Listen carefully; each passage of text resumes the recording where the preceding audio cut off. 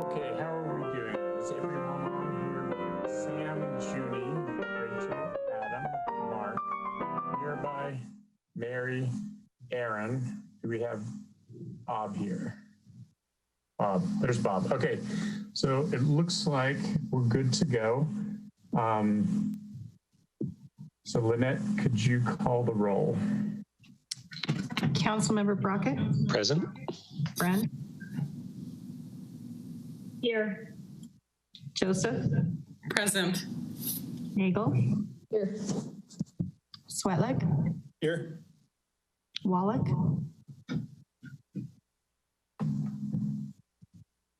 I see him. Weaver. Mark Wallet, here. Yates. Here. Young. Present. We have a quorum. Thank you very much. Okay, so we have a couple of different items around the agenda. I'm going to propose that we add item 8A. Hold it. I've opened the wrong script, so I apologize for that, but I can do part of this from memory. We want to add an item, which I believe would be item 4A, which would be to discuss municipalization issues. And then that would move item currently 4A, which is the petition disposition for the 2020 election, to be item 4B. And then another proposal is that we move the discussion of how we handle camera protocols on these Zoom council meetings. I'd like to suggest that we do that after the COVID discussion and response, so that we can implement whatever rules we agree to during this meeting as well. So I would entertain a motion or feedback on the set of suggestions. So moved. Second. Great. Does anyone object to us changing the agenda in that way? Great. Hearing no objections, then I'm going to say that that is how we will proceed as far as the agenda this evening. So I just got so I apologize. The script that I have is marked mayor's script for May 12th, but it's actually the script for May 5th. So Debbie Stamp, if you're listening, if you have a new script that you would like me to follow, you can send that. Otherwise, I will say that, let's see, what else did I have to say before we got started? I don't think much. I'll wait till I get that script, but we could go ahead and get started on the COVID briefing and response if we would like to do that.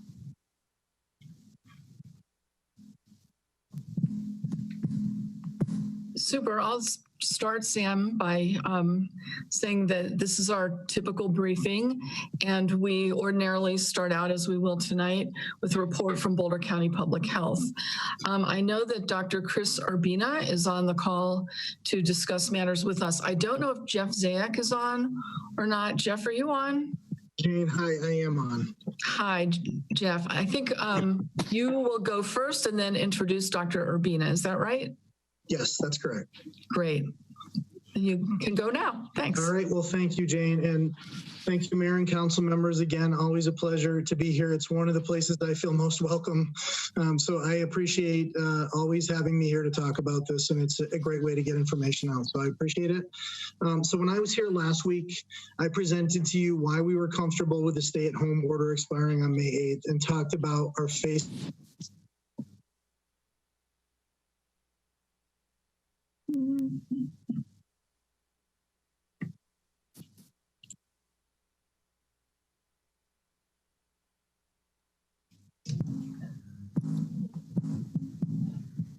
Dr. Sabina is on the phone and will be talking tonight about our community testing plan and answer any testing related questions for you. So what I'd like to do, just to make sure if there's somebody new tuning in, just a reminder that until we have a vaccine or a treatment, we're likely going to be in these social distancing and masking scenarios as we move forward in these next months. So I just want to remind folks that we're going to be living with this for a bit of time. It's really important that we remain following social distancing recommendations, because that is going to be the key to how successful we are moving forward. Again, I want to thank all of you who are tuning in, all of the listeners who really helped us follow the stay-at-home order. I know that was so extremely difficult for so many people and our businesses and our economy, and it has made a difference. So as I showed you in the data last week, we have made a difference. Our trend is continuing in a positive direction. And how effective we are as we move forward is going to be critical moving forward. So making sure we're maintaining 6 feet distance from each other is the primary mechanism to control the spread of that disease. We don't want to be in large gatherings in close places. We want to make sure that if we can wear our masks, even if we're not 6 feet, but it's difficult to maintain 6 feet, it will help reduce the spread of those large droplets and help us be successful moving forward. And we certainly don't want to go backwards. We want to keep moving in the right direction. I want to mention a couple of things, or one thing specifically that you've probably all seen in the news in the last couple of days, and that was the large gathering in a restaurant in Tri-County. And that's the worst kind of scenario that we could be in. If you saw the pictures of that, there was a lot of people. Actually, I think that they said that was the largest amount of people they ever had in that restaurant. But those people were very close to each other. They were clearly within 3 feet of each other, and there was no one masking. And that's a challenge to all of us, because if we have somebody who was positive in that restaurant, it's really challenging to then try to figure out who was exposed. How do we actually do that contact tracing that you've heard me talk about in previous meetings? It would take a lot of work and a really lot of time to be able to track all those people down and to figure out who may have symptoms, and to make sure they're isolated, quarantined. That is the kind of spread and the kind of scenario we do not want to get into, because it will impact our businesses, our economy, and the people of our communities moving forward if we take those kind of steps. So it's just really important, again, that we want to continue to move forward. We want to continue to move forward for the health of our communities, for the health of the people in our communities, and certainly to keep our economy and our businesses open and moving forward. So it's really critical that we still maintain that 6 foot of distance. That's going to be with us for a little while here. The other thing that I wanted to talk about is Governor Polis has done really a great job of emphasizing the importance of both the 6 foot social distancing strategy and the use of masks. And I wanted to bring it up again because it really is an important tool in our toolbox. We know that masks can reduce the spread of droplets, and that it's important to think about when we are using masks that it is not a panacea. It is a tool, and when we use masks, we have to make sure that we're putting them on and taking them off appropriately. Again, plenty of information on websites about how to effectively do that. But doing these two things moving forward can keep us moving in this positive direction. And I just encourage, it's really going to come down I'm sorry about that phone call. It's really going to come down to everybody following that and taking personal responsibility as we move into these next weeks and months. So just continue to urging people to follow that as we move forward. And then just really quickly, again, the reminder of why I certainly felt comfortable with the order expiring on May 8th. The number of new cases, as I had mentioned the last couple of weeks, we would expect to see those go up because we're increasing testing. And we're actually seeing a case decrease, which I'll show you in the data when we get to it. But we are increasing our testing numbers, and this is a really positive thing for us. So even though we're going to increase our testing numbers, we're going to identify more positives in the community. As I've said earlier, the ability for us to then control the spread of the disease by identifying those positives, assuring people stay home, that they're isolated, they're supported in quarantine and isolation, and that we don't further spread that disease is a key strategy for us to control this. And Dr. Urbina will talk again some more about our testing numbers as we get towards the end of this presentation.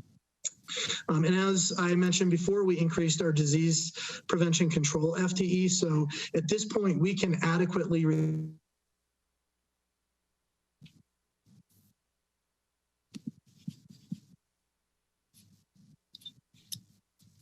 Jeff, if you can hear us, it looks like you have frozen. You may want to turn off your video and see if you can get better audio connection that way. All right, let's try this. Can you hear me? Yes, we can. Thank you. Sorry, I've had connection problems today. I'm not sure how to solve them. I've tried. So thank you. Just let me know if that happens again. Will do. So we have been able to really increase our FTE to a place where we feel pretty confident that we will be able to handle surging cases, and we have the ability to bring people in quickly. The state has also identified 1,000 contact tracers through AmeriCorps, and that is available to statewide LPHAs. So we feel very ready to be able to respond. Our total hospitalizations are stable, and then our COVID specific hospitalizations have been decreasing and are continuing to. Again, our hospital surge tracking looks good, and our team has worked really hard during these last couple of weeks with our businesses, which I just have to give a shout out to all of our businesses. They've been incredible partners with us. They've stepped up to the table. They've worked on really making sure those guidelines were solid, that everybody was aware of them, and that they could be supported and implemented once we moved to Safer at Home, which we did on May 9th. So I just want to, again, thank all of our businesses, all the folks who have been following the guidelines, because it's making a significant difference, and we just need to keep on it and keep moving forward. We've also been working in close proximity with our police departments and staff and our partner organizations to assess how well we're actually doing with some of the social distancing and masking on the ground. We don't have that fully implemented yet, but we will have it fully implemented as we move into the next week to 2 weeks. I am, again, really appreciative of all the folks who are stepping up. We don't have enough staff and public health to do that on our own. So people have really been willing to help support us, and I significantly appreciate that. So now I'll jump to those slides. And if you can go to the next slide. Yep. This is our total cases again as of today. So 775 cases. Again, the thing that I just want to point out here that I know I've talked about quite a bit as we've been looking at this is just our long-term care facilities are still the majority of the folks who are dying in our facilities, and that is tragic. And we have an entire team, as I'd mentioned before, working on that and supporting our facilities to make sure that we're doing everything we can to control the spread of the disease in those facilities. And my heart goes out for every single one of those folks who have deceased. We obviously don't want to see any deaths, and this virus will leave a lasting mark on all of us. Next slide. This is the total number of our new cases per day, and as I mentioned before, you can see that they kind of sort of stayed stable, then they went up, and they're starting to come down. And on the next slide, you'll see that trend even more clearly. I'm sorry, it'll be on the next slide after that, but I'll talk about this first. These orange bars that you're seeing here are our long-term care facilities. So again, we had a spike of where we were seeing more long-term care facility disease spread. It is now starting to slowly decrease, and I think that represents the really hard work that we've done. In addition, there's a fair amount of testing that's being focused on long-term care facilities now, also trying to specifically identify if there's any asymptomatic cases in facilities that don't have positives yet, because we want to prevent that from happening moving forward. So there is more work being done on that as well. Next slide. And again, this is that average number of new cases, and it's a 5-day average. And you can see that we've peaked and have been coming pretty steadily down. This is a positive thing for us. You'll see where we're at in terms of total tests per day. And I think what we'll see as our testing expands more is for this to go back up. So I don't want you to be surprised if I'm coming back in a week or 2 weeks and we're seeing this number go back up, because we do expect that we'll see more cases as we do more testing. Next slide.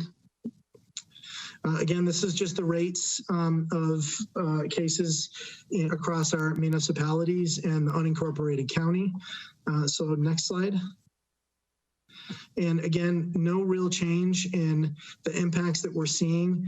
One of the things that's important with this virus is we learn new information weekly with the virus. So because it is novel, we don't always know the information that we may find out months from now. So we do learn new things with this virus, and we're hoping that this virus doesn't expand and start to impact other populations more severely than what we're already seeing in these cases right here. But the concentrations, again, have been on folks with underlying conditions, and usually in this older age group, which is what you see with these orange bars here. Next slide.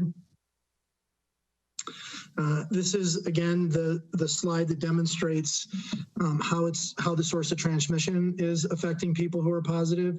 And again, the orange bars themselves are just demonstrate that we still have community-wide spread that are happening, and that means that we're not sure exactly where that case was exposed. What we are seeing we're seeing less of, at least for this last week, is the number of cases that are spread person to person, which is represented by that blue bar. We do know that we end up seeing larger number of cases of spread within families. When somebody is positive, it is difficult to isolate a person in a family and not have that virus spread. And we know that some of these are also associated, again, with those long-term care facilities. Next slide.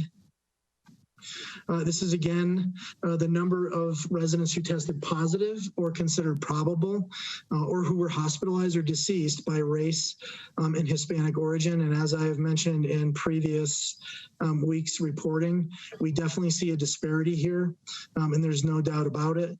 We are continuing to work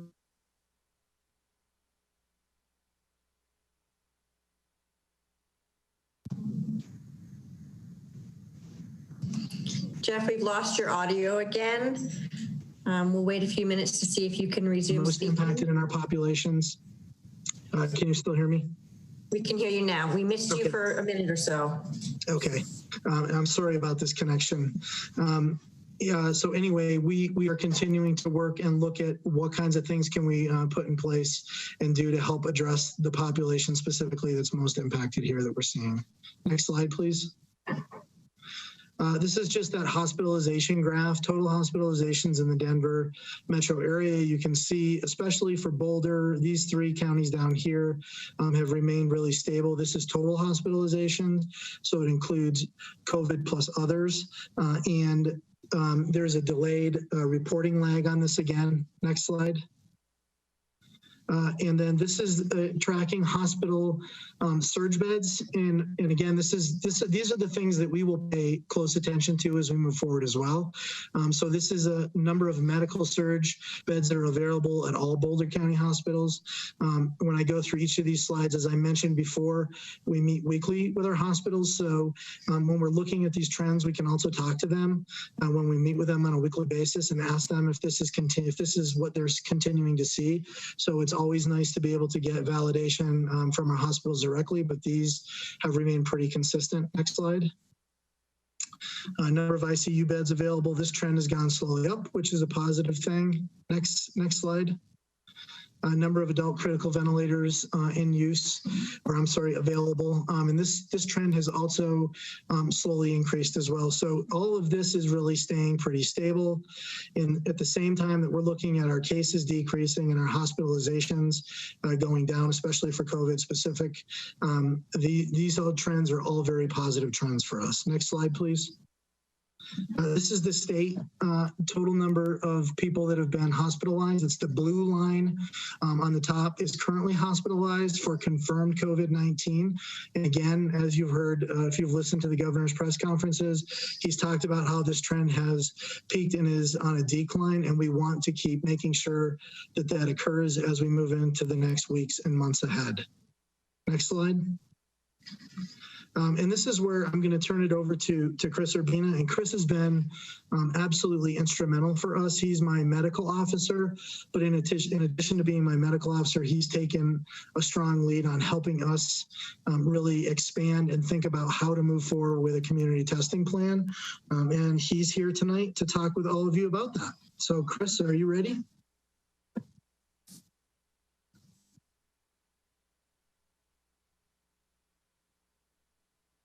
Can you hear me now?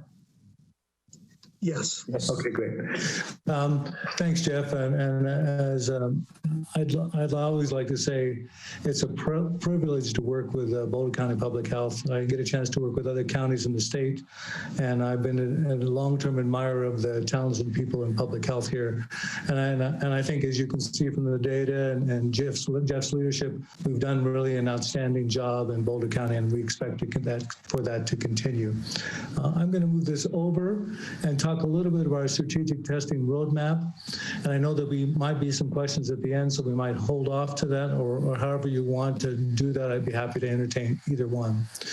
You know, our primary focus at this point is really to expand our PCR testing. And for those of you folks that are fairly new to this testing arena, PCR stands for polymerase chain reaction testing. It's a test for the nucleic acids associated with this virus. And it's usually a swab that is painfully stuck in your nose or in your mouth, and we can obtain nucleic acid or RNA from the testing itself. Early on, the tests were very few, and I think over the last several weeks we've seen a tremendous expansion of our testing, and now I think we're really ready to ramp up our testing in Boulder County. Our focus has been, and this is largely due to our many partners in our community, whether or not it's Boulder Community Health, Salud Clinica, Boulder Medical Center, and all the other hospitals have done an outstanding job of testing sick, symptomatic community members. And I think those are the rise of the cases. That's where you're seeing most of those cases come from those healthcare settings. We're also beginning to look at now the context of those COVID positive tests. As you've seen on the national media, as well as many of the local media stations, our job is to quickly identify those positive cases, interview them, isolate those cases if they're not in the hospital, because they're going to be in isolation there, and then interview them for potential contacts. So now those contacts then we can place in quarantine. What we're planning to do with this strategic roadmap is to begin to test those COVID positive contacts of those COVID positive tests. Cases, so that we can quickly get those folks out of circulation if they're positive, and then interview those contacts. Because as you know, based on the national media, we're beginning to see a significant number of people who are asymptomatic as well. So our next focus will be looking at those asymptomatic individuals. And we're fortunate to have very good partners, and they've agreed to work with us on this so that we can continue to identify those cases very early. Our second phase is to begin to explore serologic testing. In our next slide, I'm going to talk a little bit about serologic testing because I know there's lots of questions about that. There are now 12 approved FDA tests. They've given emergency utilization authorization. Some of them are great and some of them are not so good. So they've been given approval, and there are probably another 100 or 200 in the pipeline. So that we're looking very closely at those serologic testing to see if they're going to be helpful. And I'll talk a little bit about that in a second. But in our second phase, we're still going to continue our PCR testing because really that's the only diagnostic test that's been proven to show whether or not you have the virus or not. And then finally, as we continue to go down, and this is probably 2 to 4 months down the line, we're going to be looking again at that prevalence, and we're going to try to look at whether or not serologic testing is going to be able to help us with that, but to continue to do our PCR testing. So Jeff, next slide. So let's talk a little bit about serologic testing, and I won't spend a whole lot of time unless there are lots of questions on it. As you know, serologic antibody testing has been a staple for us for a very long time. And I've been a physician for over 40 years. It's hard to believe. I know I look so young. That we used to use this on a regular basis because we didn't have these very fancy PCR tests. And I can tell you unequivocally, I know the natural history of antibodies with something old like measles or hepatitis A, but because this is a novel virus, we're still learning about the efficacy of serologic testing. And I know many of you have already gotten that serologic test, and we didn't show these numbers, but we think there are probably 20 to 25% of people currently getting of those testing that Jeff talked about have been, in addition to that, are serologic tests. So let's talk about what that is. A serologic test is a blood sample that looks at proteins in your blood. So those are antibodies, and I know you've all heard of IgM, IgG, and IgA. Because we know a lot about other natural histories, we know that when those tests come about in your blood and when they're positive or not. Again, because this is a novel virus, at this point, know exactly what a positive test means. If the IgG is going to wane over a short period of time, whether or not it gives you long-lasting immunity, and when it actually appears. So that although we're starting to do serologic testing in Boulder County, we don't know the significance of that at this point. It's not a diagnostic test. If you get a positive antibody to COVID-19, I can't tell you whether or not you're immune. It's likely that you've had the infection in the past, but if you're symptomatic, we're going to order a PCR test to make sure you have the infection. If it's negative, well, again, we don't know the natural history of the disease. And if you have symptoms, we're also going to order a PCR test on you as well. So at this point, the implications, because it's not a diagnostic test, that we're evaluating the effectiveness in this testing of serologic testing in our community, and hopefully it'll inform the future tests that are coming about that are being tested and evaluated by both the FDA and CDC. I think long-term, the serologic testing will be very useful for prevalence testing or seroprevalence in our community. It'll also tell us a little bit about maybe the frequency of asymptomatic cases. It also is certainly helpful to identify those folks that may have antibodies so they can be used as potential subjects for the new possible treatment using patients' antibodies in hemodialysis so that we can share that antibody with that protection with people who may have the infection and give them a dose of other people's antibodies. And finally, I think long-term, we may be able to understand more the natural history of this disease and look at whether or not this immunity is going to be effective long-term. And I'm going to stop there regarding antibody testing, and hopefully that we have questions as we go further down in this session. So Jeff, next slide. Currently, we're working very closely with our partners.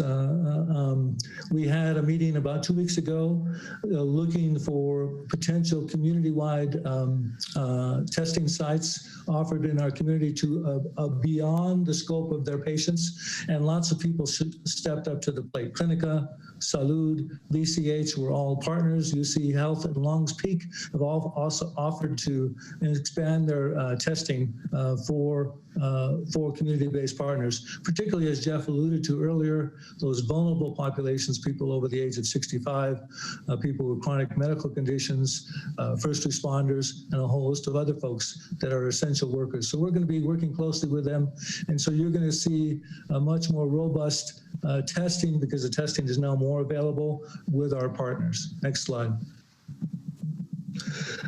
Just a little brief word about our PCR positivity rate. That's about 13%, which is actually not bad when you compare that to statewide as well as nationally. Some communities are at 20 to 30% positivity. So I think we can, as we do more testing, that we think that rate will drop down because we will be testing some people that are asymptomatic as well. Next slide. I think Jeff already talked about this positivity rate, so I won't cover this again. Next slide. He also talked about this as well. Next slide.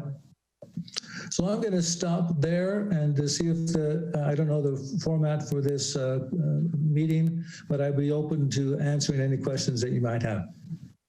Thank you very much, Dr. Urbina. I think that what we have said is that we will continue through all the presentations from everyone and then take council questions at the end. So thank you for that.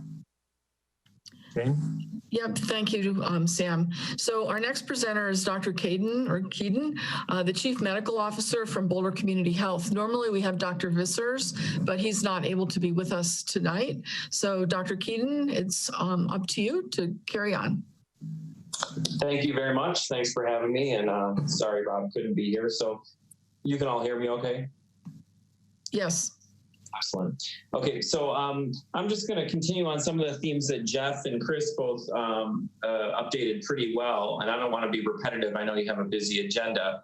I did send in slides. Do you know if you got those, or if not, I'll just review it without them? We do have the slides.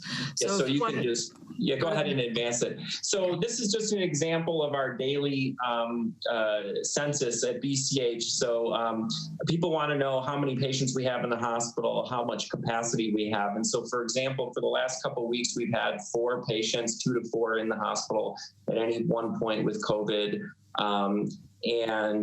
You can see our total number of patients on this number that have been tested. We've had a total of 33 patients that have been discharged, and we've had a total of 44 patients in the hospital the entire the duration of COVID at BCH. So kind of similar to what Jeff said, we saw a slight increase, we saw steady numbers, and now we're starting to see a significant decline. And I just wanted to make the point that we have significant capacity at this point to take care of COVID, both in our hospital and in our ICU. And I think Jeff and Chris covered that as well. You can go to the next slide.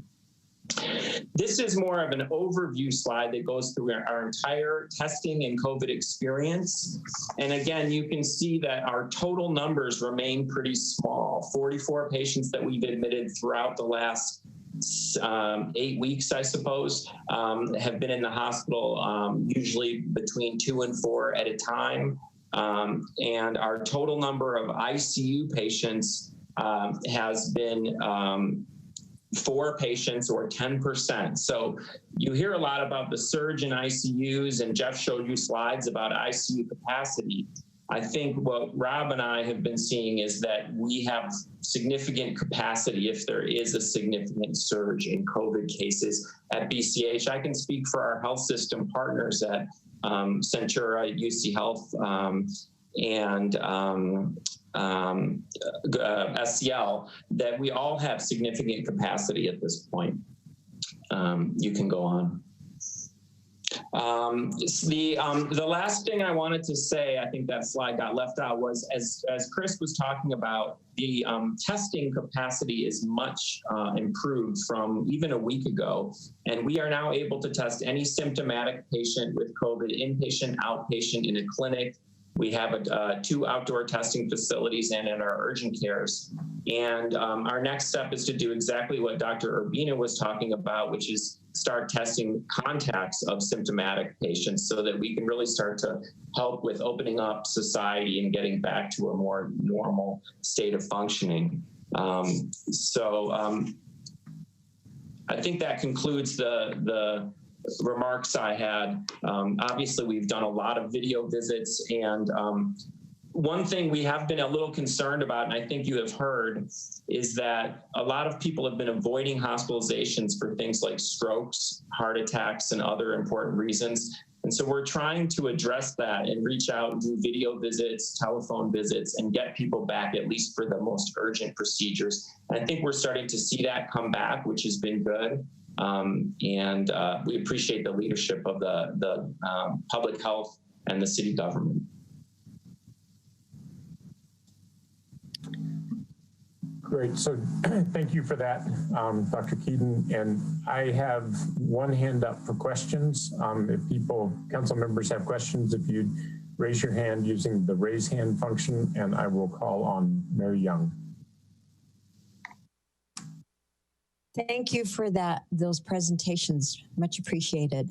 I really wanted to understand the testing and how the testing addresses essential workers. So are people that are more at risk but asymptomatic likely to garner a test, or do they have to be symptomatic to be tested? How does that work? So are you asking Dr. Keiden or me, Chris Urbina here? I think I'm asking Jeff, or whoever can answer that. And I'll turn any testing questions over to Chris. Since we have him here, let's take advantage of that. And if there's anything he wanted me to add, he can let me know.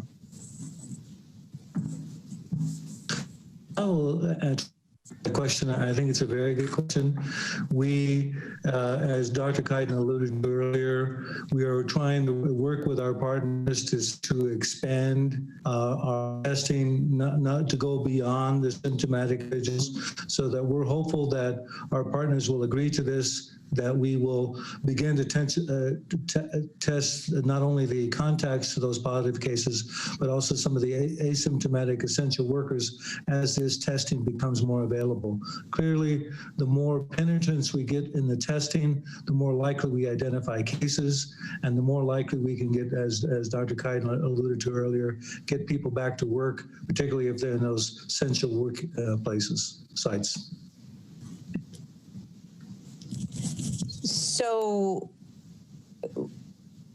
what I'm hearing is that as soon as you have more testing available, then you will address people who are essential workers and asymptomatic. Is that what I'm hearing? That is correct. Okay. And that's really our plan with our community partners. Again, because of the availability of testing, we couldn't offer that. And many of the tests were requiring a doctor's order. I think we're going to hopefully loosen that a little bit so that we're going to be able to get those folks that are those essential workers. We are targeting for sure those most vulnerable populations. We're going to target some Latino communities. We're going to also target the long-term care facilities, skilled nursing, assisted living folks, because that's where those vulnerable populations live. So. Yeah, I might interject, Chris. I think it's a little bit more complicated. I think it's a really good question, because if you test people with PCR, you have to test them repeatedly. So I think there's going to be a combination of first test everyone who's symptomatic, and we're about there now. I think at least that's what we're doing at BCH. I think our partners are doing the same. Then you test all of their contacts as soon as they become symptomatic, or even when they're asymptomatic. And then you look at serology or the antibody testing that Dr. Urbina was talking about to help get a population approach. And then maybe we start testing asymptomatic people, but I can't imagine we'd have to test, every city council member every week or something like that to really be effective. And so I don't think that's really been worked out. Chris, I'd be open if you have other ideas. Great. Thank you for the answers. I've got Mark Wallach. Much has been made of the desire to increase testing. Do we have a specific strategy, or are we taking specific actions to actually be able to do that? And what might those be? And I leave it up to you gentlemen to decide who takes the question. I can take that question. This is a very good question. That roadmap that I talked about, the strategic testing roadmap, is an attempt to kind of put our arms around that idea. So again, using PCR testing for those symptomatic, we've talked about that, expanding that population to increase as those tests become available. We're trying to space those geographically around the entire county. So again, we can focus on those vulnerable populations. We're looking at that data that Jeff shared a little bit earlier to look at where those pockets are of testing and try to expand that to other areas of the county, particularly our mountain communities, our communities along the northern border. So we do have a plan. We just looked at it today, and then we're going to pair that with our data to looking at where the testing is, as well as creating that hot map, so to speak, and then make sure that we have that contact tracing so that we can follow up every one of those positive tests. Just to drill a little further, you use the phrase "as testing becomes available." What will determine when testing becomes available, and to what degree? Sure. You can't squeeze the blood out of a turnip, and I think that's our challenge. Even though the national media, particularly our federal leadership, is saying the tests are available, those tests are now trickling in. And the state just made an increased amount of testing available, and now our community partners in Boulder County, the ones I've mentioned, BCH, Clinica Salud, UC Long Speak, if they don't already have the test, we're making that, trying to make that available for those community partners so we can push that out. So I wish I could give you a definitive answer, but I don't want to mislead anybody to say all those tests are here. I will say it's expanded significantly, whereas we were doing about 30 tests a day. We're now prepared to do about 250 tests a day. I think our community partners are expanding at that time as well. So I've seen numbers like you need about 500 a day in Boulder County to get adequate testing. I think we're pretty close to getting there. It requires, you have to get lab equipment, you have to get swabs. All of that is starting to be available. Not everywhere, but it's probably 10 times more available than it was even 2 weeks ago, at least in our experience in Boulder. Thank you, gentlemen. This is Jeff, too, if I can add to that. There's no doubt that we have capacity if we can have the tests between those testing sites. The other place I want to mention, too, for folks that might be needing to or living in Nederland, is there is a clinic in Nederland that's doing community testing now as well. So we do have a Western geography identified where community testing is happening as well. Thank you all. Okay, very good. I've got Bob Yates up next. Yeah, I want to follow up on something that Dr. Kuyten just mentioned. Ben, you mentioned that we're at roughly 250 tests a day here in Boulder County, and 500 is kind of a goal. That's pretty consistent with what I'm reading in the national press about this magic number of 152 tests per day per 100,000. Can you explain the math of that? Why is 152 a goal, and how does that reaching that threshold create a good situation? I wish I could answer that question, and maybe my public health colleagues can. I'd be happy to think touch that. What I said earlier is that once you can test symptomatic people and then you can isolate their contacts, that's not everybody. That's a small percentage, and then maybe Jeff or Chris could answer the math. That's a great question, Bob. We're using a national model developed by Harvard, as well as our Colorado Health Institute model, to look at using that number determined by that 150 tests per 100,000. So for a population of a little over 300,000, that's where that magic number is. Now that's the minimum. That not the maximum. So I think I don't want you to I don't want to mislead anybody to say that if we can do more testing and expand to different those additional populations, we would like to do that as those tests become available. And maybe just a follow-up question: I know you're working really hard to get access to testing and the other equipment and personnel that you need to do tests. Is there anything you need from the city? I mean, we've had people suggest opening up parking lots where testing can happen, or facilities. What can the city do to help you as you expand testing? I think we're going to rely heavily on the healthcare systems, Salud, Clinica, BCH, to be the lead providers, because we obviously don't have the testing staff at BC Public Health. So as we work and roll out this roadmap, we're going to be asking the partners and working closely with you in the city and other smaller communities as well, to make sure that that testing is available. Now that we're very close to creating that heat map of the available testing, we'll be able to say where we really need to get your help in producing a maybe a local parking lot or a local facility who might be able to work with one of our healthcare partners to do that testing. Great, thank you. Just let us know. Great, and I see no more hands, so I have some questions of my own. Thank you all for being here. I'm going to do a little bit of a deep dive just so that I can be sure our council fully understands. This 500 a day goal for testing, is that all PCR tests for currently symptomatic?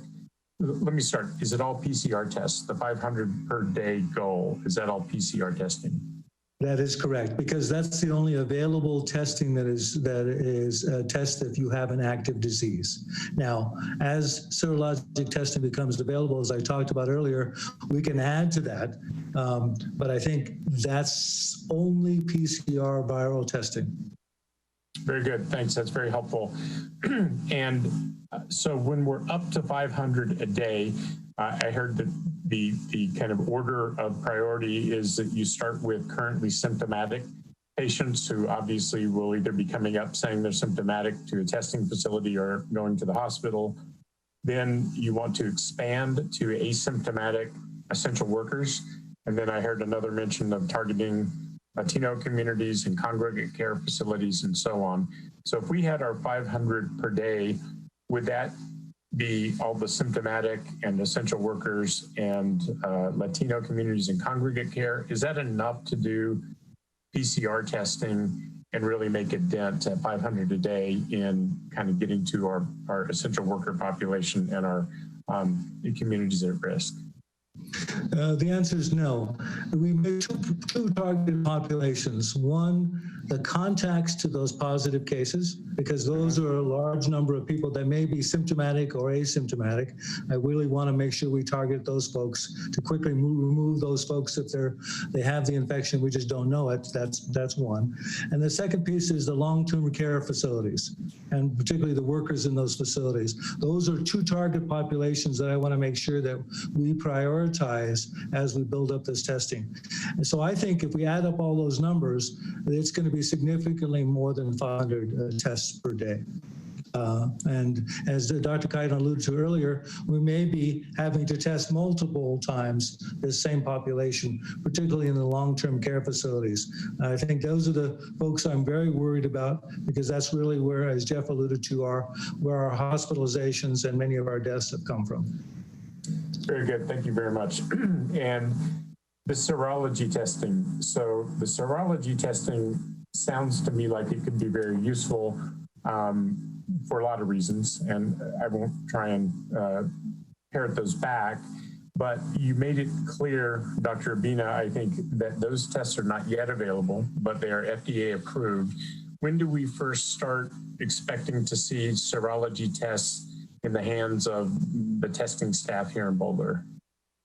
The testing is already available. I know Dr. Kaidan's group is already doing some serology testing for sort of special populations, and he can probably talk about that. But because the FDA is approving only a small amount of those tests, they are available.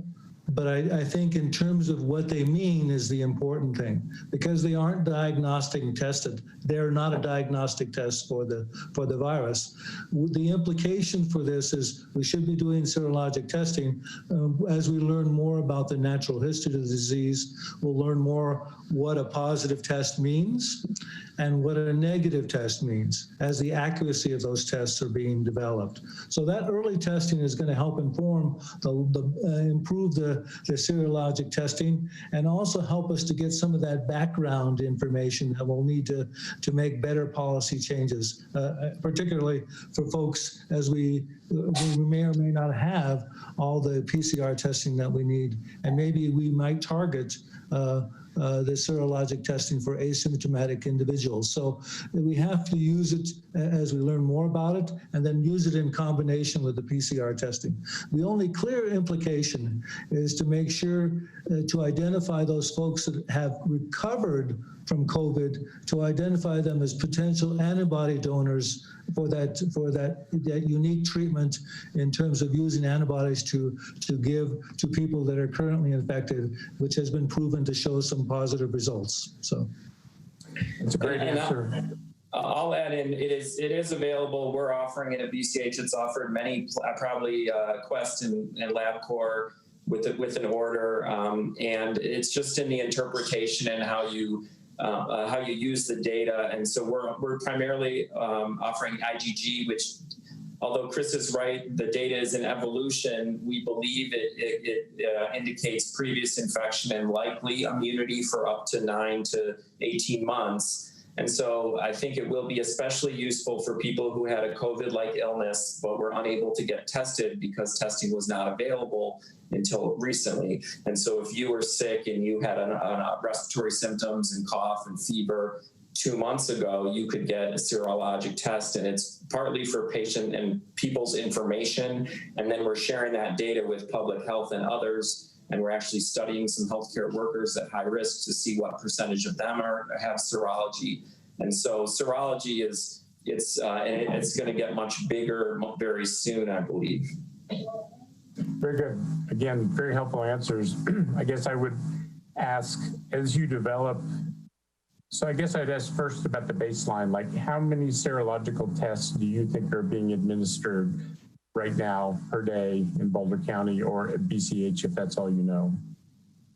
I think we've done a couple hundred, and most of the ones that have been positive were expected to be positive because, as Chris was talking about, when you're doing plasma, when you're doing donation for treatment, you have to first have a PCR. If that's positive, then you have to have serology. And so most of the positives we're seeing on people who you would expect to be positive, but the data's not really there. We don't have enough numbers yet to really know that. There's bigger data in other environments like California and other places. We're doing a study of 200 healthcare workers, but not for another week or so. So we will not have that data, until it's available a couple weeks from now. Another good question, if I can add to Dr. Keiden's comments. We estimate there are a little over 1,000 serologic tests that have been done in Boulder County. We are now, as I alluded to a little bit earlier, we're trying to pull all of that data together, not only the positive virology or the PCR test, and the negative PCR tests, along with the positive serologic tests and the negative serologic tests, to kind of give you a better picture in Boulder County. So we're going to use that, as Jeff has alluded to earlier, we're going to use that data to better make policy decisions and target testing for our community. But we're not quite there yet. Very good. Again, very great answers, very clear. I guess I want to come back to Bob's question and offer, which is, as you expand the testing capability, I guess there's two thoughts. As we get more tests in at the county, we'll want to have more testing sites, I would presume. And I know that we have a handful now. I think CU's doing some, Boulder Community. There's the King Soopers Kroger program. You mentioned Longspeak, Clinica, and Salud. And I believe that Lafayette has a testing site as well. If we want to expand this, once we get more serological testing and more PCR testing, A, do you need more sites and how can we help? That was kind of Bob's question. But B, the other thought is that there will be money available to cities at some point to cover COVID direct response. And so we're asking the state to share some of their revenues. There's a new act that was introduced in Congress today called the HEROES Act, which has a bunch of money directed straight at cities and counties. So I guess the other question here is funding. So I think we would love to test as many people as we're willing to be tested, right? Just so we have the fullest picture possible, both symptomatic, essential workers, and even asymptomatic people who want to know if they've had it before or know their status. So I guess my question is, even if you don't answer it tonight, can you tell the city how we can help, both from a funding standpoint, if we can apply for federal funding to help offset any sites in the city, and as far as facilities go? You're probably aware that we've got the COVID Recovery Center in our East Boulder rec center. It's kind of for the whole county. How can we help was what Bob asked. And I would ask the same thing, and I would add funding. If we can help apply for funding, I'm sure the county can get some money, but if the city can get money so that our facilities are essentially free to us and to you, how can we help? I think it's a good question. But go ahead, Jeff. I'm willing to jump in on that, and then Chris, you can add to anything that I'm missing here. But as Chris had mentioned before, we actually have a fair amount of infrastructure in place to be able to provide a lot more testing than we're currently providing. As you heard BCH talk about, they could provide up to, I think Ben said, up to 260 tests a day or so. We know that Longs Peak can also provide that. We also know that we have urgent cares who are providing some of that testing right now in Boulder County. I don't have that list in front of me, but I'm certainly happy to share it.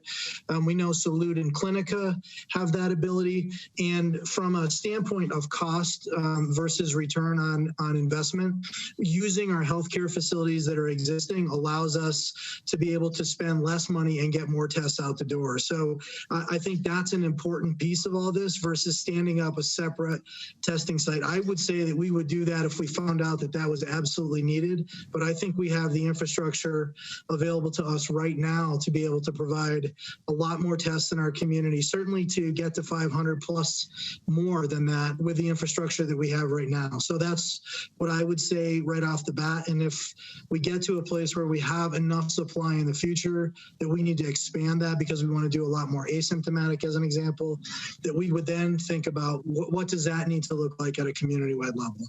Let's just see if Chris has anything to add to that. Yeah, one other thing, Jeff, I agree with you totally. I do think that strategic map or roadmap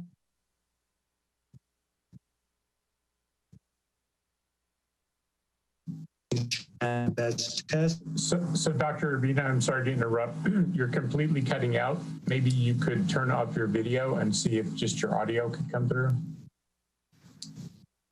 Yeah, it's probably better that you don't get to look at my handsome mug. And can you hear me now? We can, but your video is still on. Okay, there you go. Perfect. I think Jeff's right on. I do, but I wanted to emphasize that we wanted to make sure that we had a roadmap, that we weren't doing testing willy-nilly across the county. We weren't focusing on the priorities that you alluded to earlier, and that we had a good, we can be very smart about using that money. So I think we have that right now, and I think we will never turn down money. I think I can't speak for Jeff, but I think we would, if this was the best, we would certainly be able to utilize it. Okay, very good. Any other council members have any questions for our guests? Okay, seeing none, I'm going to say, as we always do, thank you very much to Jeff Zayak, Dr. Urbina, and Dr. Kadin for being here. It was very helpful for all of us as decision makers to hear from you and to get the updates that you provide to us. This week has been especially good because there's a lot of good news here. I think the number of new cases and new hospitalizations is very reassuring that we are making progress, and our community's sacrifices as far as staying at home have provided results, and the results that we can see and measure. It's also very reassuring to know that not only do we have enough surge beds and ICU beds and ventilators, and so, you know, if we do see a second wave for some reason, that we have the ability to absorb that and treat people. And it's really reassuring to hear the planning that you're doing for testing. We know that we've been limited by testing capabilities and testing supplies. And so it seems like you're laying the groundwork for a very successful increase in PCR testing and an increase in serology tests. We look forward to all of that. We thank you very much for all the work you're doing and for the coordination you're doing with the City of Boulder. So thank you. Always feel free to reach out if we can be of further help. But these reports are very important to us. With that, we'll turn to Jane and see what we have next. Great, thank you. So now we're ready for the city portion of the update, and we have essentially two parts of it tonight. The first part will be from Yvette Bowden, who is our Assistant City Manager and Community Vitality Director, talking about the work that we've been doing with regard to restaurants and opening up opportunities for them. As Council may recall, the city staff has been working on this for at least 10 days since May 2nd, when I received a letter from the Colorado Restaurant Association, and we got right on it. Yvette's going to give a high-level overview of what we're up to, and then hopefully a more in-depth report next week on May 19th. And then we'll be turning it over to Police Chief Maris Harold and our OSMP Director, Dan Burke, to talk about some of the issues that we are encountering and succeeding in addressing with regard to education and enforcement on face coverings. So let me turn it over to Yvette Bowden first. Yvette. Thank you, Jane. Evening, Council. Also, to support my ride, I'm going to turn on my video right now. Chris, you can advance the slide. So it's been important to my colleagues and also to my partners in the community that we continue to meet the needs of all businesses. Restaurants, like many retailers, are a large and valued segment of our small business employers in the community. As Jane said, we know that, and I've shared with you a couple weeks ago, a survey that pointed to the significant impact of the COVID pandemic on these industries. And with the Alliance, you know that we have been affording opportunities to provide insights and ideas, surveys, webinars, consulting with your help and support, issuing grants and industry-specific information and resources, the most recent of which was a series of posters that business could download to put in their windows and also in their back of house, which was done with the state and with the county's great support. And then assistance for reworking business operations now that we move into the stabilization phase. How do we help businesses prepare for what it will be? Commercial space, lease navigation services, and information and webinars, and other efforts addressing immediate needs. Next slide. So the industry wrote to Jane, and you all received a copy of that, speaking of the following issues. Limits, they would like to limit changes that are likely to increase operating costs. They have a lot of uncertainty regarding the demand for restaurants and for in the future, and are concerned about that. Aid in addressing reopening challenges, certainly anticipating indoor seating capacity and continued limitations on public gatherings, and a continued need for access to afford the pickup and delivery ease in these and continuing weeks. Next slide. In response, the city's team has been working with our partners on the following. We provided clarity regarding wage-related initiatives that were initially in this year's work plan. And while those are important considerations, we're holding on that portion of our work plan or suggesting that this year so that we can better collaborate with the county and peer cities. The Boulder Business Response and Recovery Alliance has continued to drive promotional opportunities for those businesses that are open. We will continue to do the same, and I'll share more about that later. Providing access to navigation through the Chamber, the Small Business Development Center, the Latino Chamber, as well as all of us offering safety-related information and other resources. And I'm going to give you some insights tonight on interim parking and access initiatives that we have already or in the process of putting in place. Next slide. Let me go a little bit deeper on curbside management and parking pricing. And again, as Jane said, this is just a primer for the beginning of work that we will provide more information on during the next council meeting. In the 2020 work plan of the Transportation Division and Community Vitality, we already had a project slated to work on curbside management and to seek the community's input as part of the transportation demand management work we were doing. And so we had a leg up by being able to convert that work into now looking at curbside management pilots that can aid in pickup and delivery.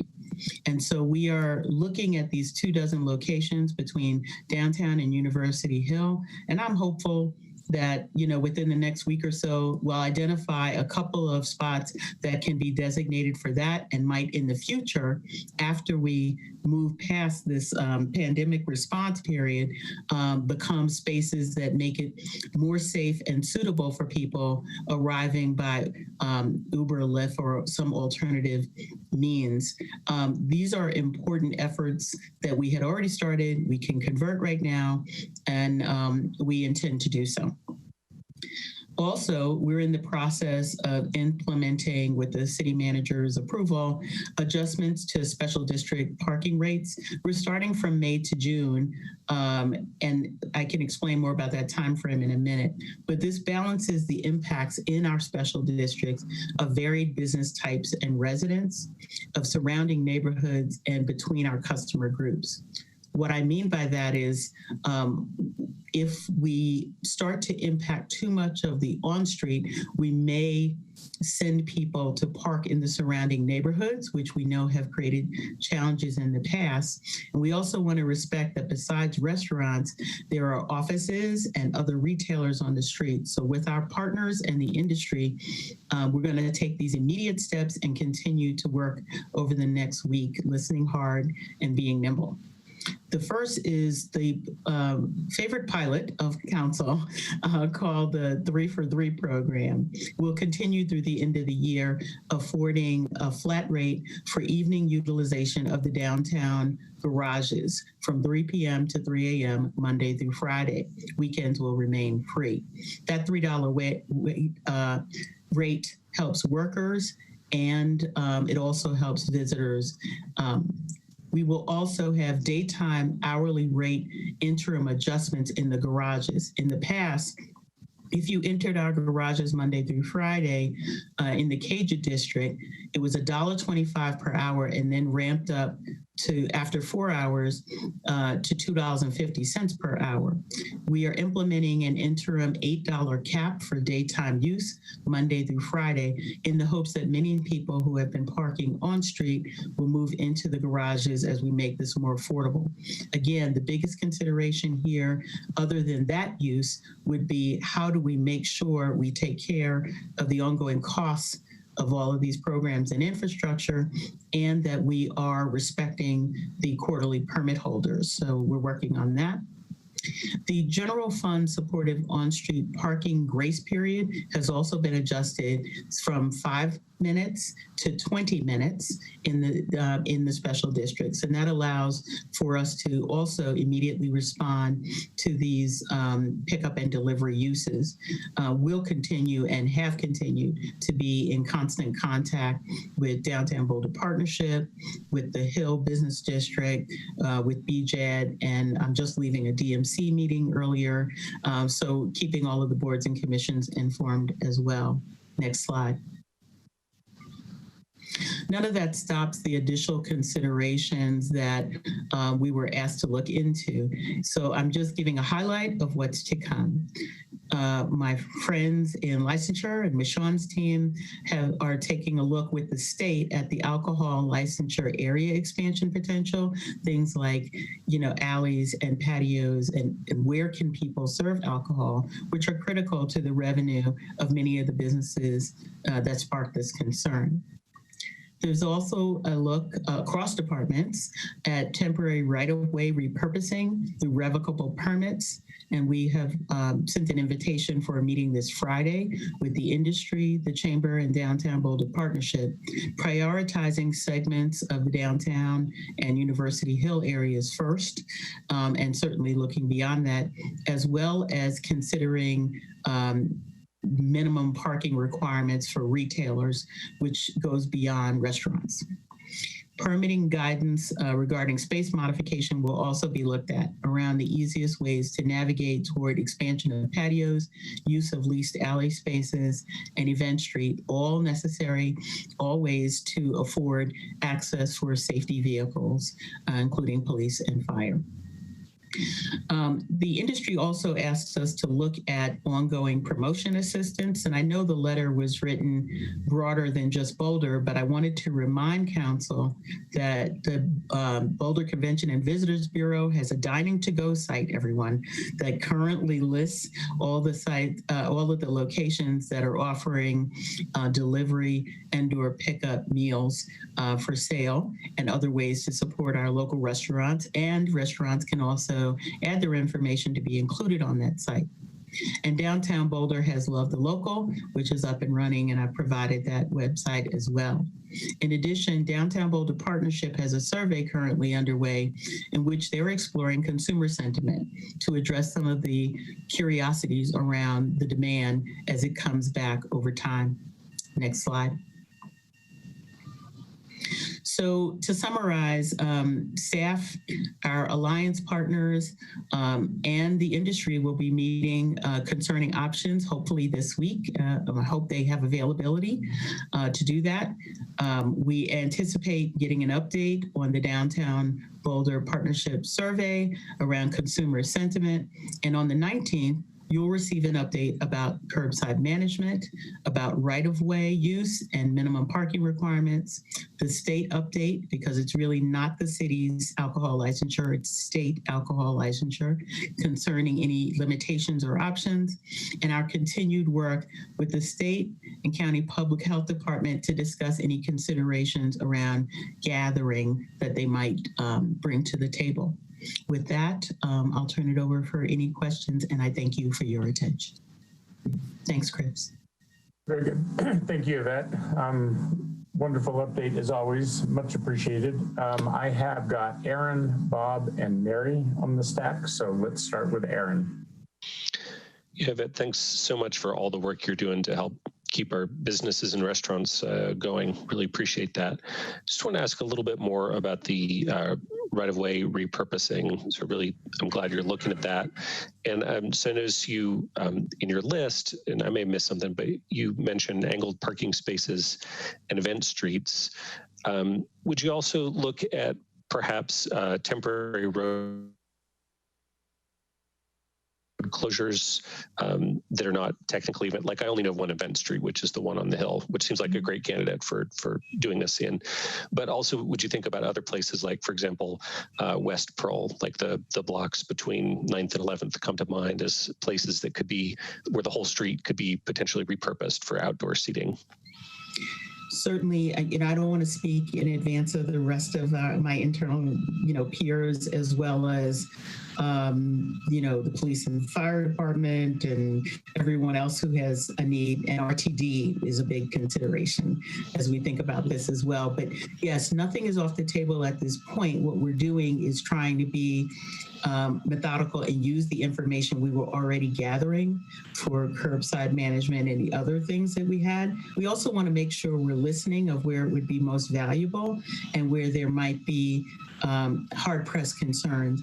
And finally, I want to point out that this is something that we know we have taken equity lens to. There are other points of town where things may be challenging to do, and we want to make sure we're being fair to all of the businesses and business types, to the residents, and to the office users as well. So thanks for that question. And at this point, those are just options that we'll have more information on Great. Well, I look forward to that update. And just the last thing, are you kind of keeping in mind, I know the governor has not made a decision on exactly when restaurant service will be kind of authorized for reopening, but are we keeping an eye on that kind of timetable as when to have these things ready to go? I think if Jeff and Zach were still on the call, they would say that I call them at least 20 times a day.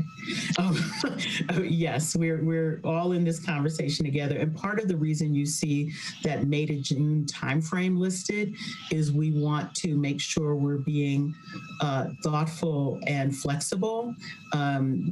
I imagine that we'll be back to talk about extensions of time periods and/or new time periods as the weeks advance and we have more information on the governor's preferences. Great, thanks so much. And I just have to give a shout out while I'm talking here to how well the restaurants are doing right now with curbside delivery, something my family does a couple times a week, and they're just doing an amazing job of doing it safely and still delivering the great Boulder food that we know they do. So thank you. I think if John Taylor and Chip were able to speak right now, they would say, thank him for his patronage. So I do that. So before I call on Bob next, I just thought, Aaron, I would put out my recollection, and I may have the date wrong by a little bit, but my recollection was that the governor said the guidance on restaurants would come out sometime around May 28th. So late May, I think we'll hear a plan from the governor about when restaurants can reopen. So I think the work we're doing right now would have us ready so that if we hear it's like a week from May 28th, we'd be ready to move. So thanks for that, Sam. Yeah, that's what I've heard, 25th or 28th, something like that. Yep. Yeah, very good. Bob, Mary, and Mark. So Bob, go ahead. Yeah, Aaron kind of largely asked my question, so I guess I'll just make a statement or an urging to Yvette and the other members of the team that are working on this. I know there's a lot of dependencies on potential, especially when we get to street closings around transit, although I think on Pearl Street, we're really only talking about the HOP, which is really us, and fire and police and of course, state liquor. I guess I would urge everyone who's involved in the project to move quickly, because as Aaron and Sam identified, I think the governor said that he would be making an announcement no later than May 25th about when restaurants can open. Now, we don't know if he'll say on May 25th, well, it's a week or two, or if he'll say it's a month or two. But I think we should be fully ready with our plan by then. And so I would hope that we're not going to spend the month of May and June thinking about this and then implementing later in the summer. I would hope that we'd be ready with a plan. And I agree completely with you, Yvette. We do have to consider equity here. There are probably several parts of town, whether they're along streets or within shopping centers, where we can provide space for outside tables. This is if we had to pick a time of year for this to happen, this is the good time of year to happen, right? Because alfresco dining is going to be best over the next 3 months. And so if the governor does allow restaurants to open here in the next 2 or 3 weeks, I would very much like us to be ready citywide to provide alfresco dining so that the restaurants can serve as many patrons as would like to dine. Thank you. Thank you, Bob. And I've got Mary next and then Mark. So Mary. So thanks, Yvette, as usual, for that great presentation. I have a couple of questions. You mentioned that there are a couple of dozen businesses that you're looking at between downtown and the Hill in terms of how things might work for them. And so I was wondering, it seems that there's more than a couple dozen businesses between those 2 points. Yeah, let me clarify, Mary. Thank you for your question. The couple dozen that I mentioned are on-street locations, not specific businesses. So they would be either areas that we think might be suitable for this. So we're talking about locations, not necessarily businesses. It'll be much broader than that. Okay, well, thank you. That's a huge clarification. And then my other question is about the state licensure. You mentioned that you're checking with the state about the liquor licensing. And how does that play with the BLA, the Beverage Licensing Authority in town? Would there need to be a process that they're incorporated in, or is it just once the state says yay or nay, you're good to go? So I think this will be another issue that the governor was also asked, but Michonne's team regularly works with the state, and it's a consultative, actually it's the state regulation that overrides. So we will have to have a process that involves the state. And when we know more from the state, I think Michonne can work within those boundaries, but we certainly need to consider that and whatever they may choose to do. So the BLA is not implicated in this process? I think it's a collaborative process that goes through Michonne's team, but it really ultimately goes up to the state. But I would want to defer to Michonne's expertise in the presentation next week. Thank you. Sure. So we have Mark and Bob. So Bob's off now. So Mark. Yeah, first I wanted to second comment that Bob made. I think speed is going to be essential here. The restaurant industry is in great difficulty, and anything we can do to assist, we ought to do as quickly as possible, even if the research is less than optimal. If there's something we can at least try and roll out, we should be in a position to roll it out as quickly as we can. My other comment or question is, have you given any consideration to expanding the 3 after 3 program to the entire day as a means of driving traffic? That's a great question. And so at this point, not yet, but if you would like us to do some modeling around that, we certainly could. I think we don't know what the new normal looks like any more than anyone else, and we're monitoring this every week. So we're looking at the utilization, and I would point out that we want to make sure that we're using the garages as an area that people have as an alternative, but we also have very expensive infrastructure to take care of. So I look forward to doing that modeling. If you'd like that, we can look at that. Well, if you think it could be a driver of traffic, if it's not, then I don't know if it will make sense, but it might. I'm not sure it's a driver of traffic, but we can do some modeling around that. And I would be concerned about the quarterly permit holders as well. But we certainly will look into that. Okay, thank you. Sure. And great presentation as always. Thank you. Great. So I've got Junie now. I just wanted to make a comment and ask a question. I welcome the opportunity of providing more space to restaurants because it's so important for, working class people in this community to get back to work.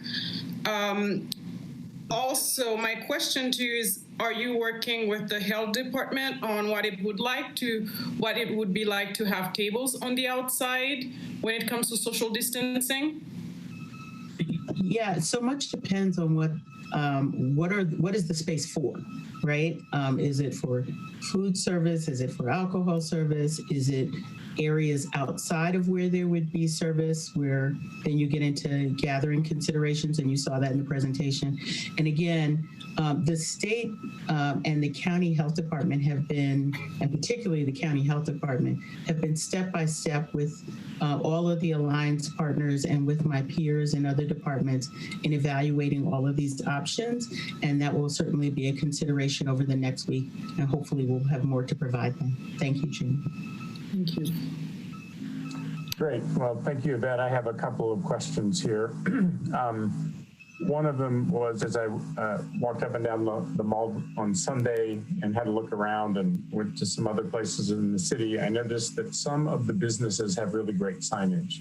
So I know that the Chamber of Commerce has worked with partners to put together some signs about mask wearing, some signs about social distancing, some signs about expected behavior within the building they're about to enter into. So I was curious about the outreach to building owners. Now we have a lot of flavors of building. There's restaurants and retail. There are office buildings which are used for office, but maybe broken up into a lot of little offices. There are office buildings which have service workers like massage therapists and people doing nails or aesthetiology. So I'm kind of curious about the outreach to the different building types and getting signage to the people that operate the buildings, as well as the businesses inside. So can you tell us a little bit about how that's being handled? Sure, and thank you for that opportunity. So through the Alliance, you will find on the city's webpage for business resources all of the posters that you're referring to for those businesses, as well as there might be 9 different other posters that are all very industry specific. And thanks to the city's resources and the communications team, and specifically Manuela, we also have them available in English and Spanish versions and free for people to download and to brand with their own organization's logo as they put them in the back of house, in the restrooms, in the windows, anywhere you. So all of this was developed in concert with the county and the Alliance partners, and that was the result of all of the webinars you heard us talking about over the last couple of weeks. All of that is free, available in English and Spanish to be downloaded through the city's webpage, or you can check any Alliance partner webpage for those resources. It all leads you back to the chamber site and those downloadable posters. Very good. Thanks so much for that. I'd also like to come back to the outreach question, because it is wonderful that it's on the website and then you can get to it from multiple different portals, which I think is really, really positive.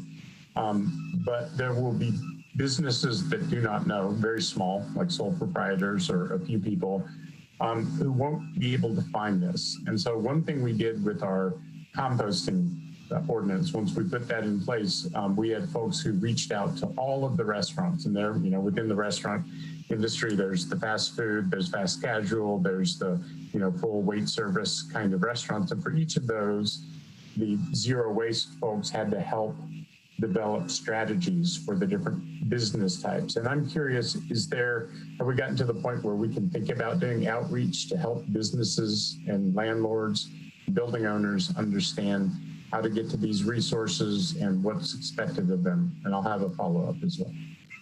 Yes, absolutely. And it can always be better. So this week, there's social media materials being developed by all of the Alliance partners. And I can definitely bring this up at our next meeting to say what else can we do around outreach that is industry specific and supportive against all of the things that you're asking. The online tools and the ability to download those are only one effort. I think it takes all of us to get this word out, and we will certainly push on that. And I'll bring that to the next meeting as a suggestion. Well, thank you, Yvette. And the last question I have then is similar and would need outreach, but it's cleaning protocols. So I've been on our website, the chamber website. There is good information there, but the cleaning protocols are different for different businesses and industries. For example, when people try on clothes or they take them home and return them, there's the question of, does the store who carries the clothes, do they wash them before they put them back on the shelves? As far as cleaning, what about service industries where you might have a waiting area which has upholstered chairs, which are not easy to clean necessarily? So the cleaning issue is one that I've heard about from some folks as an issue of, we want increased cleaning, we want increased sterilization, but not all of the building owners, like for instance in office buildings, would necessarily know what the protocols are for the common areas, or would increase the number of times that bathrooms are cleaned from maybe 3 times a week to every day. So again, does the Alliance and the city have any thoughts on how to get messages out about cleaning and sterilization? I think this is actually an example where the Alliance has been at its best. In working with the county, the webinars not only allowed us to provide those specific checklists by type of business and location, which are also available on the websites, but we also were able to listen to what people thought would be the challenges in those. And we're not sure, as the county's not sure, in how we can continue to learn in this area and be better. So I look forward, the clicking you hear is probably John Taylor or Jeff Zayak telling me. So they are telling me that they are ready with these checklists and that we can continue continue to check the webpage in English and Spanish, but we can also continue to do social media posts, reminders, and be available to all businesses of all types to contact us, and we'll help you navigate to the information. But we also want to hear where you're having challenges. One of the things I'm particularly concerned about is access to PPE, to PPE for workers, and making sure that people have what they need to stay safe. And just as we're doing with the city, all employers are in the same space. So we'll continue to learn, we'll continue to provide that information, but I thank you for that suggestion, and we'll bring that back to the team. Great. Well, I really appreciate that. There's a lot to think about. Obviously, it's a very, everything's different. It's a huge diversity of different business types and different needs and requirements. So thank you for taking on that huge spectrum. And to keep coming back to us is very helpful as well, because the community that's listening hears about what the resources are. Bob? Yeah, I wanted to go back to the liquor issue, because I know that the service of liquor outside is largely controlled by the state, and I'd like to understand if there's anything that we can do to encourage our partners in Denver and at the State House to provide the accommodation that I think we might need for outside liquor service. We have access to the governor, we have access to the governor's cabinet, and if I'd like to know, if right now, if we're waiting on the state with respect to alcohol service. I can't believe we're the only city that would be asking for this. I have to believe that almost every city, at least large city in the state, needs the same relief as we're seeking. What can we do to lobby the governor or decision makers on his team to allow liquor service so we can have outdoor dining? I think I would defer to Ms. Shawn to give an update on the cooperation she's already received and continues to receive in her collaboration with the state next week. But it's something that I think we'll be better able to respond to. We have also reached out to all of our peer cities and to cities that already have this in place to see how they're navigating this space. And there may be several options, but I don't want to speak for the team next week. That's fine, but let me make a request then. It sounds like Michonne might have some information about what has happened or what we're waiting on. Would you please ask Michonne to send us an email tomorrow and let us know the status? I don't want to wait till next Tuesday to find out that we're waiting on the state. If we're waiting on the state, I'd like to know that now so that we can take the next 7 days to encourage the state to act. So if there's progress, that's great. If there's a blockage, it would be really great for us to know that now, not 7 days from now. Will do. Thank you. Okay, I see no further questions. So again, Yvette, thank you for all the work you're doing, and it's much appreciated. Sure, thank you for your time. Yep. Jane? Yeah, so on to the next topic. So Chris, could you put up the screen? So over the last few days, there have been some questions with regard to the issues of face covering and gatherings in public. Earlier today, we had a meeting of many, many people from public health, from CU, from our police department, from public health, I think I said that, from the sheriff's office, to talk about how we will be moving forward with enforcing and educating our community with regard to face coverings and gatherings. It was a really, really good meeting, and we received significant support from both Boulder County Public Health, the Sheriff's Department, and in particular CU, and the work that they're doing to assist us. So Chief Harold, our police chief, was on the call, and I've asked her to make a presentation about that and about our approach to enforcement. And following Chief Harold, Dan Burke of OSMP will talk about what he's seeing on open space trails. Also, just so you know, Councilmember Yates was involved in the meeting, and I invite him to add anything he might want to at the end. So Maris, it's for you. Thank you, Jane. Good evening, everybody, Mayor, members of City Council. Thank you so much for inviting me. I think this is a really good topic to cover for clarity purposes. So basically, the data is pretty straightforward, so this should not take long. But I want to address community reports of public health order violations first. Next slide. So what we're looking at here are public health order violations calls by week, starting from March 24th, and this extends all the way till yesterday. Over the last 7 weeks, the City of Boulder Police Department received 255 calls for service. As you can see, as the weeks go by, as the winter changes into nice weather, we have a peak that week of 64 calls for service for violations, and then we have this huge drop, and where it's remained pretty much steady up until yesterday, where we received 1 call for possible violations. Just to be clear on these calls, some of them were canceled because they did not meet the threshold of a violation of the public health order, and I'll talk a little bit more about that as we proceed. Next slide. If I could stay on the slide for 1 second, if you could go back. So out of these calls for service, we had 22 actual citations for violations of the public health order, but those were egregious and usually involved a criminal violation as well. And then we had also 15 written warnings by the police department in certain areas of the city. Next slide. So this is basically a density map of the city of Boulder, and it has the reporting areas that the police use to identify geographic areas of boundaries within the city. And no surprise that the highest density calls for service by the police department that we receive are the Pearl Marl Street, the University Hill neighborhoods, and Even Park. Those areas account for 78% of our calls for service. Interesting though, and this is a really important point, of those calls for service that we receive, 80% of them, 80% of those calls for service, the police did not have to respond back for a second call for service, which is very important because when the police are responding, the education and the warnings, both by the Boulder Police Department and Colorado University Police, appear to be working. So I wanted to make that point. Next slide.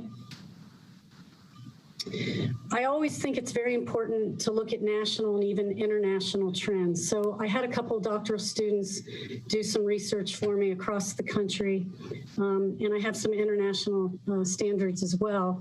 But I always like to get a perspective on police departments that have chosen enforcement as a primary strategy. And I think that we can all agree that if you look nationally at some of the police departments across the country that have chosen to enforce instead of educate and warn as a primary strategy, they've run into really bad incidents, and that has included violent police community interactions, worsening of racial inequities, virus spread associated with arrest and jail congestion, harm to police and community relations, and obviously first responder and community exposure. So some of those are just the headlines that we have seen in the last couple of weeks. And obviously some of our international partners have experienced similar incidents when they've chosen enforcement as a primary strategy. Next slide.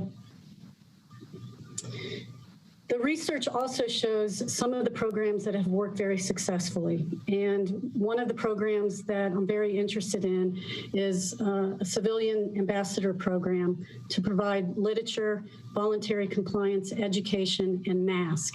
And I think that anytime that you look at police data, one thing that jumps out at you is where we can intervene without using traditional policing mechanisms. And so we do have several repeat calls for service that are high that I think would give us an excellent opportunity to partner with the community to give out educational tools for voluntary compliance and also give out masks. This across the country, when people have used civilian ambassador programs along with police presence, these have worked very well, and we get a lot of positive community police relationships out of these type of initiatives. Next slide. And then lastly, I just want to state this. I have called all of my contacts across the country, police chiefs across the country. I've also had my staff reach out to our regional partners. One thing is consistent that we're all using as our primary strategy, education and warnings. But I have to give a special shout out to our partners at Colorado University. What they are doing is a holistic approach to this problem. And in the meeting that we had today, their leadership team shared that not only are they responding with the Boulder Police on these parties that we've experienced the last couple of weeks at University Hill, they are also sending letters from their Dean of Students, giving warning and notice to students that have engaged in this behavior. They also are sending letters to property managers saying that they're monitoring and that they'll be working with the city on notification. And they are also sending these to property managers. This provides a really good foundation, in my opinion, to start a landlord education program that is sponsored both by the Colorado University and the Boulder Police Department and in the fall. And I think this is a holistic way to address it. And I have to say that just based on the statistics alone and what we're looking at, our education and warning system does appear to be working. I've been out several times over last weekend and the weekend prior to look at this behavior myself. And I do believe the police are impacting this in a positive way to keep police-community relations strong. So with that, I'll answer any questions that you have. Thank you, Chief. We have a question from Bob Yates. Actually, I don't have a question because I did participate in the call with the chief and with CU. And I just wanted to, first of all, say the chief did a great job of summarizing a call. And I just want to reflect the level of partnership that I observed between Boulder County Public Health, the Sheriff's Office, our police department, the CU Police Department, and the CU administration, many of which were on the call, was phenomenal.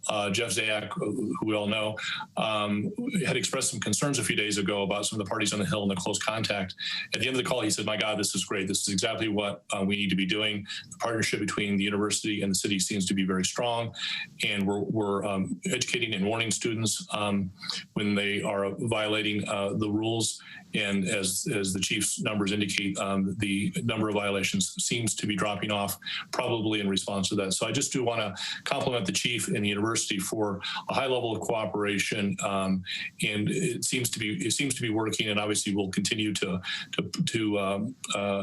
emphasize education of our students throughout the summer, and then of course, educating inbound students if the campus opens in the fall, to educate new students who move onto the Hill about the importance of following whatever rules might be in place at that time.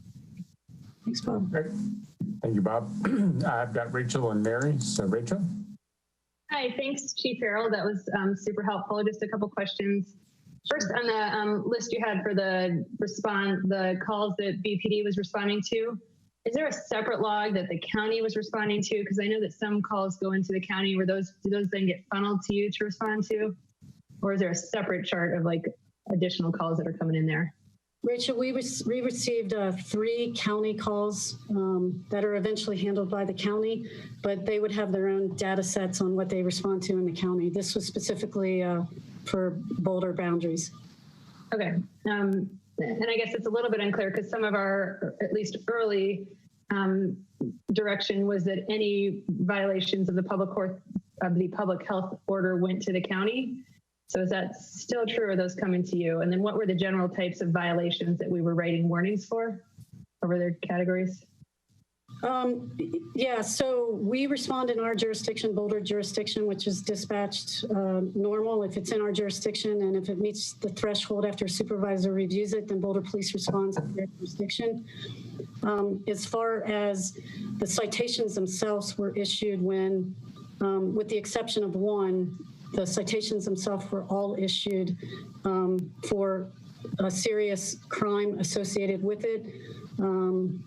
And then the warnings were usually because the initial cooperation was not there and extended amounts of time had to be spent to warn.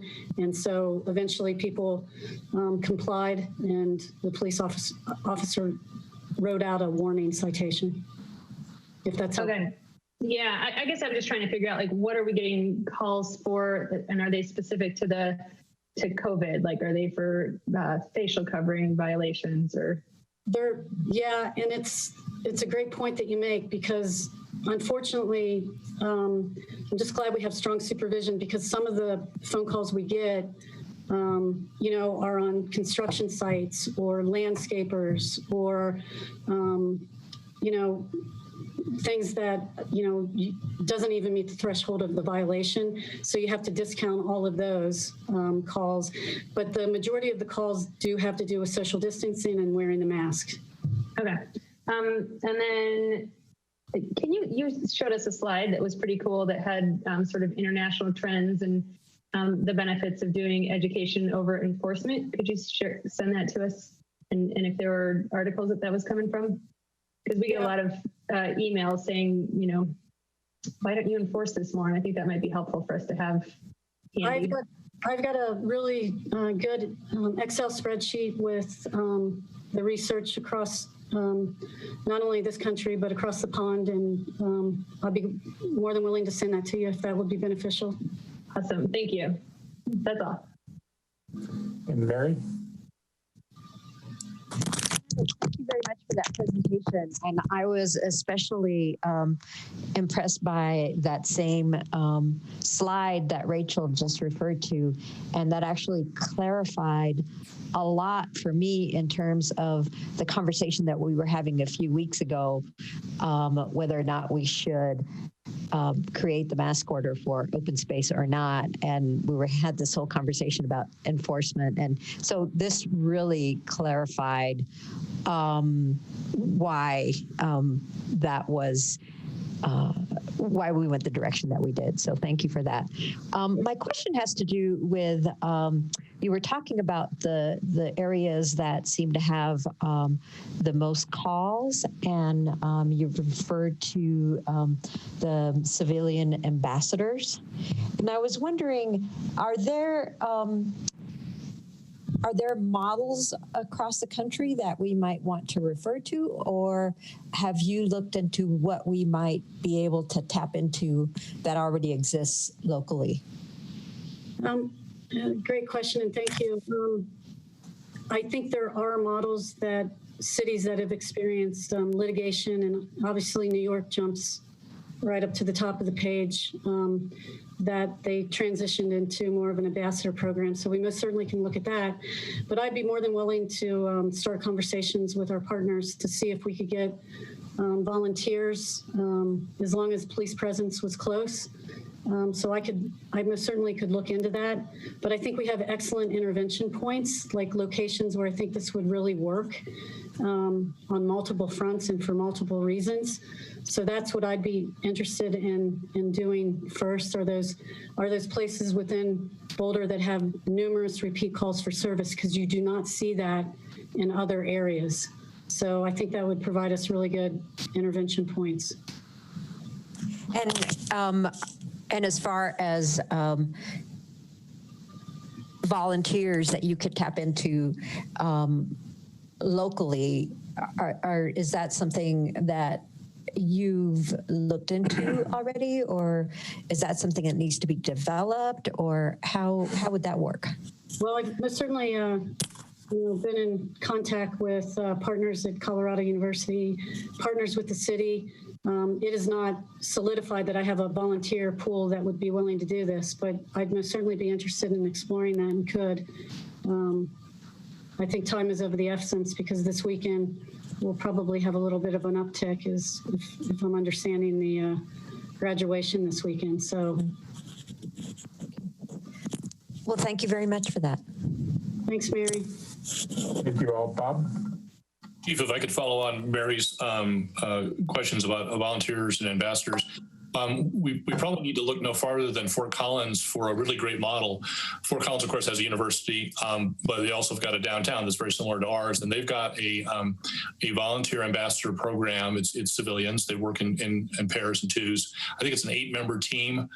They're trained by the police department. They have access to the police department through walkie-talkies.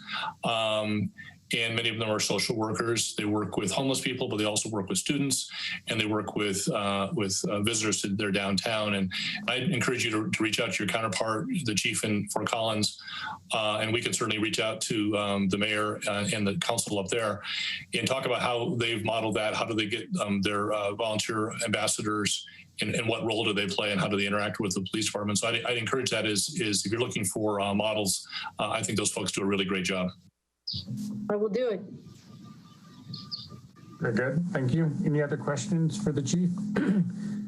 So I have just one, and maybe it's more of a comment than a question. The heat map showed the Hill as being one of the highest concentration of violations or calls, I guess calls probably. And, you know, that's consistent with my experience. I try and get out on the weekends and go up through Chautauqua and then from Chautauqua down onto the Hill. And I noticed that there's a lot of violation of social distancing. Groups of what appear to be young people walking back and forth between Chautauqua and the Hill, and clustering in groups of 15 to 20, often with little social distancing. And so, I mean, I think the warning approach is really good. So first education, and then if there's some resistance or some kind of problem, then giving a warning, because a warning isn't a citation. It's never going to end up in jail. But it is the kind of thing that when I spoke with Frances Draper of the University of Colorado CU, she said that when they receive word of students who get a warning from the Boulder Police Department, that they would send a letter like the one that they have talked about, or a different letter. But those warnings to them are kind of a trigger to make contact with the students, and tell them that, you know, not only is this a problem as far as the city is concerned, it's a problem as far as CU is concerned.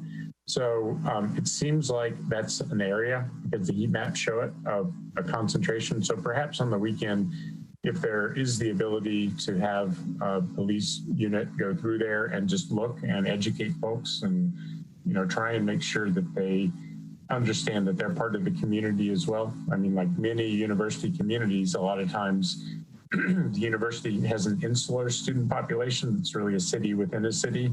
And so to the extent that we can help both as the city and the university educate the students, it seems like the Hill area is a point of focus for this.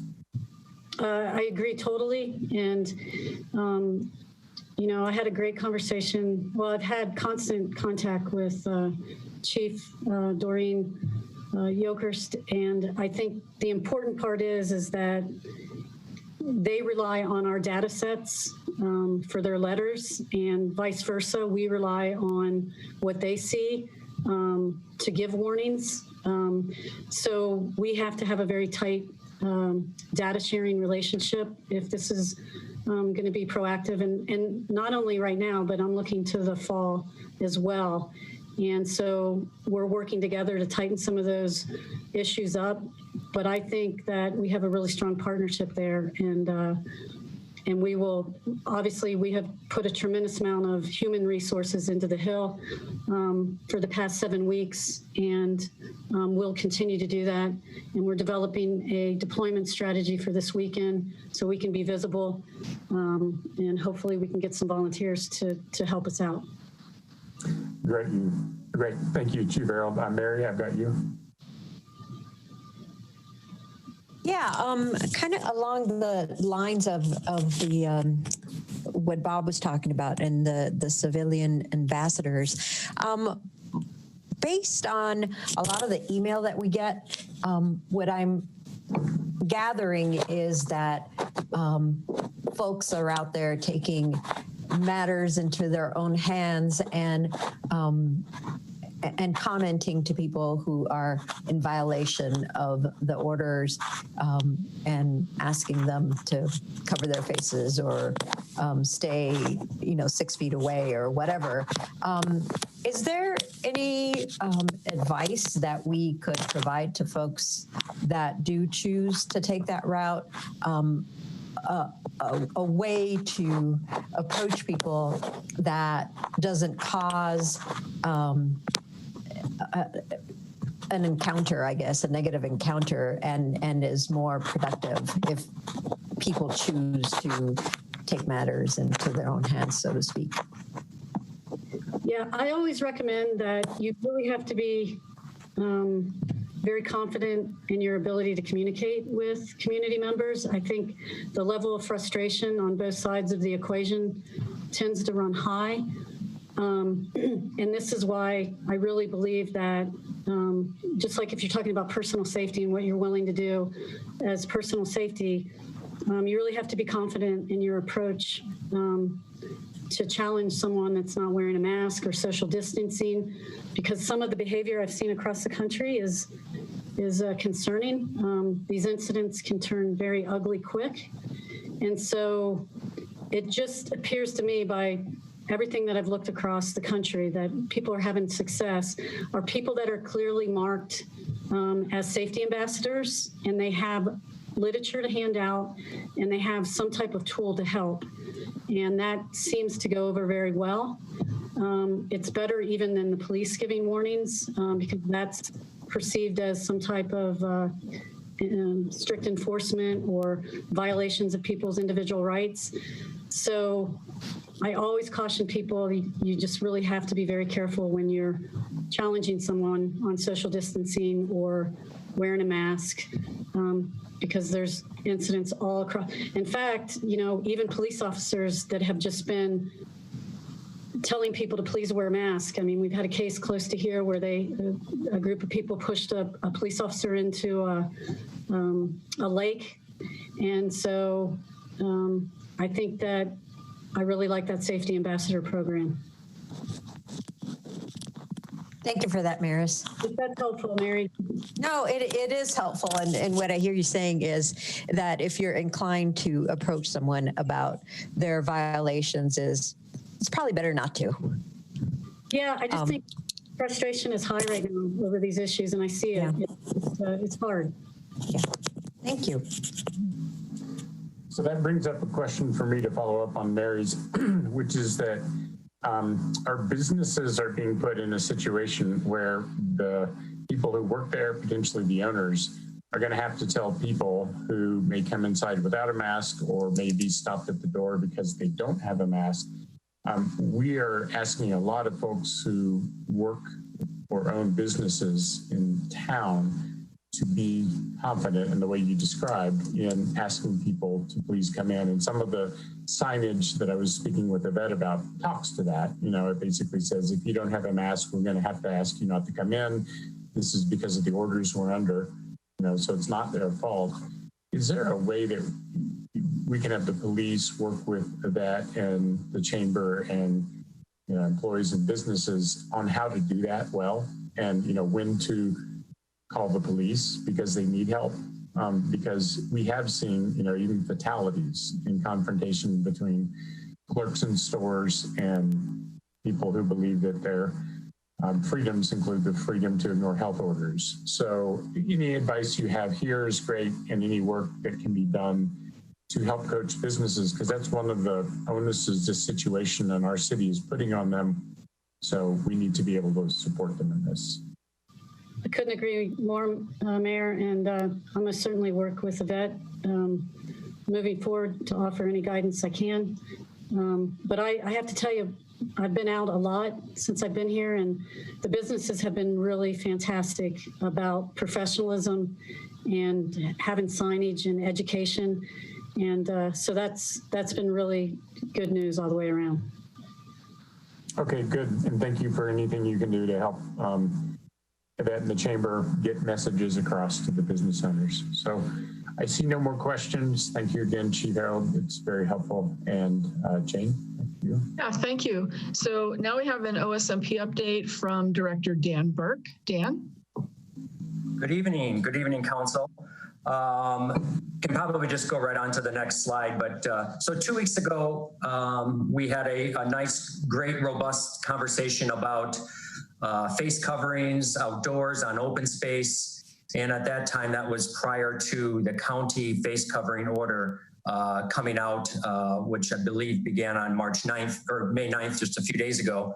And at that time, you asked if I would come back and provide you an update on ways that the department would react to an eventual face covering order. So I'm going to provide some background or some updates on what we've done as a department, as well as some collaborations that we have going on with other departments as well. So first, I just wanted to bring up the actual face cover, some portions of the face covering order that the county put out, because what we have realized over the first 5 days of contacting and having great contacts with community members out on our open space is that there's confusion of what the face covering order does not require and what it does require. So I thought I'd just take a few seconds just to point out some key parts of the face covering order.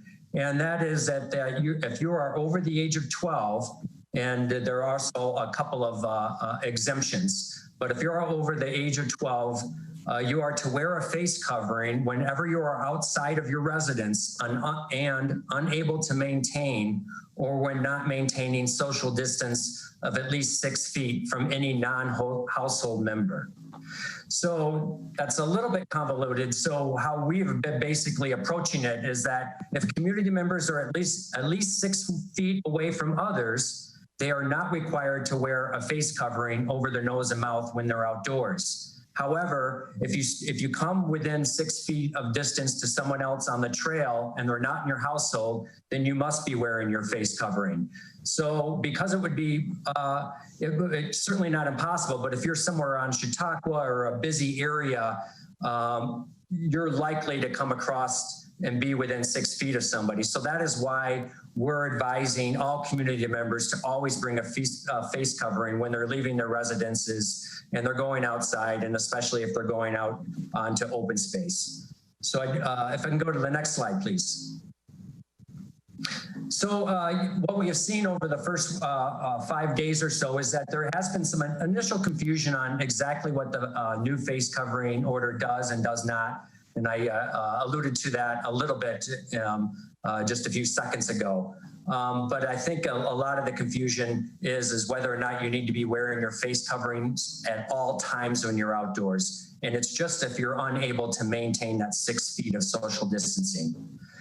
So with that, I thought I would give you some compliance information. I should also note that for the past month or so, for the last 5 weeks, we've been, our staff has been conducting a study looking at social distancing in particular, but we've also added face coverings to our study. And this is actually part of a national program that has got quickly underway, and we of course leapt on it to participate with our human dimension staff. So some of the information that we're starting to get out of that study is that our social distancing compliance rate overall on the system is around 70%, just below 70%. What we've learned is that we have more compliance with social distancing on our weekdays versus the weekends. And our lowest compliance is found at Chautauqua. But it's very variable depending on where you're on the system. So if you take two of our very highly visited trailhead areas, Boulder Valley Ranch and Chautauqua, it's almost like night and day in terms of what we're seeing. When you look at Boulder Valley Ranch, we have about a 97% compliance rate on the social distancing. Part of it could be is because the trail designs out there allow greater ease of maintaining social distancing.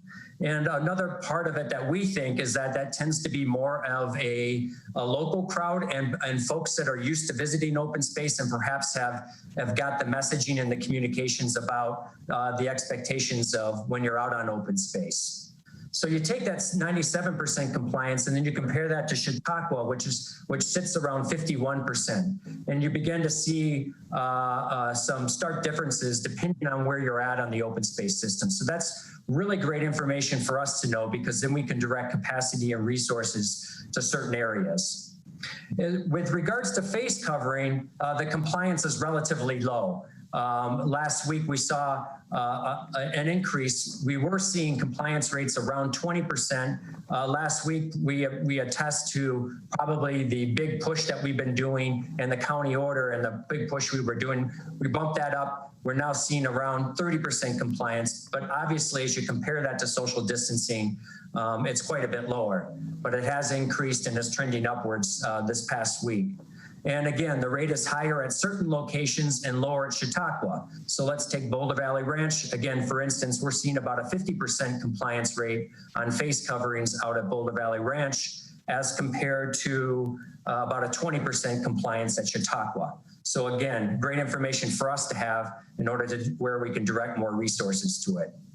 Overall, staff tends to see low compliance among younger visitors, whether it's high school age, college age. Not sure exactly what the age range is on that, but certainly compliance does tend to lag behind with the younger visitors.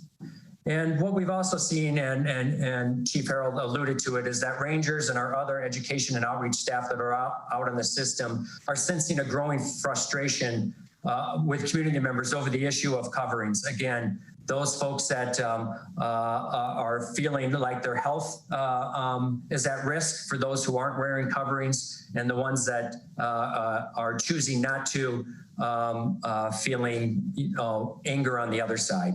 And what we've also seen is some increased vandalism of signs, our COVID-related signs, and also some more negative reactions that we just weren't used to seeing directed to our staff who are out on our system.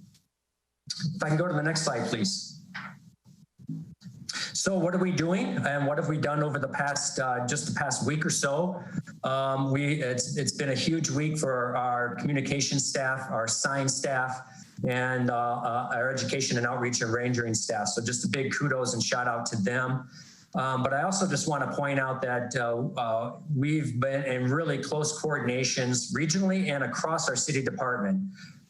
So the past couple of weeks, we've been ramping up our efforts to work closely with Parks and Rec, communication staff, as well as City of Transportation with the Greenways program, and are starting to share messagings and sign designs and where we're going to deploy and where we need to deploy. So it's that coordination, especially around the face coverings, has been great, and we're going to continue that over the next few weeks.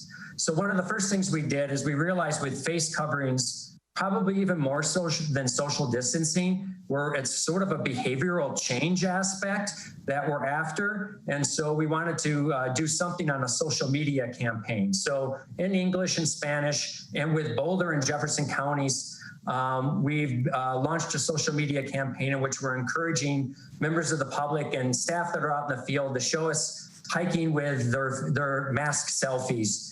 And we've gotten a great response from that on Twitter and Facebook and other ways. So other than social media, we've obviously done a lot of conventional stuff. 5 press releases have gone out that are featuring the face covering order that was put out starting on May 9th. We put out over 400 signs at 60 locations across open space, city parks and rec properties, and especially along new efforts that are really ongoing right now along certain greenways, and including the Boulder Creek Path. We've updated all of our variable messaging sign. Those are the electronic highway signs. We changed it out where it used to say wear masks, and now it says wear face coverings to be more consistent with the order. We conducted 5 media interviews, including from Outside Magazine, 9 News, CBS 4, and Colorado Public Radio. And we've updated many of our most highly visited recreational web pages at the open space and mountain parks.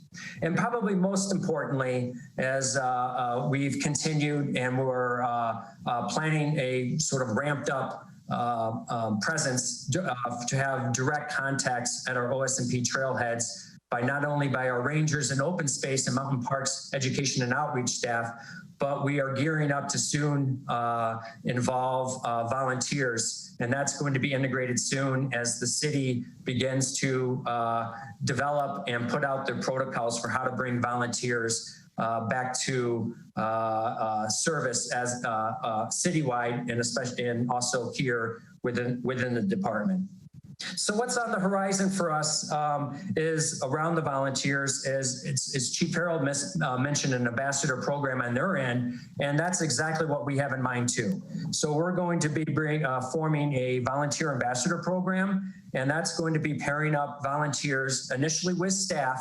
So they'll be paired up with a staff member, and those folks, once they're receive their training, will be out on the trailheads, working alongside our education and outreach staff. And then as they gain more experience, they could be deployed at some of our less visited trailheads, so that we could bring those education and outreach staff that are there and help to increase our presence at places like Chautauqua, where we're tending to see lower compliance and where we got to get that compliance rate back up. So that leads into our second thing that we're planning for. Right now, we have a number of staff working collaboratively with Boulder County staff and Boulder County Transportation on doing some enhanced efforts up on Flagstaff, and that's going to begin this weekend, which is enhanced staff presence up on the Flagstaff road area and at entry points on Flagstaff. That's going to be our big concentration point of a concentrated area effort this weekend. And right now we're also planning for a very similar effort to begin after that at Chautauqua. So that would be combining more of our education outreach staff, rangers and volunteers. Hopefully we could get that in place by Memorial Day, so we can have that enhanced presence at places like Chautauqua, where we'd like to try to get that education effort really ramped up and see if we can get that compliance trend increasing in an area like that. Chautauqua is a bigger challenge because it's the area where we tend to see first-time users of coming onto open space, where we tend to see where our visitors are, whether it's part of the graduating weekend or Mother's Day weekend. A number of visitors that are in town are experiencing open space by going to Chautauqua. So again, there's a higher sort of challenge involved in our education and outreach efforts there. And so what the data is telling us is that's where we need to be directing our attention. And that's when we get the ambassador program up and running, that would certainly be a site where we would want to put that in place. So with that, I'm happy to answer any questions about anything we've done in the past 2 weeks. And any suggestions or any feedback that you may have. So great, Dan. Thank you very much. I don't have any hands right now. I will say this is an extremely challenging situation you're dealing with. I think I appreciate the studies you're doing and the numbers you're bringing back to us so we can get a sense of, you know, the data. I like to say the plural of anecdote is not data. And so we get lots of anecdotes from people writing into us at council. But it's great to have the data actually compiled so we can know where to focus. You know, I think one of the messages that we need to deliver at areas where we have lots of visitors from out of town is that you need a mask to even come on our property, because there's a good chance, particularly at Chautauqua or other crowded trails, that you won't be able to get 6 feet away from somebody passing on a trail. So to the extent, I would have 2 comments. To the extent that we can focus your educational efforts at the areas with the least compliance, I think that's very helpful. And I think having masks available, so you kind of take away the excuse of, oh, I just drove up from Golden or wherever, and or I'm from out of town, and I don't have a mask. If the answer was, well, we have some here that we can, you know, give to you, I think that would be money well spent, in the sense that we begin giving people who would otherwise enter at Chautauqua without a mask, giving them a mask so it looks like the compliance level goes up, and there's the social proof piece of that, right? You're talking about behavioral change, and it's hard. It is very hard to get, you know, especially Americans. We've got the idea of personal freedom built into us from when we're young. And so this sounds like somebody telling you to do something you might not want to do. There's the social proof piece. And then the other part of the message that I don't know how you incorporate, but I think it's really important, is the mask is to protect other people. And who you're protecting is the most vulnerable, whether they have an underlying health issue or whether they're elderly. The goal here is not to protect you, young person who's very healthy. from other people's germs. It's to protect other people who may be less healthy or compromised or older from your germs. And I don't know if that's an effective message. You might be able to find out, but it sure seems to me like you're appealing to a different sensibility. You're not saying you have to do this so you'll be safe. You're saying we really like you to do this so that others will be safe. Thank you. That's a good point. Okay, Junie. I just wanted to echo what you just expressed about the mask. I think it's a great idea to have masks available for people. I don't know whether OCMP can afford to get the mask, but I was just thinking maybe an idea is this, we just talk about ambassadorship when it comes to the police department, whether that is something that is possible when it comes to getting people to donate more masks directly to OSMP. And because I know we do that when it comes with the community connectors. So having a system like that, whether it's a group of community members who can go out there on the weekends and pass out masks that they have sewn themselves, or just a system that is similar. Yeah, that's a great suggestion. Love it. Thank you, Junie. Anyone else? Well, great. Dan, thank you for the update. That was very thorough. It really is very helpful, and appreciate all the work you and your staff are doing to really educate people, because you know, we have a beautiful open space system. Lots of people from here and elsewhere like to be on it. And so the ability to help them understand how to be safe there is greatly appreciated. So thank you. Thank you, Sam. Jane?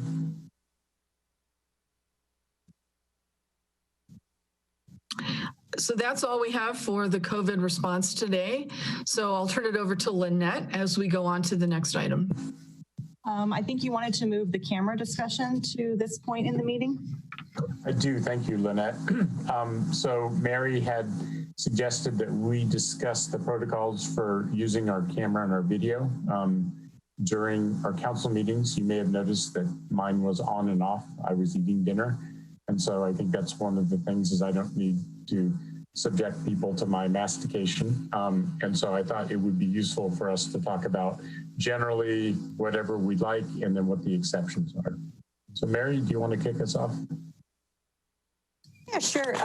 No, I think that's one of the situations. It's very different being in this format than it is being behind the dais. You feel like you're kind of under a microscope so much more than you do when you're behind the dais. And watching mastication is definitely more evident in this format than behind the dais. So that's what I just wanted to get was a consensus, I guess, on when we turn off the cameras, and then to get an understanding of when is a good time to turn off the cameras, when is a good time to go ahead and eat dinner and turn off the camera. Is it when there's a presentation going on? Because I don't know what Channel 8 looks like while we're having these meetings. So it would be really helpful to know, say, for example, when there is a presentation going on, the cameras focus solely on the presentation and we're not seeing any of you all. So that's a good time to have dinner. That's a good time to turn off your camera. That's and then the other thing is breaks, to go, stretch a little bit or take a bathroom break or whatever.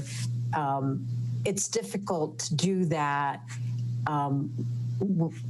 when we're in the municipal building. It's a lot easier to do that because you can rush out and you still hear the conversation, and then there's the television set in the kitchen, and so you can go in there and stretch a little bit. So it's quite different from what we're encountering now.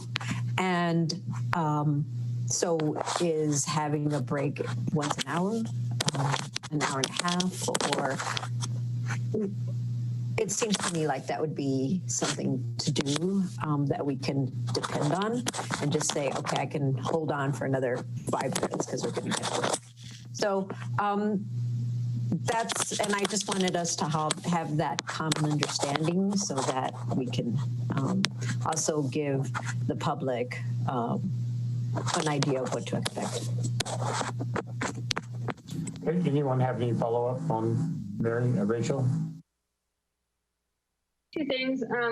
I sometimes put on channel 8 on another screen, and so you can see what the public is seeing, and then you know if you're off camera and it's a good time to eat. So that's pretty easy to do. I think it auto mutes when you turn it on, so there is a way to sort of see when you're not on camera and run away. And usually during like staff presentations, we're off, and it's just they're showing the PowerPoint slide. So I don't have access. Yeah, I don't have access to Channel 8. I don't have a television. I don't have cable. I'm watching it on my computer. It's not. Yeah. It's not on TV. It's not on cable. It's just on my laptop.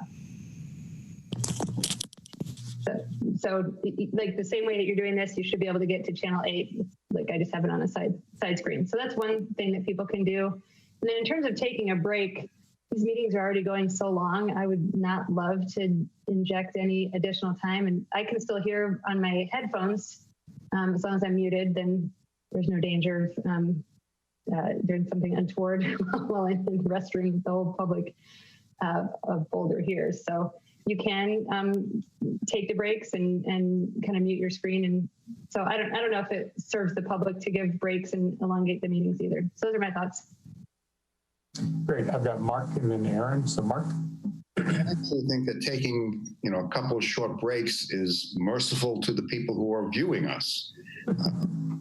If we're doing a 4.5-hour meeting, it's nice for them to be able to get up and stretch and know that they're not missing anything. I think it also keeps us a little bit sharper, and we had been doing that until the last couple of meetings, and I think we ought to reinstitute a break at 8 or 8:30 or something along those lines, just so that everybody can stretch their legs. Thank you, Mark. I've got Aaron, then Rachel, then Mirabai. Yeah, Mary, thanks for bringing this up. I think it's good to be able to turn off your video for every once in a while, just for sanity's sake, because it's, we are a little bit under the microscope here. So the ability to turn it off for 5 or 10 minutes here or there, I think it was really helpful. And Rachel, I got to say, there's no way I'm bringing a device into the bathroom. If I screw that up, so you're very brave, but I'm never going there. So maybe I'm kind of maybe one break a night would be helpful. Like somewhere 8-ish, something like that, just to be able to get up and stretch your legs without missing any of the meeting. I think would be helpful. Everybody's electronic setup is a little different. So. Thank you, Aaron. Rachel, and then Mirabai. Rachel? Well, yeah, it was just that as somebody who has watched a lot of city council meetings at home, members of the public are not used to us taking breaks, and I don't think we need to do it for members of the public because you can walk away or wear your headphones or press pause. So I don't think it's doing the public any favors. Mirabai? I'm in the same boat as Rachel. I think we can get up and go as we need, and that's just the same way that we do on council. So I don't see why we need to treat it any different, and people can always pause if they need to go somewhere. So. Great, thank you. Bob? I guess I'm going to, first of all, I do think that turning off your camera during a presentation is a good time. And you can stream Channel 8 on your computer and see, there's usually about a minute or a minute and a half lag. But I think typically what the Channel 8 folks do, and there is a slide presentation of, is they focus on that or on the speaker. So that's a good time to turn off your camera. I do agree with Mark and Aaron, however, that I think at least one break in the middle of the meeting would be nice. When we have study sessions, and we move from topic 1 to topic 2, everyone just stands up and leaves. And there's a de facto break. And usually it's about 3 or 4 minutes. And the mayor tries to get people to come back to the table, and we get going after 4 or 5 minutes. And so I do think, and oftentimes even at council meetings, when we're changing staff on the dais, there's a 2 or 3 minute break, pause there, natural pause. And so I'd suggest that we do take a break. It doesn't have to be at a hard time. I mean, it seems like the COVID briefing and response is taking up like pretty much the first 2 hours of every meeting, and maybe just at the end of that would be a natural time, whether that's 7:30 or 8 or 8:30. I think tonight it was around 8 o'clock or 8:15. And that's probably about the halfway point of our meeting, God willing. So I'd like to suggest that we take it doesn't have to be a long 3 to 5 minute break at the end of the COVID response before we move into our regular business to stretch. Whether the community needs a break or not, I need a break. I don't know about you guys, but I find that staring into that little green dot right there for 5 hours is far more exhausting than being up on the dais for 5 hours. I don't know what it is, but this is really, really tiring stuff. Great, thank you, Bob. And I'm going to weigh in here, and I agree with pretty much everything folks have said. We normally do get breaks just naturally in the flow of the changing of staff, as Bob said. Also, we all take breaks, as we need to get more food or a snack or use the restroom during a meeting. And at the dais, it's not that big a deal. There's one person gone, so there's still 8 people, or 2 people gone, there's still 7. And staff presentations roll on and questions and answers roll on. So I'm going to take away, and I will entertain objections to this, but I'll take away that sometime in the 8:30 timeframe, I'm going to try and find a natural break in the meeting, and we will take a 2 to 4 minute break, and everyone can go stretch their legs. I also agree with Bob. This is more exhausting and draining than being at the dais is. I think it's a lack of personal contact, and we're just hearing a video. So if it's okay with everyone, the way I'm going to take the feedback I heard is turn your camera off when you'd like to. 5 or 10 minutes. People do want to see that you're here. They do want to see that you're paying attention. So, when your camera's on and you're looking at the screen, people know you're not napping. So, that's a good thing. And so I think the default should be to have the camera on. We should be grown-ups and turn it off when we need to do something. And I will try and add in a break. Was there anything I missed? Okay, good enough. So on that note, I'm going to suggest that we take a 3 minute break, and we will come back and we will have a public hearing about the Hill Hotel concept plan. So thank you all, and see you in 3 minutes.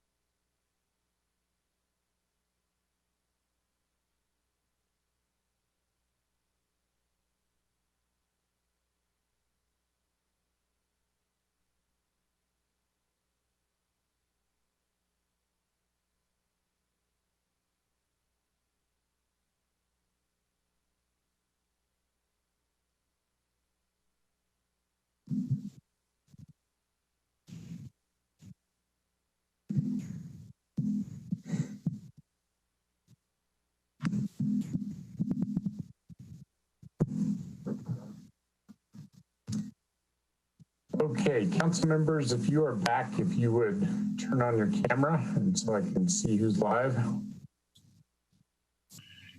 While we're waiting for people to join, the discussion around headphones and restrooms reminds me of the situation that happened in the U.S. Supreme Court about a week ago where a lawyer forgot to mute his phone and went to the restroom, and apparently the sounds were heard nationally. Perfect. Okay, so in light of we're going to take a break till everyone's back, Rachel, if you are around, you're the last one to come in. As we're waiting for Rachel to pop back in, I will just point out that the Hill Hotel concept plan review, thank you, Rachel, got it. The rules for speaking is, I think we'll have 3 minutes for each speaker unless we have tons, and then it will be 2. Speakers can pool time. So if there's a speaker and 2 others, the pooling of time will give that speaker 5 minutes with the other 2 participants. And the individuals who want to donate their time in order to get one speaker up to 5 minutes need to be signed up in advance and to be present in the meeting to verify that they intend to donate their time to the speaker. And Sarah will help us with verifying that the 2 individuals donating their time are on the line prior to unmuting the speaker. Sorry. So Jane, with that, to you.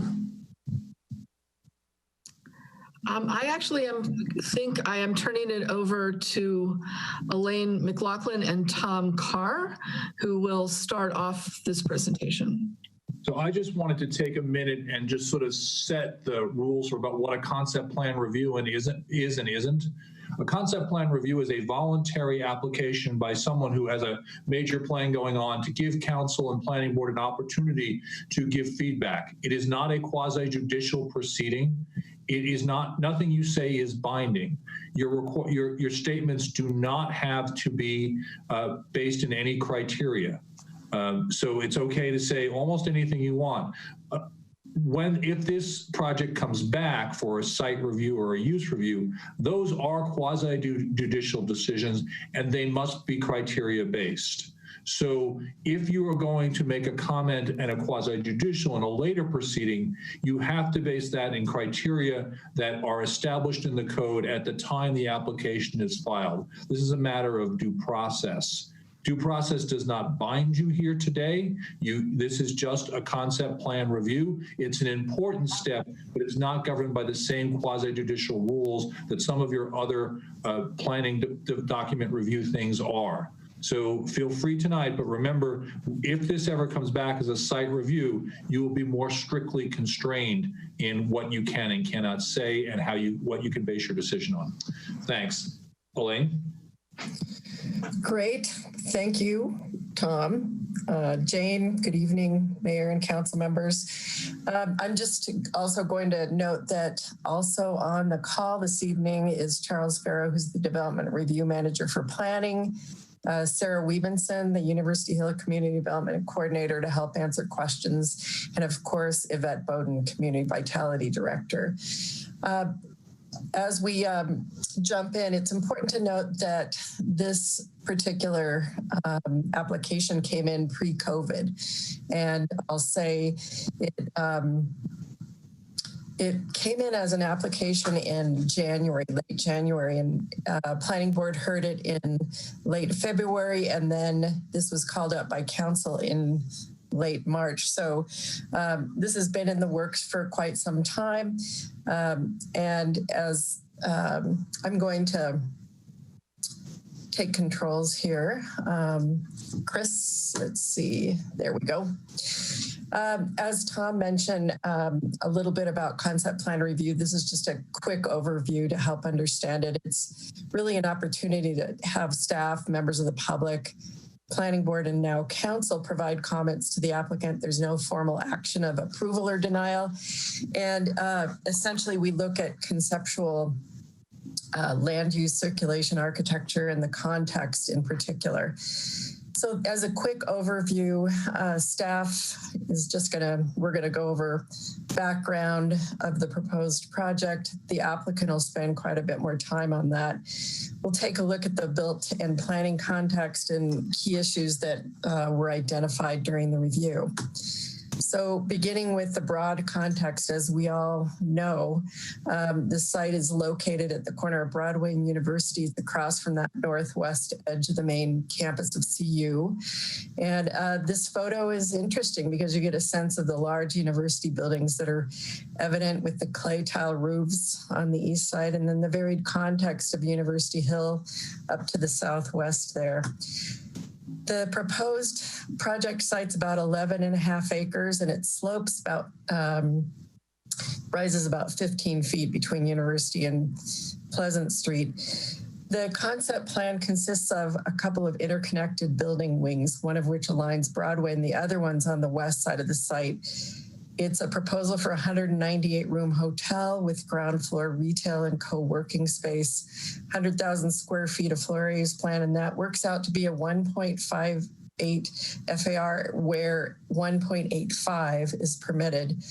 25% of the ground level is planned as open space plaza, as you can see from the diagram. And then there's a proposal for below grade valet parking for 58 parking spaces. As was presented to you in January this year by Community Vitality, the project was initially conceived in 2015 as a public-private partnership, and after further study, it was modified in early 2019 to be a private development, and with the intent of selling the public property, which is currently a surface parking lot.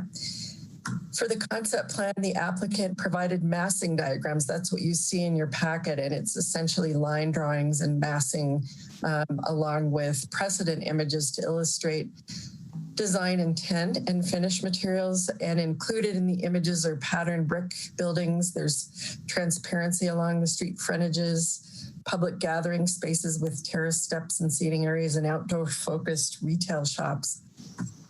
Regarding the built context, which is how we're directed in concept plan review to look at a site, it's essentially the north bookend of the University Hill Business District. So you can see that outlined in yellow, and the south bookend begins at College Avenue, which is the boundary of UGID, University Hill General Improvement District, that was established 50 years ago as a self-taxing district, really with the intent to support parking and improvements and encourage a robust retail environment.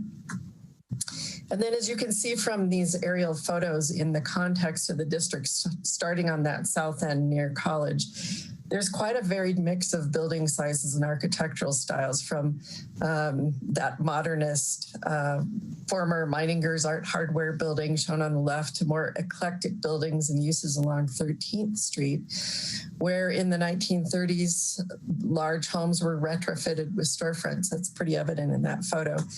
And then near this site itself, you can see the L-shaped building that exists on the site today. There's surrounding commercial and mixed use buildings in the district. And then when we look a little bit more closely at the immediate context of the site, there's varying sizes of residential, everything from single family to duplexes, triplexes, and then of course large apartment buildings and a sorority house to the west. Mixed use buildings as well. And then there's an existing gas station convenience store across the street. And then of course, directly across Broadway is the campus, and it appears park-like from where you're standing on the site. But of course, behind that row of mature trees is the Koenig Alumni Event Center, and that was the original CU president's home. And then south across Broadway and Pleasant is the iconic Hale Sciences building that was built in 1893. And then northeast across University and Broadway, CU is planning the conference center and hotel with below grade parking and restaurants. Because CU is a state entity, it's exempt from the city review process. However, it's staff's understanding that the university will be providing some schematic sketches for review and comment by staff, as well as tech docs for review for civil and transportation plans. So the site itself has several buildings, the most prominent of which is a 2-story inline walk-up. It's that L-shaped building and with retail and office. It's referred to since 1960 as the University Hill Plaza. It's been modified fairly significantly over time. And the site's been home to retail and restaurants, tattoo parlors, a laundromat, a pretty significant variety, as well as offices. The southwest corner is the UGID surface parking lot.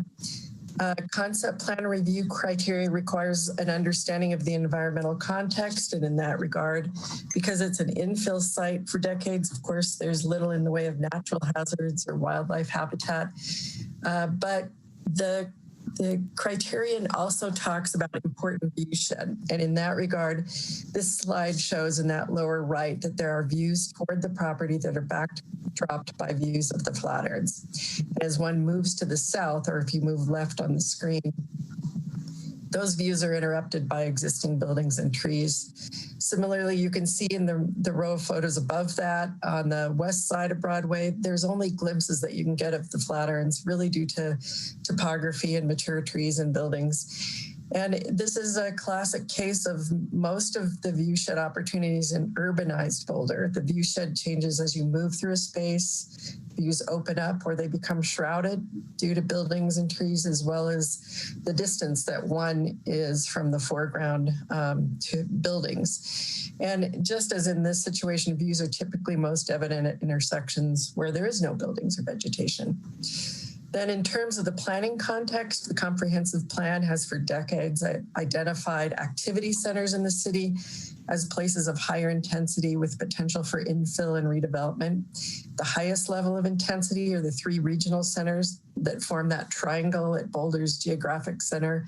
Of course, the downtown Boulder Valley Regional Center and CU, together with the University Hill Business District. And University Hill is also considered a neighborhood center under the BVCP, serving as a walkable 15-minute neighborhood for gathering, as a gathering place for mix of uses and goods and services. And then the comprehensive plan land use for the site, like the rest of the business district, is mixed use business. Consistent with that land use, the zoning is Main Street business, and that's defined as anchored around a main street with buildings built up to the street. So really an urban configuration with retail on the ground floor, residential and office above. And it's important to note that a hotel under BMS zoning is an allowed use by right. And then also as part of the planning context, the Hill Reinvestment Strategy created an alley enhancement master plan that was included in the 2019 Transportation Master Plan.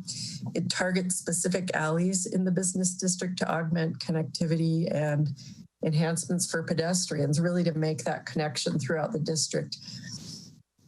One of the selected alleys for improvements is Alley A, and that connects Pleasant Street and the site, as you see on the left, to Pennsylvania and essentially to the rest of the district. So it creates an alternative pedestrian path.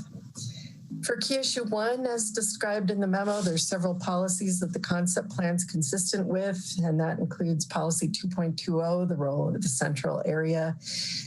This site specifically identified under the urban design framework of the Central Broadway corridor in the comp plan as one of several opportunity sites. And then consistent with policy 2.24 and the city's commitment to a walkable and accessible city as an infill site. Of course, the surrounding streets have been developed with detached walkways for decades, and there's a regional multi-use path along Broadway. The site plan creates a new connection through the site, as you can see, essentially that alternative pathway away from the heavily traveled lanes on Broadway, and is intended to augment that experience with the retail that opens also to the courtyard space. And then, of course, then that connects up to that planned alleyway. And then also consistent with this particular criteria is the fact that this is on a major transit line for the Flex, the Dash, 225-204, and also important to the planned hotel use, the AB bus to DIA. For policy 5.01, the city's commitment to revitalizing commercial and industrial areas, because the proposed project's intended as a catalyst site for revitalization of the Hill, it fulfills this policy. And it's also identified specifically as an area targeted for redevelopment. And then staff also identified policies that are not quite met with the proposal. 2.41C, enhanced design for the private sector. While the concept plan does relate quite positively to public streets that surround the site, that's in keeping with this policy, it's probably necessary to make some adjustments to the northwestern portion of the building regarding access to sunlight to the adjacent property. As noted in the memo, solar access will be required at site review, and that'll need to demonstrate that those shadows cast by the building won't create shadows greater than our hypothetical 25-foot solar fence, because that adjacent area is within RH5. And then staff also noted that in conversation with a representative for the sorority house to the west, there's a concern about proximity and privacy. And as this image illustrates, there's about a 55 to 80 foot separation from the house to the hotel. And so as refinements occur, there may be mitigation. Staff suggested a couple, one being tall columnar trees that could create a nice screen, or even maybe looking at some wall and window orientation that could actually face towards the Flatirons for privacy. There may be other approaches that the applicant would like to discuss too. And then regarding policy 2.41, while the concept plan strongly meets this policy with regard to internal plaza, pedestrian space, and the sense of permeability that one can get from this site plan, there could be a need to augment a strong visual terminus from Broadway. And this is a minor detail because it certainly is something that the applicant could work out. I'll talk a little bit about that further momentarily. Then with regard to key issue 2 and that open space design, it's important to again look at 25% of the site as open space plazas through the center.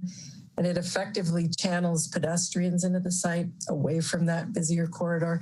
And it's also acknowledged that with that 15 feet of grade change from University of Pleasant, this does provide an urban design challenge. And so zooming in, you can see when we look at the terraces, they're effective as a grade transition, and staff also suggested that the applicant consider a way to ensure that those steps are a draw year round, especially when deeper shadows occur in the winter months, and it not become just simply hardscape stairs. But staff also suggested substantive plannings and more softscape be added to the stairs. And that would further draw the pedestrian up into that site. And so then that leads us to key issue 3 in building mass and scale considerations. As we've noted, the building's essentially 2 interconnected wings, one aligning Broadway and the other on the west side, as you can get a sense from this massing diagram. One of the creative approaches that the applicant did do is not only to modulate the building form, because you can see different heights, but it also draws the pedestrian into the site. And you can essentially see it a little bit better here when you abstract it, that this design essentially pulls the eye in and creates a keyhole, essentially filtering or pulling people, drawing people in the eye into the site, which is a pretty creative, essentially the forced perspective approach. And so staff noted that this modulation could be attractive if the details and uses that are shown in those precedent images are fleshed out, creates a sense of interest and practicality and comfort, both in sun and shade. And then in looking at the perspective, currently it appears there may be a glimpse out to Pleasant Street, but also it's something that the applicant can walk us through to describe what their intent was in creating that space. And then also with regard to building mass and scale, it's important to acknowledge that overall the buildings will present 1, 2, and 3 stories at the interface with public streets. As you can see in this section, how the building steps with the grade to University, and then also due to grade, it also steps up to 3 stories at Pleasant Street. And then similarly at the north to northeast elevation along University with Broadway on the left, it shows the foreground east wing and north ends of the building as 3 stories with 1- and 2-story building elements within the plaza space. And then that rear 3rd story is set back approximately 30 feet as it steps up the grade. It appears as a 4th story, but it really is stepping up the grade. And then finally, looking toward the site review criteria, which suggests that building height, mass, and scale and configuration be compatible with the existing character of the area. As has been noted, the context is highly eclectic in mass and scale, and it is mostly owing to that very organic nature of development within the Hill compared to that rigorously planned development and more massive scale of CU. Staff suggests the site could be a design bridge between those grander collegiate buildings and then the more varied mercantile buildings of the Hill. And staff notes that the plans to modulate the building and height forms could be complementary in this context. And of course, details and finishes will be critical in fleshing out that new northern cornerstone for the business district. Finally, for next steps, using the input from council this evening, as well as the planning board, neighbor, and staff comments, the applicant's going to be refining the plans and will proceed to site review. And at that point, we'll also interface with the downtown, or rather the design advisory board.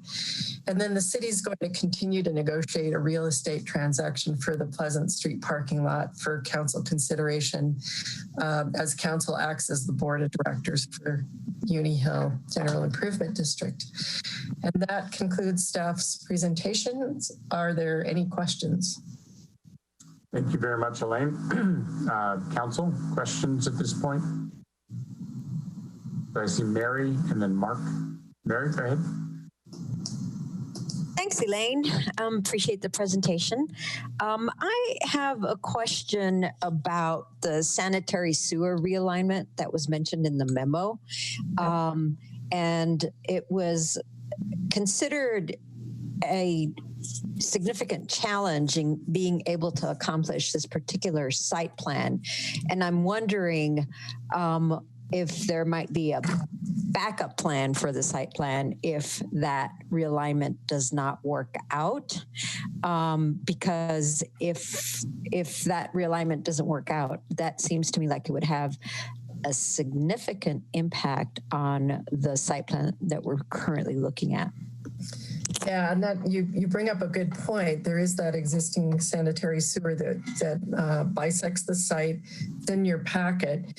And at planning board, the applicant's engineer did provide some encouragement by saying that they've been exploring options within Pleasant Street.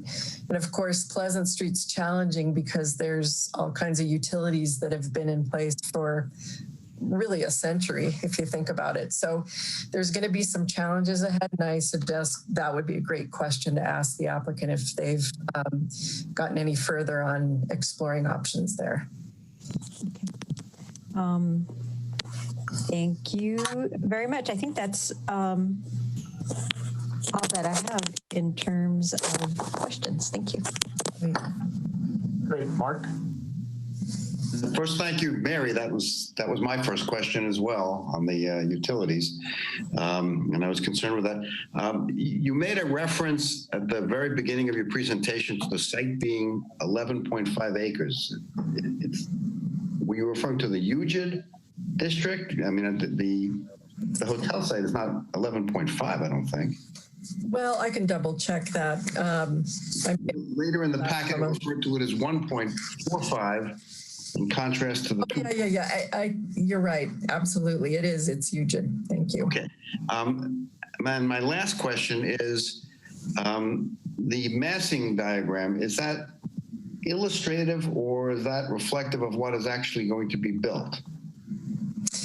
Well, that's a great question for the applicant, but the massing diagram does start essentially like a framework that the applicant uses to look at the mass and scale on the site.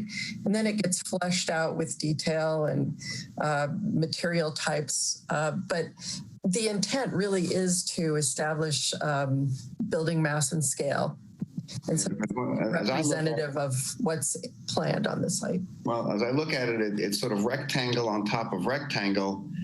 And to me, it's vaguely reminiscent of the of what we ended up with at 28th and Canyon in terms of sort of unimaginative architectural solutions. And just, getting rectangular or square structures built without a whole lot of nuance. And I'm hoping they can provide us something a little more interesting. And that's, again, a great point that the applicant could address as they begin to flesh out the details of the building. Okay. Thank you. Appreciate the presentation. Great. Now, Mirabai. Great. Well, yeah, I was just going to comment on the look of the building too, because I just don't need to see another ugly building built in Boulder. So if the applicant's going to address it, then I'll just leave my questions till afterwards. Okay, great. Seeing no other questions, do we want to move on to the applicant?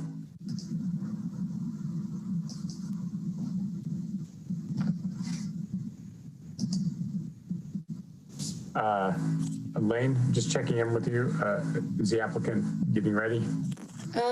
I believe it's being queued up. Okay, super. Thank you.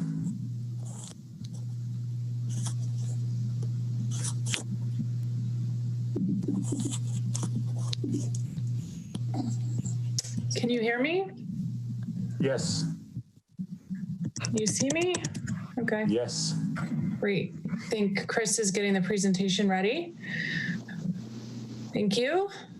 I will introduce myself. I'm Danica Powell with Trestle Strategy Group, and I'm joined tonight in this Zoom call with Chris Shears and Kevin Aronimus with Shears Atkins Rockmore Architecture, and then Dan Schutz with Nichols Partnership. And so they are also in the Zoom call with us and will be available to answer questions. I'm sure we'll have plenty. I just wanted to quickly say, we just really do appreciate the opportunity to be here tonight during these unusual and difficult times, and recognizing that it's maybe not the best time to be bringing a project forward, but we have been working on this for many, many years, and really appreciate the opportunity to move this forward, and appreciate the extra burden that's been placed on council and staff during this time, and looking at this in addition to all of that. It has been a long road. This is a really important milestone. Your feedback will directly influence the direction of this project, so we will be listening very closely as we refine the design, and we are very early in the stages on the design process. So I can click to the next slide. So we have a lot of content. We have these few things we want to get through, and then I have many supplemental slides as we go through your questions so that we can reference anything that wasn't in the main slide deck. Next. And this is a fly-through of the project that we just prepared to show a little more perspective on the experience of the building and massing. Again, architecture has not been detailed at this phase in the project. Hopefully it will play.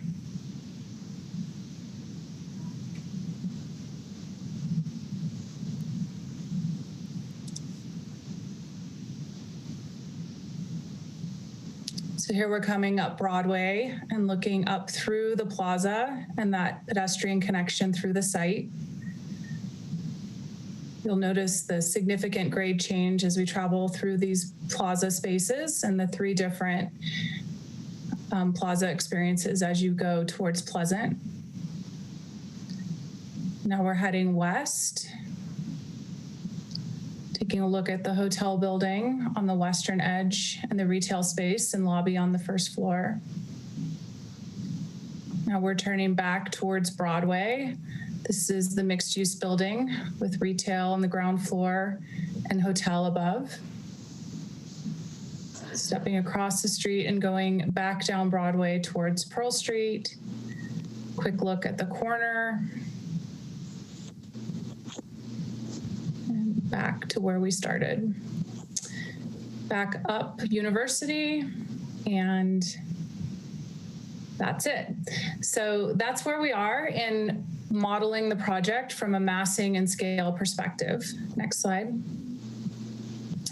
So the vision with this project is to create a really amazing space for both the Hill visitors, students, neighbors, and tourists. And so a lot of the spaces, both inside and out, will be very integrated and fluid towards creating this destination. We've heard it described as the front porch or the living room for the Hill. This is a catalytic project, so we take the design of both the public interior and exterior spaces very seriously.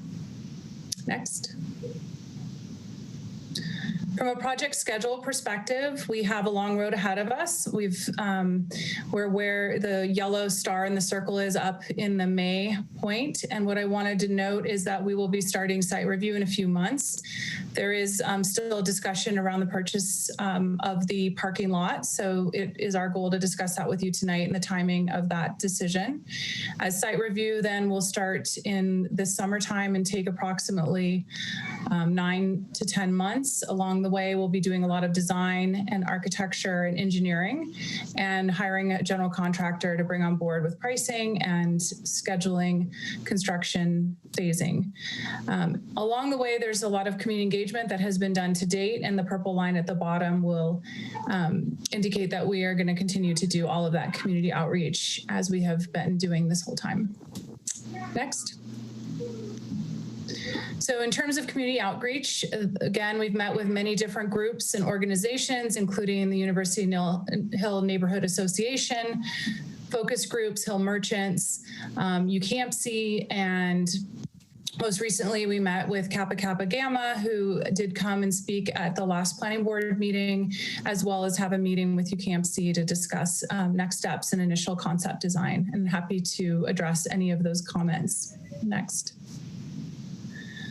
So as Elaine mentioned, this is a challenging site from a grade perspective. There's 16 feet of elevation change as you travel from north to south. And so it's also a very irregular shaped property. It's very long and narrow.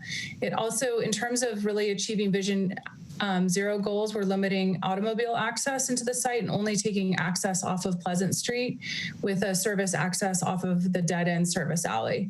So there's a lot to work with here in terms of meeting the goals and code requirements for height and setbacks and massing and scale. And so this is where we started in terms of looking at the massing and scale of the building.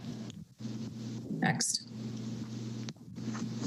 From a program standpoint, there's 198 rooms proposed in the hotel, which recognizes the threshold of efficiency for financial reasons and efficiency for hotel size. There are 58 stacked parking spaces in the western edge located within the building. There's one access point off of Pleasant Street. And there's a large lobby and first floor space. So you can see all of the lobby in the maroon and striped maroon and green. You can see all of the retail and lobby space on the ground floor. And back of house is in the gray. Next.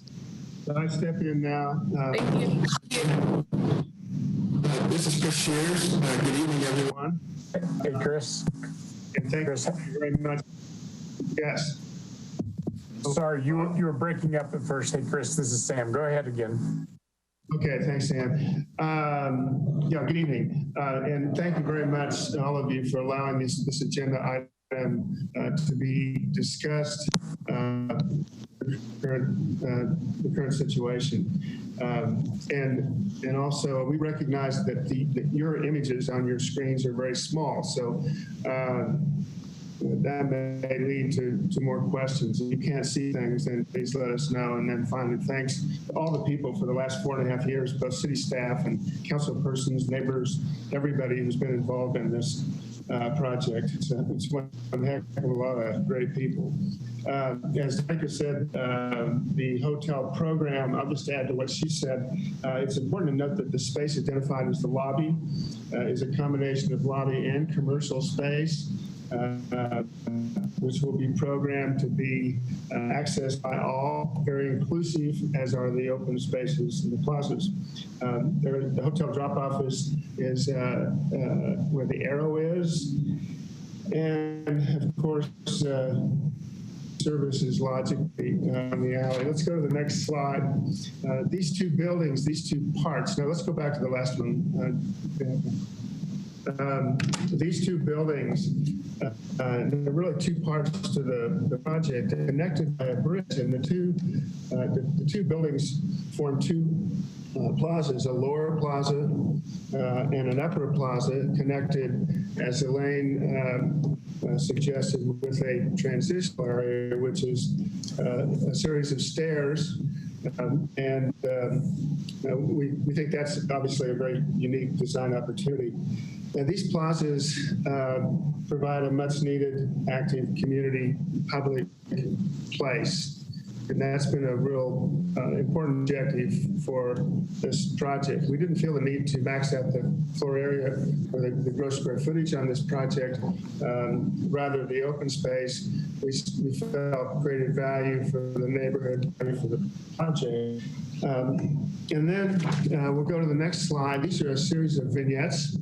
We'll start in the upper left and then move counterclockwise.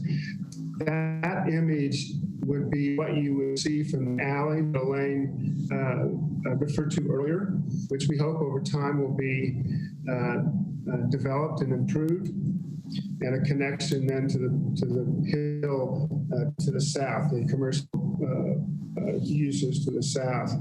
The image underneath is one of my favorite because it identifies the keyhole, which is that hint as you're moving up the street that you can take a sort of a short right and walk right up through the two spaces up the stairs to the hotel in the plaza adjacent to the hotel, which you see in the slide above.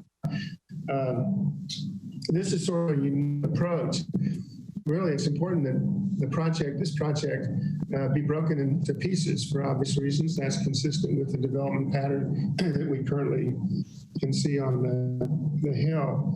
And then if you move to the right to that image, this is an image that's taken across the street catty corner, which is where the new CU Hotel will be. And once again, you can see that the focal point really is that where you can move up through the project. The lower level ground building scale the plaza, as Elaine suggested. And then the upper image is the image on Pleasant Street with the access to the valet parking to the immediate left. And the facade is broken with a rooftop deck on that street to scale it to the neighborhood. As suggested in the staff comments, there's no discernible consistent style or form of building type to emulate. It's sort of a smorgasbord of different kinds of styles and buildings. And from our point of view, there lies the challenge and really the exciting part of this design as we move forward, which is the articulation of the functional form, which you see now, and then the architectural expression of the building components, with which thoughtfully, as this evolves, will reference the development pattern, character, and exterior and finished materials that are found on the hill.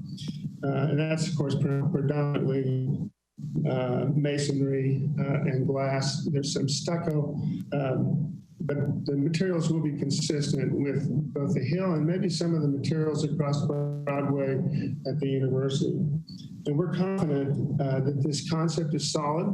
The form is contextual. I'm excited about how the architectural expression will evolve through our design development process internally and the site review. This also includes the design of the public space. and the streetscape, which includes landscape material, lighting, signage, graphics, and some public art is important. So the identity and the interior treatment of the hotel is also going to be consistent with the exterior expression. The two sort of go together, and also reference, and this is particularly important to me because of my past experiences as a young man on the Hill, also reference the rich history of the neighborhood, and that this will be a place for all to congregate and to feel comfortable. So I'll turn it back over to Danica. Great, thank you. Next slide, please. So in terms of community benefit, there's a lot that's been outlined. I know you've heard about in the letter of intent discussion we had a few months ago. $200,000 in tenant relocation has been committed, which was based on about an existing 20,000 square feet of retail and $10 a square foot to really help those tenants find new spaces and work with future landowners to do TI improvements on those new spaces. 25% public plaza and open space. As a former planning board member, I'm excited that you can do full depth tree planting here. It's not over a parking garage. So that'll allow for some really deep and significant trees and landscaping that we have started to refine in our design process. A very strong and robust TDM program to take advantage of the transit corridors and the hotel opportunities to really require and encourage guests to not be driving to the site. Lots of partnerships with CU, including prefer rates for faculty and student work opportunities in management and work study. And the biggest catalytic community benefit is hopefully Hill revitalization to create some economic vitality for all of the businesses that are currently struggling up on the Hill. Next. So site circulation, Elaine went over this. There's quite a bit of circulation within the vicinity of the project, including a really important alley connection down to the main part of the Hill, which is important in that it will be enhanced through a program that's been envisioned for quite a while with UCAMC. And so this will hopefully be a side-by-side project in the future. And you can see that in the blue dots coming down off to the bottom of your screen. Next.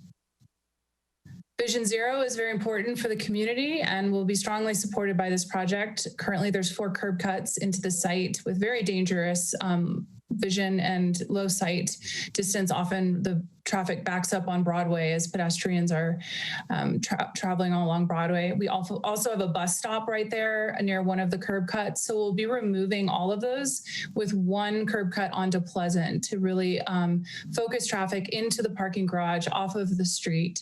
And our service entrance will be coming off of the alley in the mid-block alley. Next.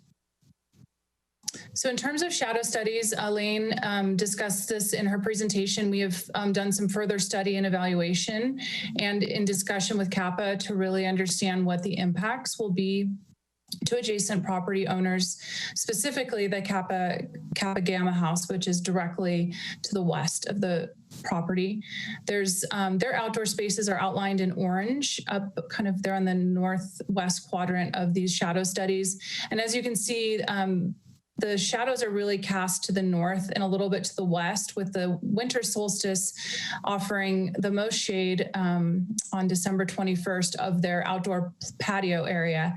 But that's at 10:30 a.m. on the 21st when primarily most of the students aren't living in the house. So we hope to refine these studies. We have shared them initially with CAPA to demonstrate the shadow impacts. They're also concerned about their sun deck, which is the furthest west small rectangle on their building, and it's located on the 2nd floor. So above and beyond meeting the solar fencing requirements of the code, we also are really trying to pay close attention to the casting of shadows onto their property. Next. Also, which was brought up in staff memo and a planning board and with CAPA, is building separation and being cognizant of the impact of the hotel on the adjacent building. And so currently there's 41.5 feet between the two buildings. We're proposing a 60-foot separation, and we are in agreement that significant landscaping and perhaps wall or any type of screening materials would be appropriate. And we've begun the discussions with CAPA on what they'd like to see that would fit in with their design of their patio space. Next. In terms of development fees, I just wanted to bring up some of the economic impact this project will bring to the city. These are estimates at this point, but approximately $1 million in linkage fee for affordable housing impacts. Transportation excise tax is approximately $250,000. TAP fees and PIFs are $700,000. The use tax is estimated $814,000, which would be during construction, and the building permit estimate is $320,000. And the estimated accommodations tax, once complete, would be $1.1 million annually, and that's based on a average of a $210 a night room at about 78% occupancy. So those are our project estimates at this point, and be happy to dive into those further if you have questions. Next. From a sustainability commitment, the architect is very committed to sustainability overall, and in terms of water use, materials, connectivity, life cycle. And I'd like to note that Shears Adkins Rockmore also supports an AIA 2030 commitment for being carbon neutral in all their projects within the next 10 years. Next. I will pass this back over to Chris to quickly go over the physical model that we had really hoped we could be sharing with you in person. So we took pictures of it, and it definitely demonstrates the interaction of the two proposed building sites, including the CU Conference Center. Chris, would you like to add anything? Not much, except that this may be the first time that you've all seen the Conference Center Hotel in 3 dimensions. I've had the luxury actually of reviewing this on the other side of the table because I'm a member of CU's Design Review Board, and I can tell you that it's a pretty exciting project. I think staff members that have been involved in that design process too. I think Jim Robertson's been involved. So these are the two projects together, which complement each other, we think, in many ways. And it's pretty exciting that both projects will likely be under construction at the same time. So next slide. This may seem funny to you, but I wanted to emphasize how important the design plazas are. We're now building in the process of building a 16th-inch model, a much larger model to study just that plaza. And you will be seeing this model in site review. So this is just the beginning of that model. And this really illustrates very well the change in elevations, the upper plaza, the transition, and then the lower plaza. There'll be great spaces. And I'm mentioning also that we're setting back the Broadway building about 20 feet, which makes it a lot more comfortable for pedestrians on what we all know is a very busy arterial. So back to you, Danica. Thank you, Chris. Next. So to start wrapping things up, I think this is the second to last slide. What's unique about where we're at in the process is having a planning board hearing and then a city council meeting. We can't change our drawings. We bring exactly what we presented to planning board and staff for review. But what we have begun to do is incorporate the comments that we've heard and start to think about them, including the sanitary sewer question that was asked, looking at TDM opportunities, working with staff on that curb cut and drop off, how that will work, and really getting to understand that better. Looking at the western edge, we heard feedback from CAPA that there's some concern about that building. So we started looking at stepping that back and creating a actual pedestrian connection that would allow them to connect from their site, they're building out the back door down to Pleasant. Now there is a private property in between us, a parking lot that they would cross, but we've actually moved things back to create that pedestrian connection. We've evolved, we've hired Wink Landscape Architecture to really start diving into the public plaza spaces, and have been doing quite a few charrettes on just really understanding how we can make those really accessible and green and vibrant and sophisticated. And at the same time, evolving the interior design, studying the massing and refining the views, which you've seen in some of the video that we shared, and the model. Continuing to coordinate with CU Conference Center. We've been in discussion with them. I'm happy to answer any questions that you have about that. Meeting with our neighbors, getting to know them, showing commitment to a sustained relationship. And then looking at the alley, which has some real opportunity behind us to do trash management and snow removal, and really making that a safer space for everybody. Next. So that's our presentation. I recognize we took probably more time than the 10 minutes, but we had a lot to share. We appreciate it. What we do have in the next back part of our deck are a lot more backup slides and supplemental slides. If you're interested, we are happy to dive into any of these and talk in detail. That's it for our presentation, and be happy to answer any questions. Thank you, Danica. And Chris, I have a question from Mark Wallach. Well, I want to reiterate the comment I made to Elaine. Given we have had recent unhappy experiences in Boulder in terms of the design of hotels.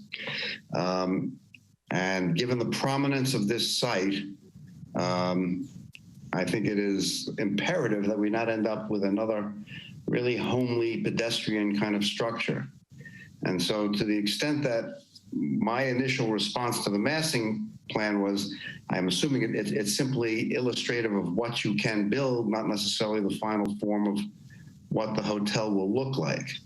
Because if it's simply a bunch of stacked rectangles, one on the other, I don't think it's going to look very good.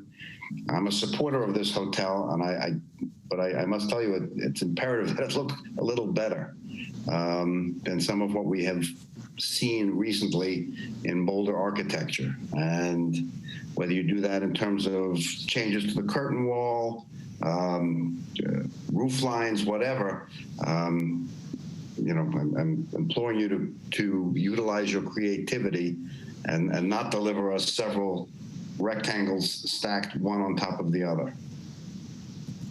Well, briefly, can I do that? Sure. I had a question. Thank you for saying all that. I think it's always uncomfortable. It's valuable to have a concept review as part of the process, but it's always uncomfortable for architects to reveal the concept of a project or the detail of the building has been articulated. And so I can assure you that there's a good deal of design ahead of us, and that we'll take your comments as being a very serious critique, and I can guarantee you that this project will be a good fit, and you will be pleased when you see this at site review. Thank you. Great. And before I move on, I'll just remind council members, this is a time for questions directly. And then once we get done with questions, we'll do public comment. And then after public comment, we'll weigh in with our feedback. So I've got Aaron and then Mary, and Nearby just disappeared. So right now it's Aaron and Mary. Aaron, go ahead. Thanks, Sam. Danica and Chris, really appreciate the presentation. Thanks for coming out and doing this, or rather staying in and doing it in these difficult circumstances. Just one question for you. So right now you've got adjacent to the plaza, you've got a mix of retail in some of the areas and then co-working spaces in others. And just wondering if those are designed to be, uses that can change over time. Like I think co-working is a great use, but if you find that there's a great demand for retail that might enliven that space more, or maybe the co-working is not working out as well, can you repurpose those spaces kind of from how they're designed and also from a city code and use review standpoint? Definitely we can. In fact, we've changed our thinking. I think our clients have changed thinking about what that space will be. You can never predict how a project will be ultimately tenanted. And in this case, what's important is that the use is active, it is flexible, like good retail space. So it could change over time. But the other thing that's important that I think has come up before is that this is meant to be very transparent. So from Broadway through the building, you'll be able to sort of recognize that the plaza is there. There's no back to this building. There's no back door to the building. On all sides, it engages the street. So really, it could accommodate a lot of different kinds of uses. And the intention here is that the uses would complement what's on the hill currently. Great. It's good to hear that would be flexible. Right. That's all I had. Aaron, I've got Mary and Adam. Mary? Thank you, Danica and Chris, for the presentation. I wanted to follow up on the question, my earlier question regarding the sanitary sewer relocation, realignment, and what happens if that realignment is not realized? What's the backup plan, and to what extent would it affect this particular site plan? Sure, and I actually reached out to our civil engineer while on this call. I have many lifelines, so we understand that that's an important feature to understand, and so we'll be doing a series of potholing to understand what is happening there and what the existing conditions are, and then identify options on how to address it. JVA is our civil engineer, and they're very accustomed to working up in this location and in Boulder, understanding it needs to be realigned. But I think all indications are that there will be a solution, an engineering solution that would be able allow us to continue with this proposed location. So we'll be working with city staff. That's one of our top priorities, and we'll be scheduling that potholing as soon as we're done with this hearing and have direction on how to proceed. Great, thank you. My next question is about, so the whole intention behind this hotel is to draw people to the area and to draw from students, to draw from the folks that live in the neighborhood, to draw from tourists, to draw from, I suppose, as they say, from 8 to 80, from 8 years old to 80 years old. So with that in mind, what kinds of programmatic ideas are you playing with in order to be able to attract a broad spectrum of people and ages? Well, I think that that's the next phase of our work. And I think that will come, a lot of that input will come from the diverse list of stakeholders, meeting with UCAMC and the business owners of the Fox Theater and other businesses up there. They have a real desire to see this activation to complement their spaces. So they have a strong set of ideas and ways that can happen. We have some ideas about meeting with the students to really understand what kind of retail spaces would serve and again, complement and be successful up there, as well as, some of the University Neighborhood Hill Association. So in terms of programming, right now we're focused on the plaza and making that a programmable space, a space filled with sunlight and shade and elements of seating and landscaping, but we haven't yet programmed what will be happening there. The lobby, though, is of vital importance. We see that as not a lobby where you walk in with a large desk and you check in. It's actually the desk is probably the check-in desk is probably in the back, and there's a room filled with activity and places to work, more of a, kind of a scene where you can come in and do other things if you're not just visiting the hotel. So it's not a traditional lobby that we think of like maybe the St. Julian or something like that. But we're open to input, and that's vital to the success of this project, is to serve all these different intended users. And I'd like to add that is We all know that the nature of retail is changing dramatically, almost daily. And so we're watching that very carefully. Our client has had a lot of experience with retail.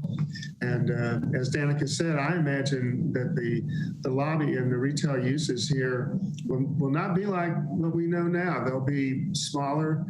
They'll be possibly not national chains, but there'll be more of a marketplace, a place that is complementary to the plaza. So the whole thing sort of comes together as this great place where you go. Maybe sometimes you're not sure what you're going to do there, but you can sit down with your laptop, get a cup of coffee or ice cream, and do what you want to do. And that's to the dullness of buildings was that they're all designed with computer-aided design with the CAD, that the precision that's created through that kind of design creates dull spaces. So what will you be doing to kind of avoid the end result of computer-aided design and the dullness that occurs through that? What will you do to create spaces that avoid that pitfall?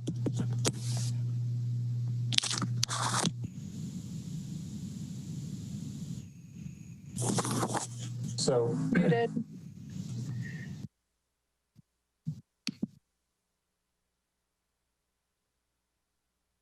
Okay, here we go. Well, that's a new question for me and a new comment for me. Frankly, I actually agree with you. I encourage people in the office to draw more and think while drawing. And this is why we build three-dimensional models, because we feel that it's a better way to design. I don't think we've ever had a situation where someone would suggest that one of our buildings is dull. I'm glad to say, although some may disagree. But I think it's just the process that we go through. And of course, the other part of this is to engage the neighborhood. We also don't think about buildings in the absence of public space. In fact, I say often that I think the public realm and the landscape portion component of a project is more important than the architectural part. So, you know, we're going to integrate those two. I think your comment about computer-aided design and people sitting in front of screens to design buildings is an issue that the profession needs to address and has in some cases. In our office, people are not always glued to their screens, and I think the work that we do shows that. We should have another conversation about that sometime. I would welcome that. Good subject. Yeah, it is. It is a great subject, and I believe that. Well, I guess one more question. One of the things that was brought up in the memo was that viewpoint, which I find really intriguing, is that keyhole coming up from the north end, and the terminus of that view was kind of dead ending into a not real interesting place. And have you begun to address those comments from staff, and if so, how?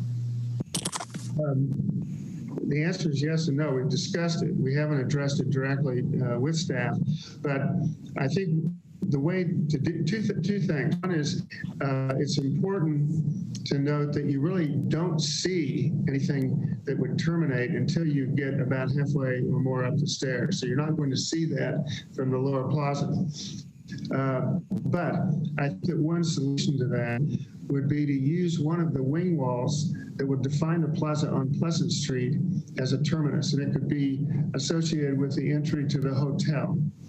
It's also working that way, interestingly, from the alley, because there's a terminus from the alley. So if we look at both of those and place something there, I'm really glad that was a really interesting suggestion that we had not thought about yet. But no, we haven't addressed it yet, but we will. I'll just add, I'm not the architect, but one thing that's really intriguing I've heard in discussion is the use of that bridge being transparent and having a lot, and then there's a transparent kind of jewel box idea of one of the conference rooms or the spaces that we've really been discussing. So when you look into that keyhole, there's actually a series of transparency. And so that allows you to see through it and not get stopped on those kind of large blocks that you're talking about. So that's definitely a lot of focus has been around what is that kind of view in and through the site and how do you create that? And then using some light while abiding our dark sky ordinances, but really creating some pathways of light through that space as well. There are huge opportunities for lighting on the plaza, all the way from the corner all the way through and out and into the upper plaza. Lighting is extremely important. We always think of buildings and we usually see them in renderings during the day. We'll be doing a nighttime view, and I can't wait to be involved in thinking through what the lighting should be. Do you mind if I colloquy on that, Mary? Go for it. Great. Well, I'm going to stray a little bit into comment, but just it was since the topic is on here, I thought Mary's comment was a good one and staff's one as well. And I'm encouraged to hear about what you're saying, because it felt like in the current renderings that keyhole view was maybe a little pinched, that maybe you couldn't quite fit the key in or something.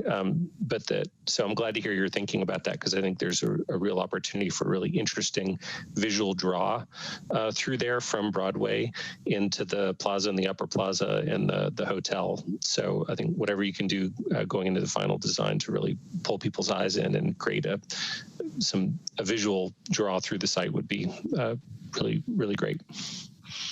Good comment. Thanks. Great. After hearing from two former planning board members, it feels like a planning board meeting. So we'll go to Adam, Rachel, Mirabai, and Aaron. Adam?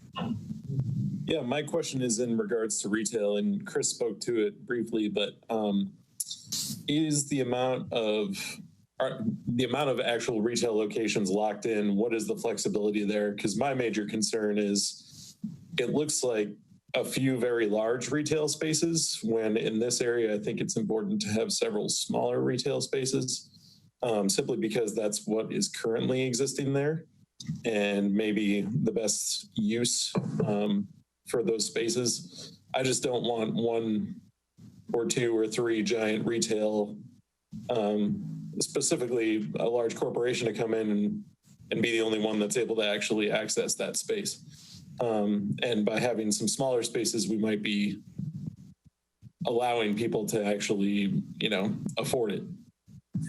Well, actually, it is designed more for smaller retailers than larger retailers. It's sort of hard to get a sense of the scale of this, but with the exception of the lobby and lounge, which will be broken up different uses as well, the balance of the project really lends itself to demising into smaller retailers.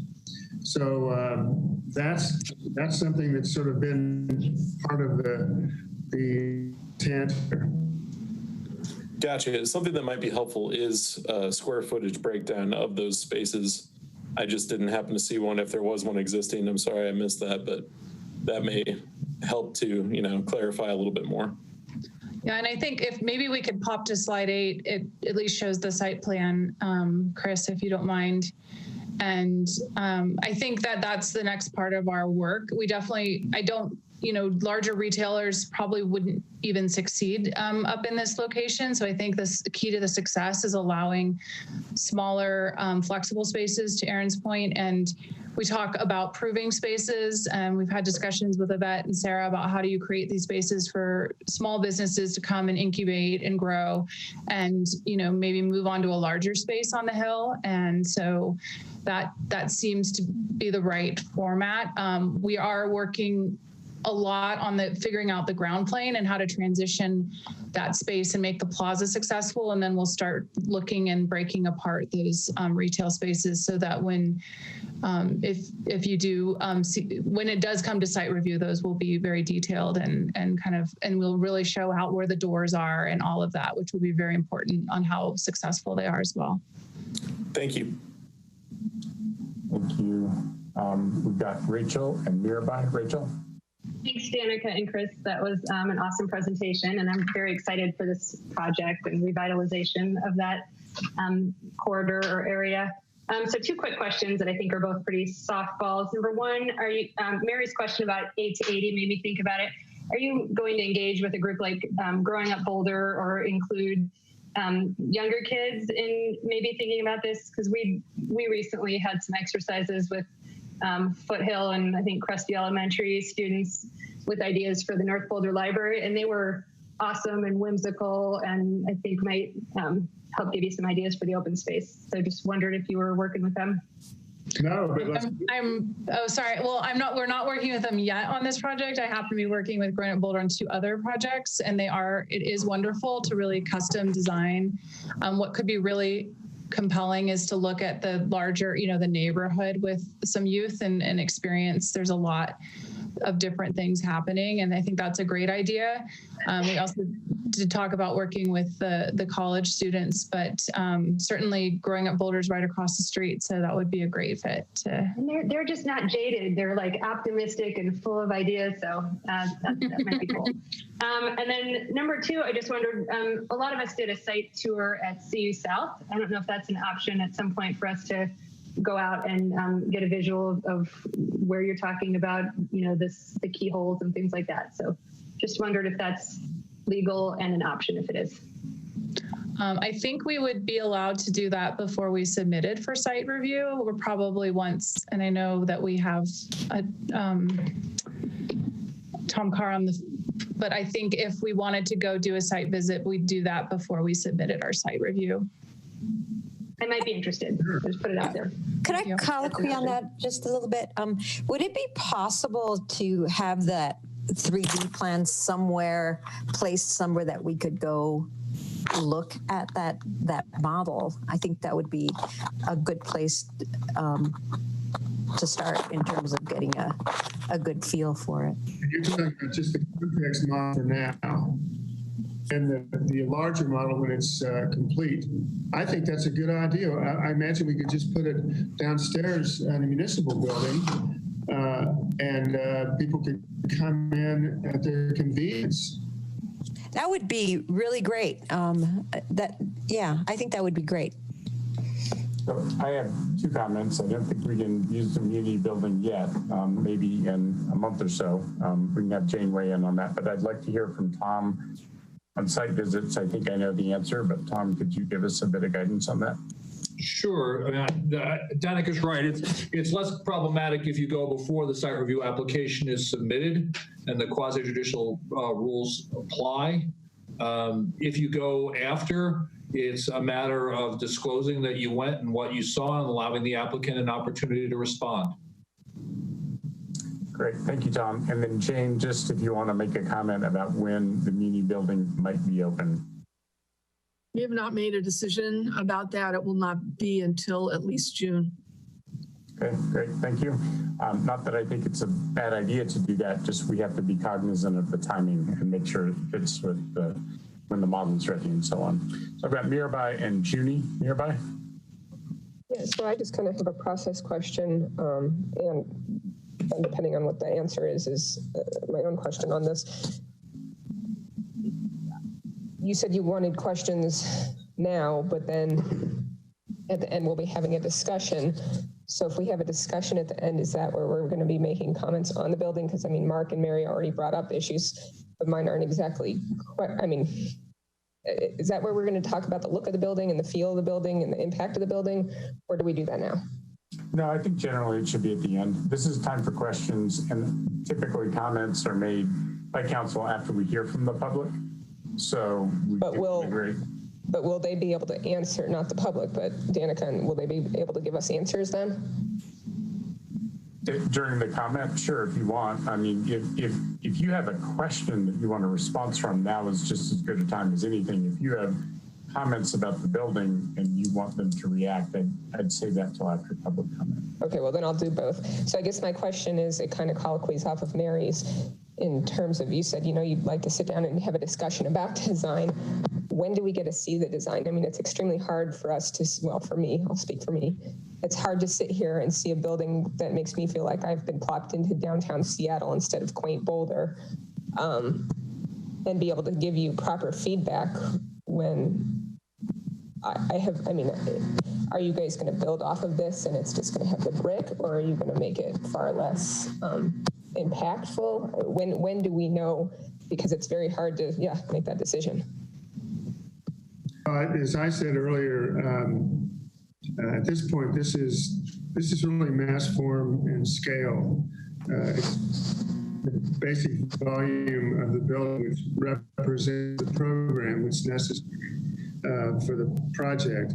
The whole point of, and I think Elaine can articulate this as well as I can, the point of a concept review is to flesh out the major issues that have to do with the site and the basic form and the program, in consistency with zoning and everything else at this stage, so that we can then move ahead with the more serious design efforts.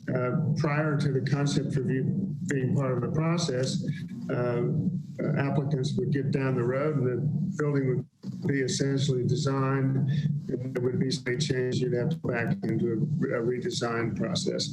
So that's why we have this process. But what I can say is that what you're looking at now is the maximum scale, and that your comments should relate to that. As I said earlier, there's a lot of design that has to do with the other layers that are applied to this building, and it includes adjustments to form, fragmenting the building materials, the location of openings, and entries, and landscape, and all of that. That's the next layer, and that's the next step process of design. Okay, well, I mean, then I guess I'll just wait for comments then. I mean, I can try and address it as well. The process is set up that we'll get your feedback and then go to the design advisory board. We'll be working with staff pretty significantly through the process and their design and civil. There's a other side within staff that does urban design review and landscape review and civil review. So it's a long process where we get a lot of feedback from you up front, and then we have to work really hard without a lot of interaction. And so the more feedback you can give us on specifically what you'd like to see, or the materials, or comments about the landscape design, and just in kind of visceral thoughts around like what you like or things that you've seen, that can really help us as we move forward, because it isn't iterative in the way that like working with an architect would be in a private project. And also, if I may jump in, there are key issues that staff outlined in the memo that Planning Board also addressed, and you may want to refer back to those key issues.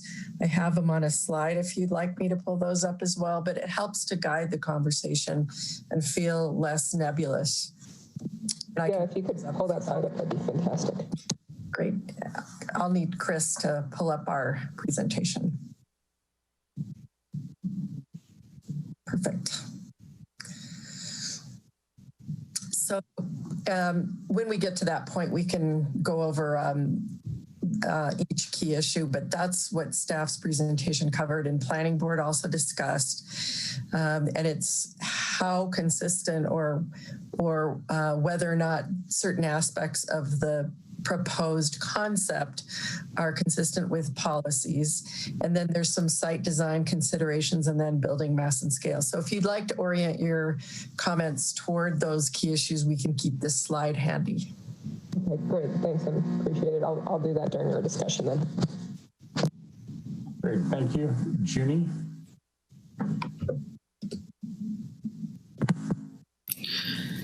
I think from the conversation, my question may have been answered earlier, but I just wanted to be clear because we're talking about the Hill area, and what come to mind is we've been talking about the revitalization of the Hill, and then when I looked at everything that was brought forward, it didn't seem as vibrant.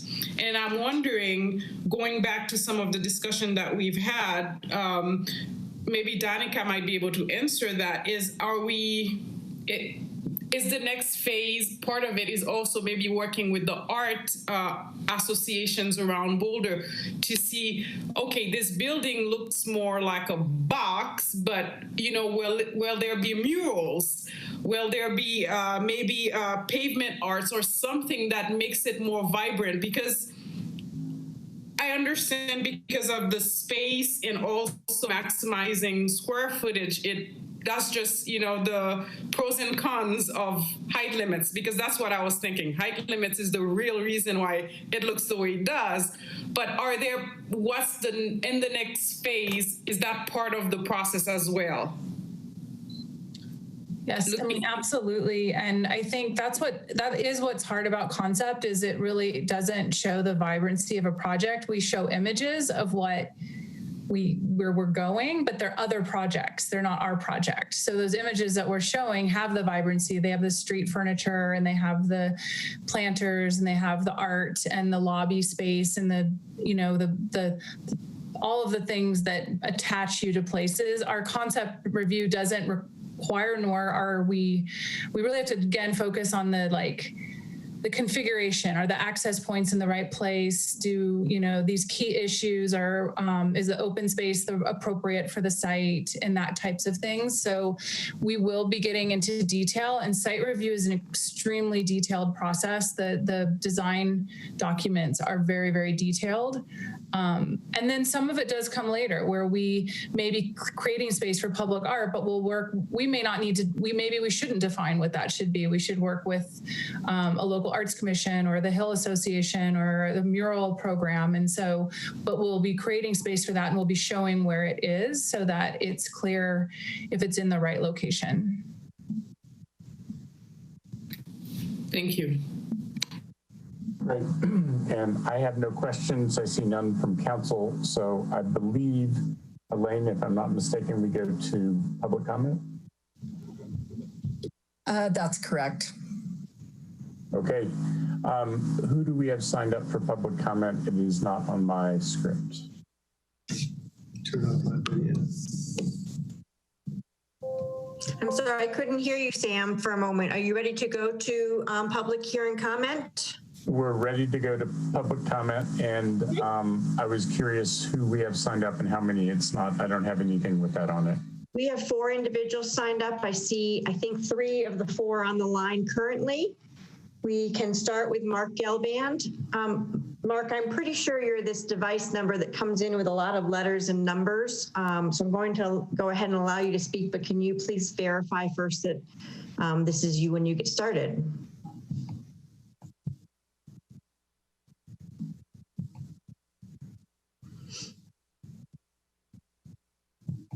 Bear with me for one moment, please. Yeah, I see that person you're talking about starts with an I, right? Yeah, there you go. Can you speak, Mark? I can. Can you hear me? We can. Thank you. So I live at 505 College. I'm essentially a neighbor to this project and patronize this area quite often, whether it's dog walks to get food, etc. I definitely am support of redevelopment. It might be the ugliest building on the hill there now, and also a dangerous one as well, as Danica mentioned. I'm not sure we need another luxury hotel, especially if a hotel is part of the CU's conference plan. I'm not sure if that's the highest best use right now. I also appreciate, and I'm surprised I'm saying this, but I appreciate Mark Wallach's hotline comments, especially given the fact that large hotel chains right now are expecting less than 20% occupancy for at least the next 24 months, if not longer. One thing that concerns me about the project is no one's mentioned that Pleasant is one way west from 12th. And the alleys that were highlighted in staff's presentation look nothing like what staff has presented. They're basically just trash rows right now. They're not, there's nothing walkable or beautiful about them. So if you're going to play them up, then maybe you need to actually do something about making them beautiful and a part of the project.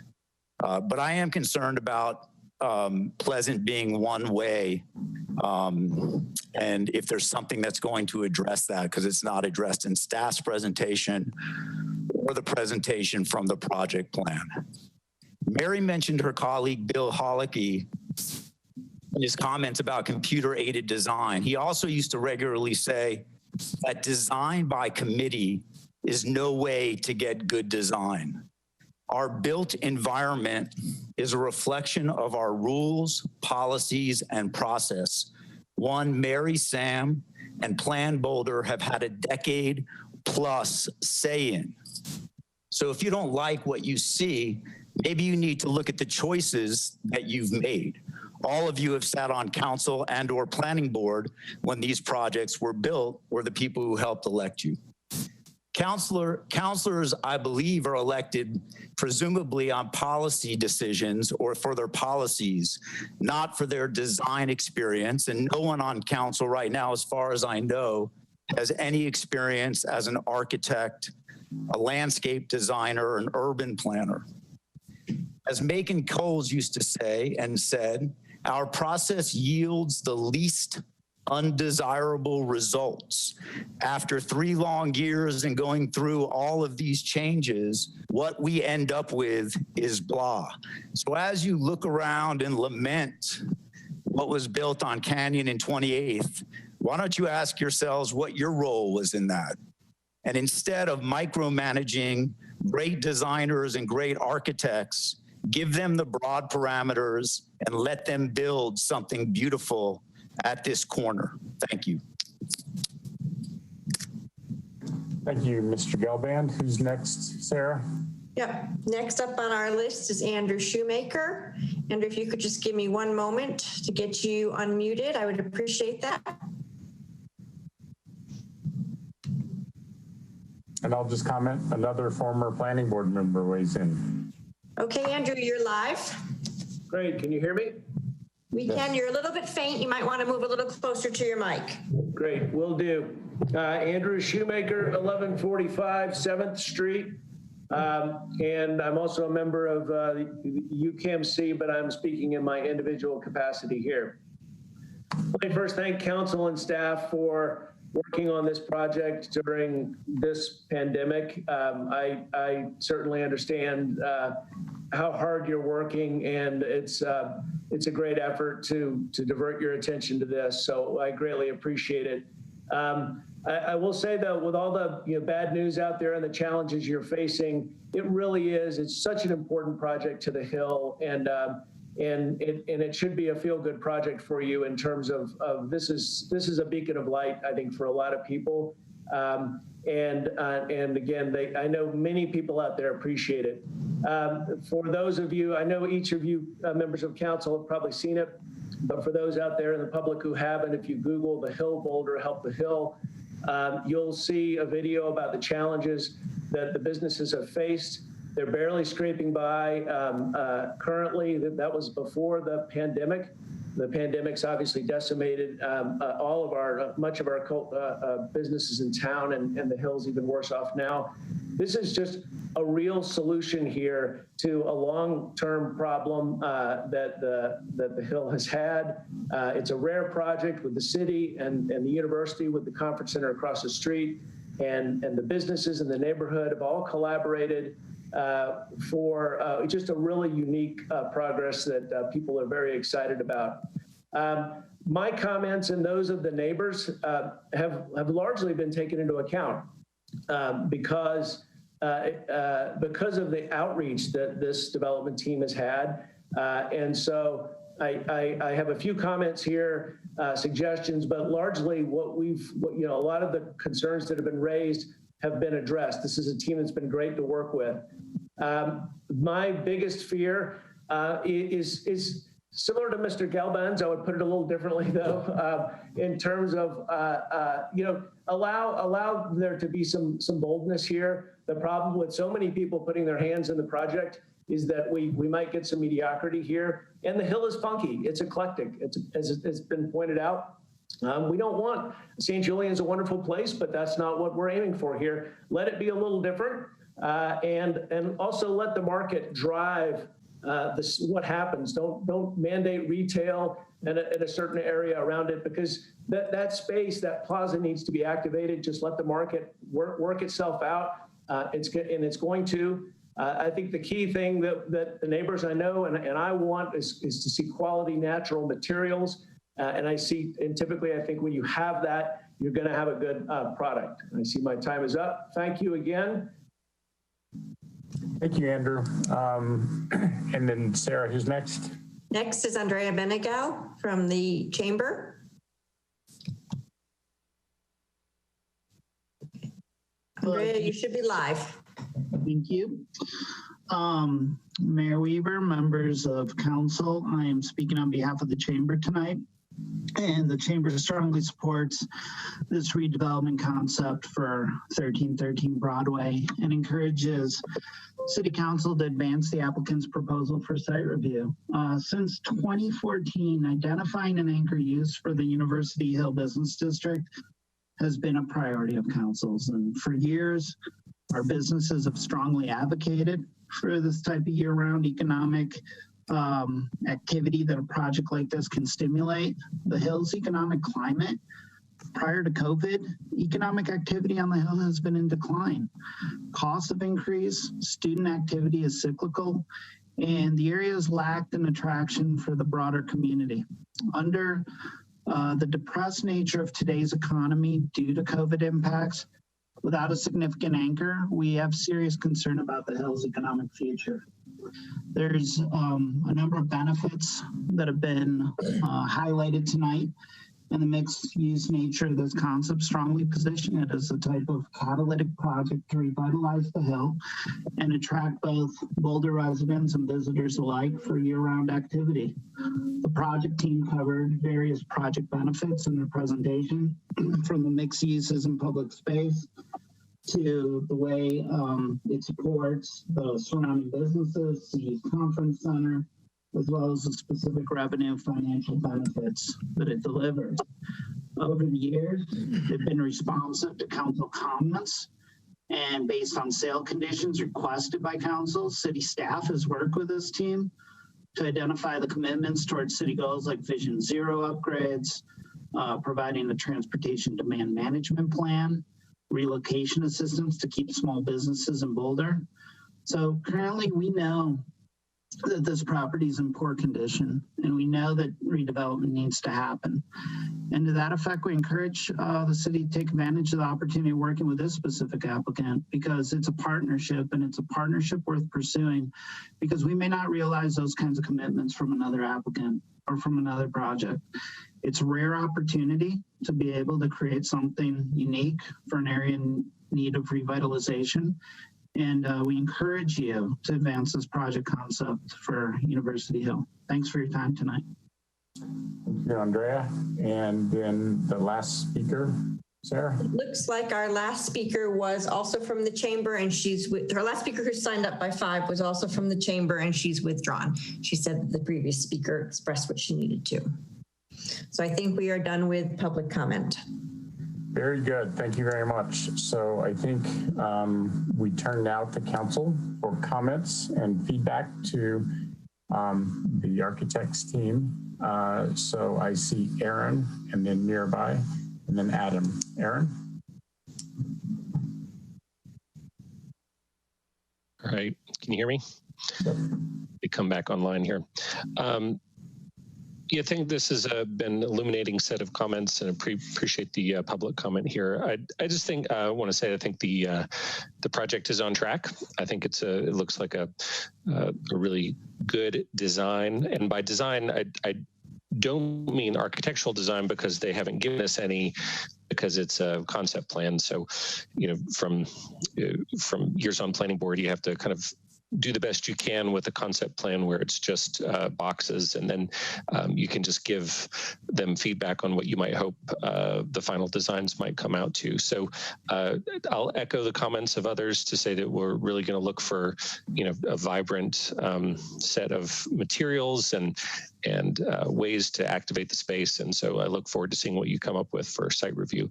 But I think I love what you've done with the plaza and the different grade levels. And, I go back to that comment about widening that keyhole a little bit. But I do appreciate the active uses both along Broadway and on the other side of the plaza.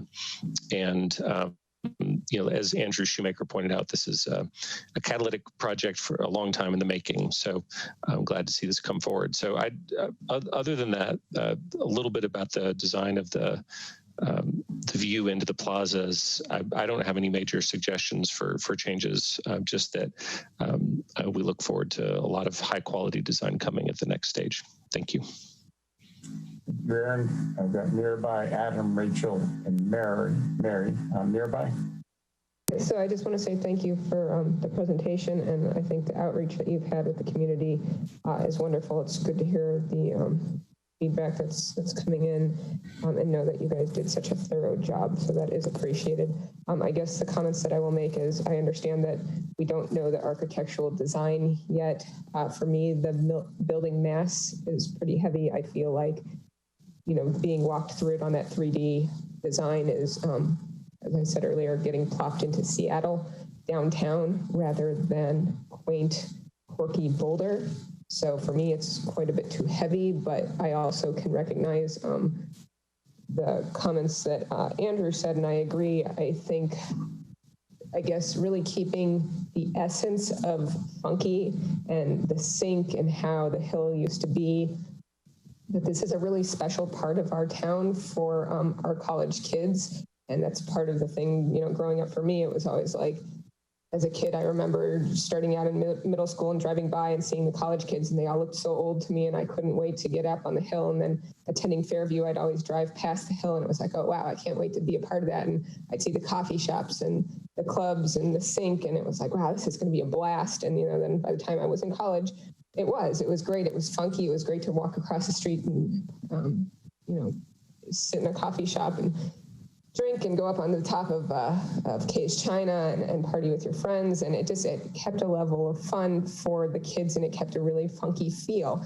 And so I think it's great that we bring in the rest of the community and the Hill residents as well. But I think really just trying to remember the essence of keeping it fun and funky, and the sense of the sink would be wonderful, rather than something that's real clean, crisp, pristine, modern, because it just doesn't fit into the feel. And so I think that's my biggest concern, is that it just has this wonderful feel where it fits right in. And I think you're going to have bigger buy-in from the majority of the community if you can get that buy-in, because the design hits right. So I'm just really going to impress upon that. And I think sticking, again, I don't want to get my hands in the pot too much. I do understand that, but sticking with the feel of how CU has continuously done a beautiful job of, their buildings might be huge, but they use the most beautiful materials. And I think that it helps the community buy into that, even though they don't technically have a say.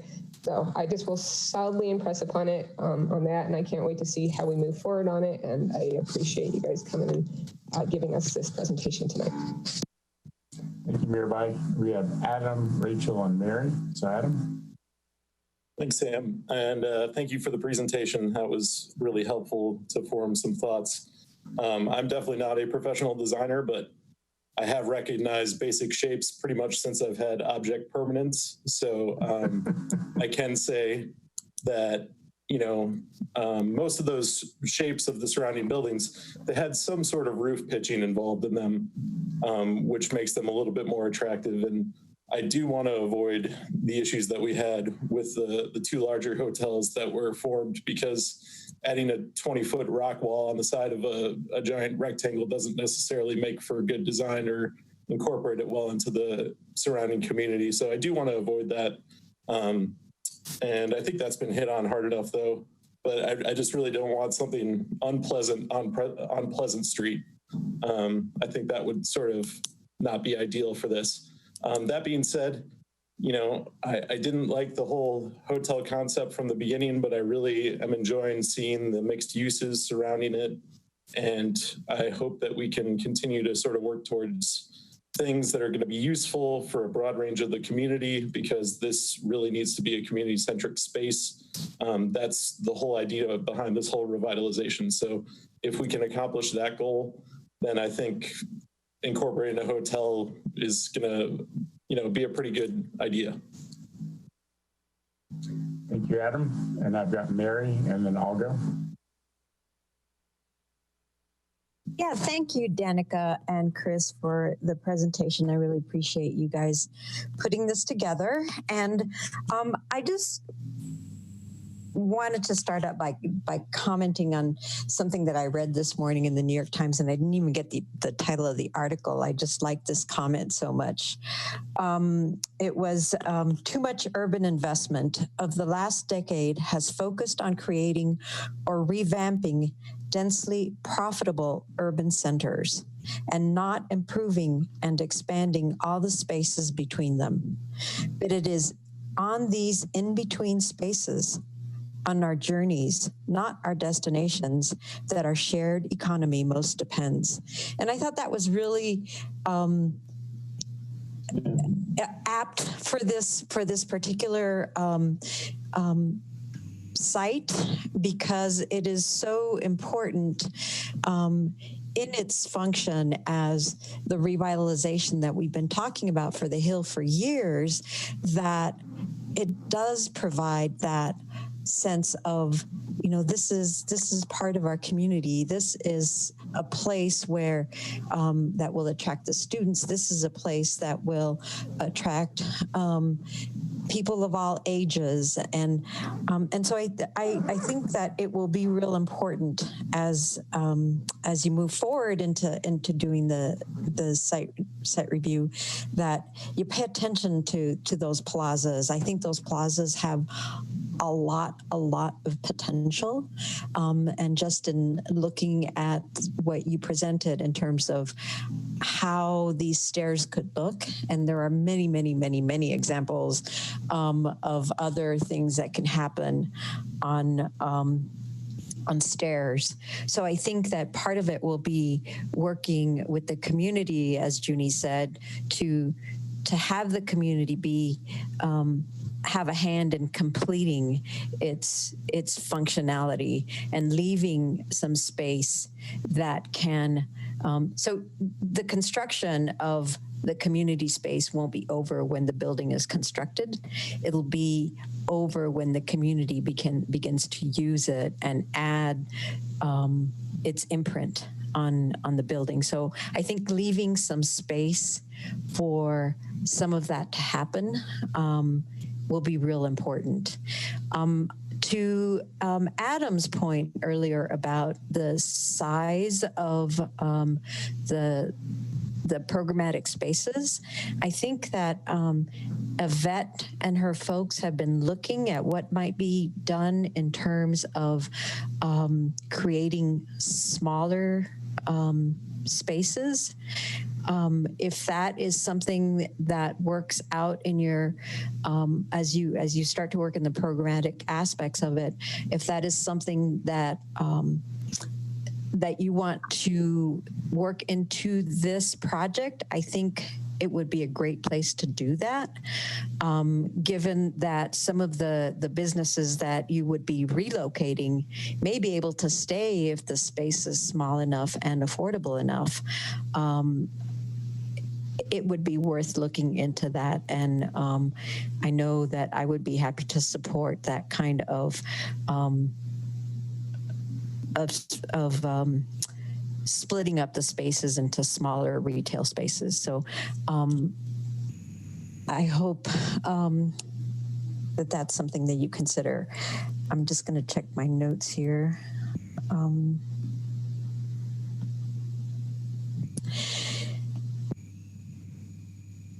Yes, and you know, again, with the stairs, I think it would be real important to avoid just having a whole bunch of concrete. I think that's a flaw of the Boulder Junction Plaza, is that it's just so much concrete and really nothing much of interest, at least not yet. So so avoid the heat sinking concrete in the stairs, which could easily happen. And I think that's all I have. So thank you very much. Thank you, Mary. And so I'll go now. Chris and Danica, thank you for your presentation, and thank you for all the community outreach you've done. It was much appreciated. I think this project could be great. I think its setting provides a ton of opportunities. I think the fact that we will have a conference center across the street to attract minds from all over the world to come and share ideas and then stay in the Hill Hotel and the Conference Center Hotel and come hopefully have meals on the Hill and circulate and bring vibrancy to the Hill, I think is a really high potential for this project. So I believe that it's what we've heard from neighbors and from the business community for a long time. So thank you for the developers for stepping up to this. Thank you to CU for putting the conference center on the Grandview side to enable this kind of synergy between what the university is going to do and what the private sector is going to do on the Hill. I love the plazas here. I think there's a lot that can happen. I think two of the major plazas that have recently gone in town, as Mary points out, are unfortunately not very vibrant and they're not very active. And so hopefully we can learn from the one Mary referenced, we can learn from the one on the west end of Pearl Street and ask ourselves, why did those not turn out to be really active public spaces? Because I think the way the building wings lay out in this project, it does call out to the funkiness of the Hill. This is not, you know, one monolithic block with a few different setbacks going back from the upper stories. This has got a pass through, and that pass through, you know, we'll have a lot of stairs, so we have to think about ADA, and we have to think about how people can enjoy it. But I think one of the pieces of feedback I've heard from a couple of people is that if we're not careful to activate the plazas and to make those stairways and those changes in elevation attractive for people to linger in, then these will also become dead spaces, and dead spaces do get filled by occupancy that may not be what we're hoping for and may not result in a civic engagement with it. So I think that is the core of this project. I think you've done a nice job with the wings and the way the wings kind of surround the plazas and the pass through. So I think the connection is very helpful for that part of the Hill. And I agree with people's comment about retail. Who knows what it's going to look like? Be flexible. It could end up as eateries. It could end up as a whole bunch of different things, coffee shops. You know, we're going through a lot of changes at the moment with our economy. And so to the extent that you can make those spaces flexible, I think it's great to have non-hotel spaces in the hotel project so that it can draw more people in who aren't necessarily staying there. I'll make a comment. I was part of approving the original design for what went in at Canyon and 28th Street. So there were two hotels in the original design. They were beautiful. They had green roofs, there were green walls on two sides. There was a curtain wall along 28th Street that was hundreds of feet long. It was gorgeous. It was well thought out. And then a chain came in and purchased the entitled project, wiped out all the really nice architecture that was done. And what we have today is a result of the fact that a national chain got involved, and that project is a study that the planning department has taken a look at. Why didn't we get something more like what we originally approved and what happened? So I would just reflect that this is an opportunity to match, say, the Boulderado and the St. Julian for unique designs that are uniquely Boulder. And, you know, that brings me to what is and isn't in the concept plan. We see bulk, and I'm going to have some comments on that. But I think because this sits at an intersection, an edge between the hill and the university, there's a ton of opportunity to pull in elements from the hillside, which was more of a 1920s feel, has really interesting window shapes, has nice roof lines. You know, they're in need of repair and maintenance, but if you look around those old buildings, a lot of the style of that time is very interesting, and it's more ornate than the square blocky buildings that have come to be part of modernism. I think there's the ability to call out to the hillside and call out to the university side, and how you choose to do that, I won't say what I think because I don't know, but I think there's all the elements for you to interact with there that are very interesting.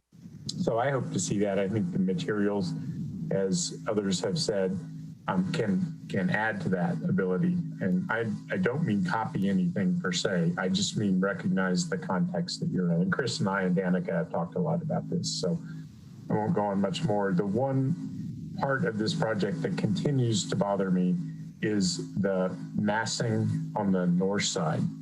So as you come up Broadway, you're going to be confronted with a pretty massive appearing structure there.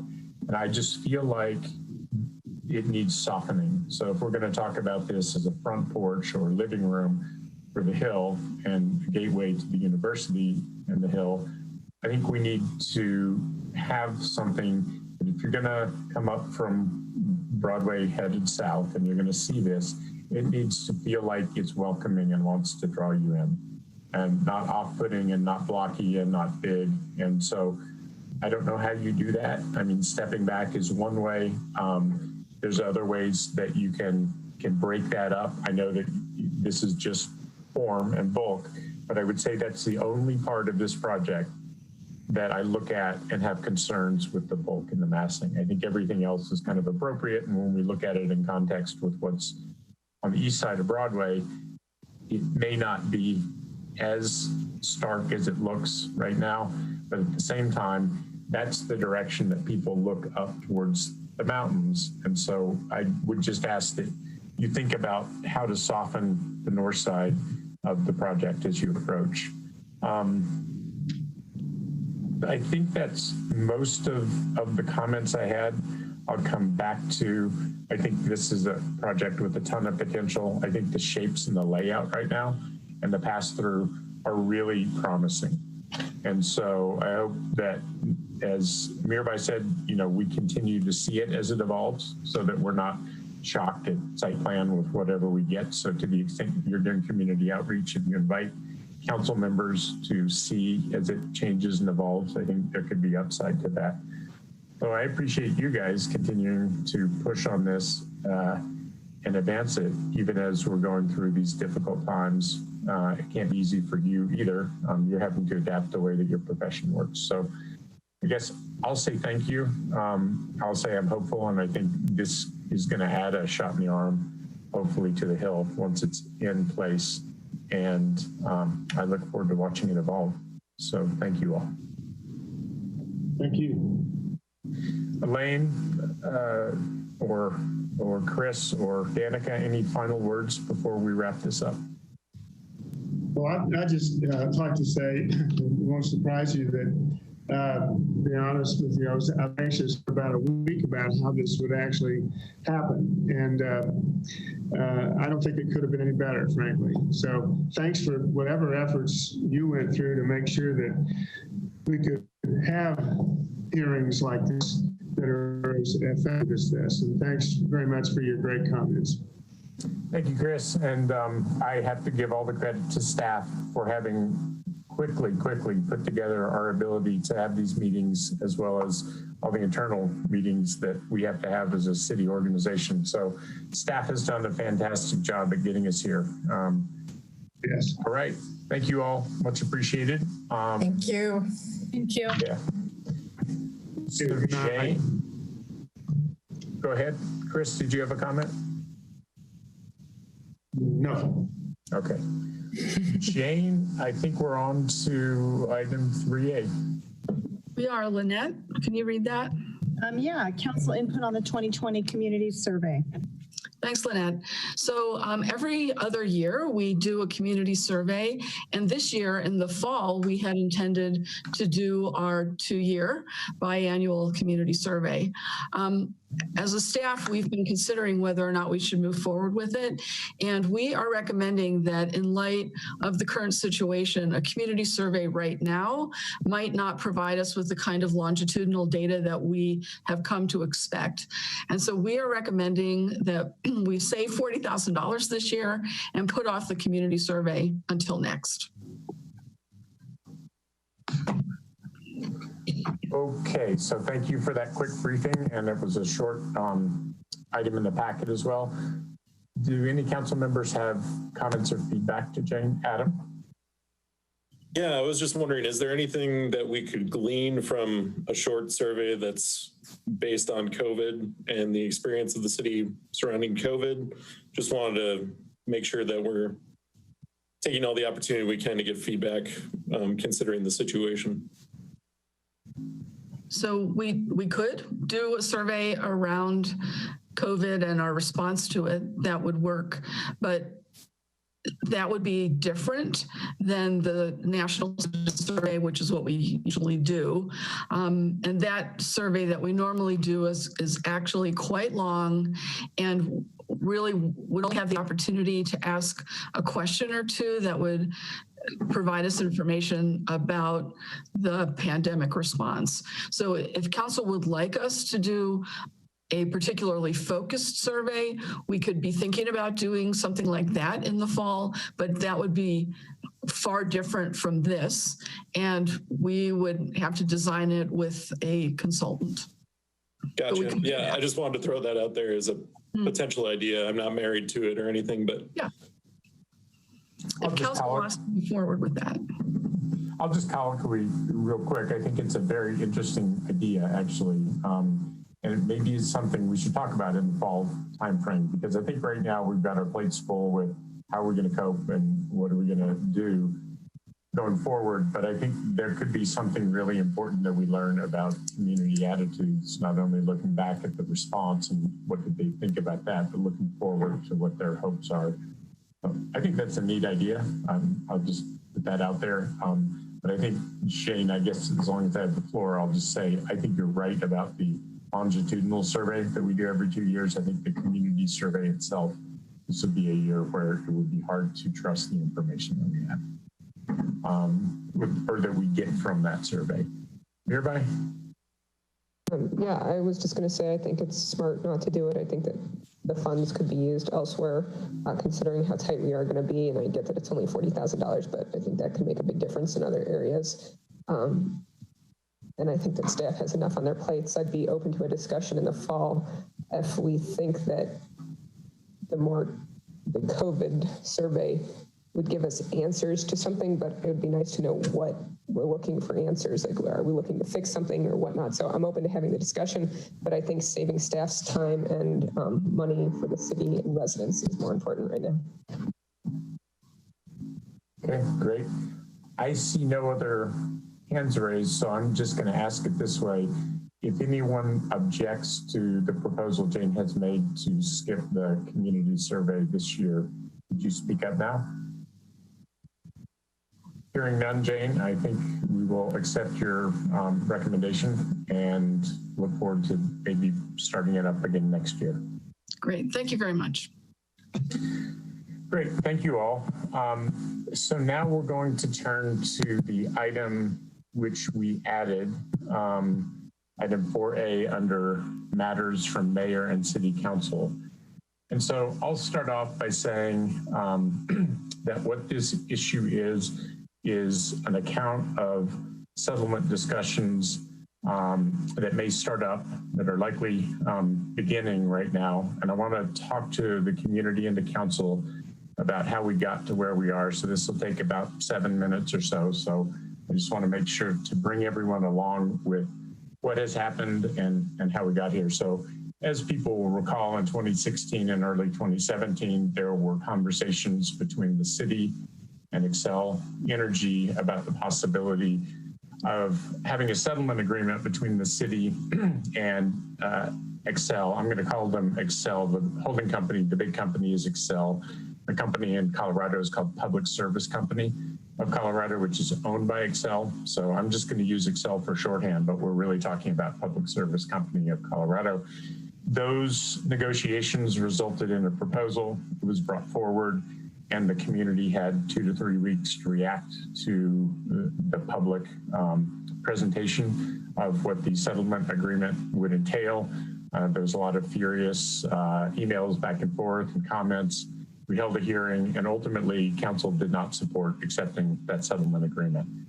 So since that time, the CEO of Xcel in Colorado at that time was David Eves.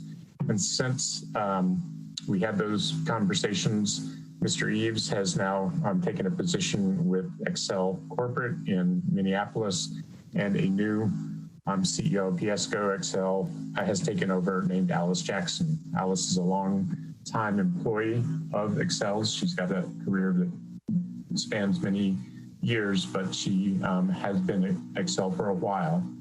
And at some time last summer, she was introduced to Bob Yates on city council, and Bob dropped by in Denver and met her and spoke with her briefly. And one of the things that they discussed at that time was we should all get together and, you know, meet Sam, who was involved in the previous discussions, and Bob and Alice, and just have a conversation. So 6 months passed, we went back and forth and missed each other with busy schedules, and ended up getting together in early January of this year for a lunch.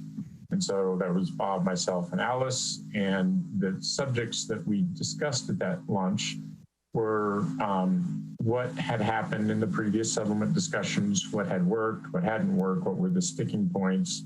And of course, there were many sticking points, some of which involved the price that we would pay if we had a municipal utility under the settlement. And then other sticking points involved issues like, would Xcel meet decarbonization goals that at that point were only under discussion and weren't formally adopted as they are today? And the other point of discussion was one of the issues that I had been hoping for out of the 2017 discussions was that some of the energy future goals that involved microgrids and more distributed generation within the city footprint and advanced technologies, including ways to make the grid more reliable and resilient, would be items that Boulder could have an input on, right? That we could work jointly with Xcel's planning process within the Boulder area, which is slightly larger than the city of Boulder. And the answer that the city was given by Xcel at the time was, there's no way. This is not something that we have a desire to do or are equipped to do. So that won't be on the table, and it won't be something we can discuss. So that was one of the subjects that Bob and I discussed with Alice Jackson. Was unfortunate, and it was a problem for many of us that the city, we have 3 goals, the 3 Ds, which are decarbonize, decentralize, and democratize our energy system, subject to the 3 Rs, which are reliability, rates, and renewables. And so I explained to Alice my view, which was that if they meet their decarbonization goals, which have now been adopted statewide, of being able to reduce their emissions by 80% by 2030, that would be fantastic. That would be a huge step forward. Now, Boulder's goal is 100% emissions-free electricity by 2030, but 80% is a long way there. And so one of the conversations that we had at that lunch was, I was skeptical that they could meet that goal because they won't be that close by 2026, which is what they filed the plan by. So we had a discussion about it, and Alice Jackson reassured both Bob and I that there were ways to do that and that they had plans. And so I was intrigued by that assertion, so I was still skeptical.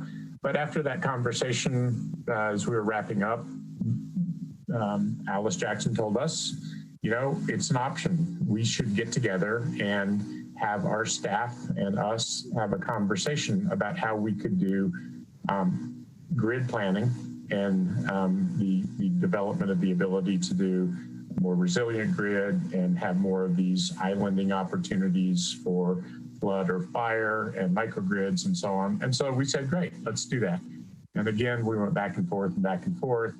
And then we finally got the teams together on April 20th. So on April 20th, some of our staff and some of their staff got together on a Zoom call, just like this, and spent an hour discussing how does Xcel do the upgrades planning? How do they get together and bring all their potential new projects in and select among them and allocate their resources? And it sounds a lot like our capital improvement planning process, to be honest. They have a 5-year plan and every year they update it. And so there's like a series of, they collect their things and so on, and the ideas, and they put them into action eventually. And so we talked about how Boulder could plug into something like that, that we're familiar with that kind of process. And so that meeting was fairly positive. And at the end, Alice Jackson asked Bob and I if we would be willing to stay on for an extended conversation. And we said, sure. And so after a few minutes, Alice said to us, so this seems like this was a big deal, the ability to have a modern grid and to have Boulder be part of bringing that forward. So if that were to happen, would this be something that could form the basis of settlement discussions? And I don't think Bob or I were expecting that. So, you know, we had kind of, I would say, immediate reactions, but we said we wanted to go think about it. And both groups said, why don't we go back to our teams and talk about whether it makes sense to do this? And, you know, on our side, it's can we get the 3 Ds and the 3 Rs? And, you know, would this piece of it be acceptable, you know? And then, so after we went back to our teams, we came to a place where we've always come to, I think, which is we're always willing to talk. We're always willing to have a conversation to explore what the possibilities are. And we've been committed to that throughout the entire municipalization process. I can think of at least 3 different processes that I've been involved in one way or another that were kind of like that. And so we returned after debriefing this with the team and having conversations. And one of the things that we asked for was, okay, if we're going to do this, we really are going to need some way to have a few people have a look at the plans for 2030. And so what we learned is that those plans will be filed with the PUC sometime in 2021. So there's a lot of sensitivity about them, but in principle, we agreed that under NDA that we could have a look at that and, you know, and understand where the company is going and how that might fit with Boulder's goals. So that was great. I mean, that is a difference, a substantial difference between the 2016 and 17 conversations where there was no access to that kind of information. And then we returned the idea of that's decarbonization, so that's a 1D, right? Then we returned to the other 2 Ds and a couple of the Rs, which is how do we make our local grid stronger and more resilient so that we have reliability on par with Longmont or Fort Collins, who have really high reliability because they buried a lot of their lines. So the planning involves undergrounding, and our deferred undergrounding that Xcel has been collecting on order $1 million a year. Well, we've been out of franchise. And so how do we come back to that? And, you know, what can we do as far as being part of the planning for how that money gets spent in the city, and how can we be part of making sure that the future grid that we want, and we know we want, is something that we can work with Xcel in a collaborative partnership, brainstorming fashion to be able to bring to fruition. And after we came back and had a conversation with Alice, so it was Bob and I and Alice just saying, okay, we think that these will be big deals. We also think that the terms of any franchise agreement would be big deals. And so we need to, you know, work through undergrounding, planning for a future grid that serves our energy future needs, checking on decarbonization, And, you know, generally speaking, making sure that we're lined up well together. That's what we said that we would need to be able to do. So since we got back to Excel, our first meeting was April 20th, and we had another call April 24th, where we more or less said, we think this is a possibility. And then following that, we had 4 more meetings to do different things. So we had another planning meeting for a future grid. We had a conversation where we, under NDA, we executed the NDA and another legal agreement called the 408 agreement, which governs what happens in those discussions. Essentially can't be used in court. These are just exploratory discussions, so there are no legal binding terms until something would be signed by both parties. And then we, under the NDA, we had a look at the 2030 scenarios that Excel may or may not propose to PSCO, and those were interesting and enlightening. And then we had, as I said, another meeting about the grid, and then we had a final meeting where, again, Bob and I and Alice Jackson met to talk about how would we present this to the community, because one of my lessons from the 2016 and 17 was that we need to be as transparent about this as we can. We can't talk about details that we're under NDA on, but we can, as I've outlined, talk about what the general subjects of the conversation are, and we can hear back from the community what they hope for any kind of settlement discussion. So we want, as a Boulder team, both on the council and staff, to hear from the community early and often as we go through the process. So the thinking right now, from discussions that have been had so far, nothing is set in stone. There has been, besides the non-disclosure agreement and the 408 agreement, there not only has been no signed documents, but there hasn't been really much exchange of information except for scenarios for 2030.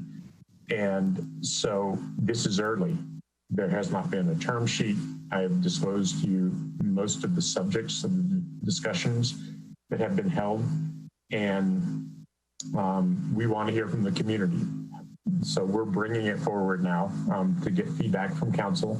Council, of course, has heard about this as it's been happening. This is not a surprise to the people on the virtual dais tonight, because there have been confidential memos that Tom Carr has put out describing that these discussions were starting, and then later describing what the subject of the conversations have been.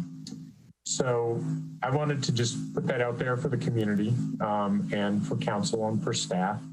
I am hopeful that we can have productive discussions. I think some of the points that we've been able to talk about so far were points that were off the table, even for discussion in 2016 and 2017. So it sets us up for a more interesting and thorough and fulsome discussion of how we take our energy future goals and talk with Excel about how can we work together to get our community aspirations baked into reality, working with you if you, Excel Energy, still own the poles and the wires and the transformers and the switches and all of the components that will allow more renewables or not, depending on how they're designed, that will allow for microgrids or not, depending on how they're designed. So we have put out the idea of a couple of projects that are ongoing in Boulder where we might road test some of the concepts for how we work together. And we have 2 parts. We have the process part. How do we integrate with the process? The city integrate with Excel's process and they adapt their process for us. And then what are the actual solutions that we're looking for? So that's more technical. What are the interconnection requirements? And what can be enabled through looking at grid design holistically and differently.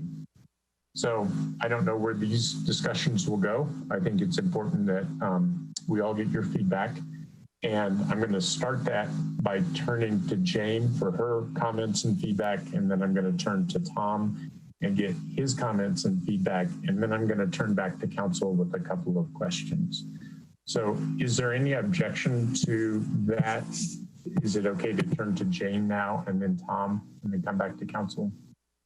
people would like to do it differently, let me know now. Otherwise, Jane, if you wouldn't mind responding. Great. Thanks, Sam. You covered a lot of the things that I had hoped to say about this. Certainly, we have made great progress on municipalization, but we've always kept our options open, including partnering with Xcel. And as you noted, we've been down this road a few times before. We want to work with Xcel and with council and our community to design an acceptable partnership agreement that will really focus on the community's energy goals that you've already described in really great detail. One of the things that I want to say about it is that as we work toward a partnership framework that would meet the goals that we have, we want to make sure that we are designing a transparent and inclusive public process to make sure our community's interests are represented in the negotiations. We've always benefited immensely, as you noted, from public input throughout our process. And indeed, it is a community-driven effort. It always has been, and that's a hallmark of all that we do.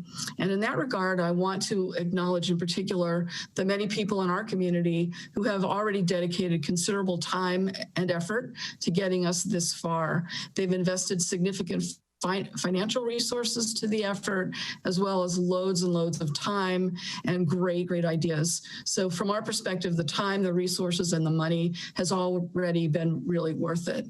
So one thing that Sam noted that I want to ask council about is this. He and Bob Yates have been working with staff in our preliminary discussions with Xcel.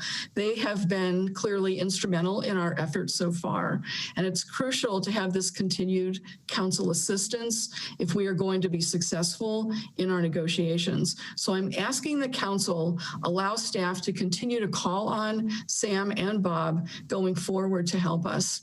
And the second thing that I want to ask of council is your input on how best to design the public outreach and engagement process so that we can receive appropriate community guidance in this effort.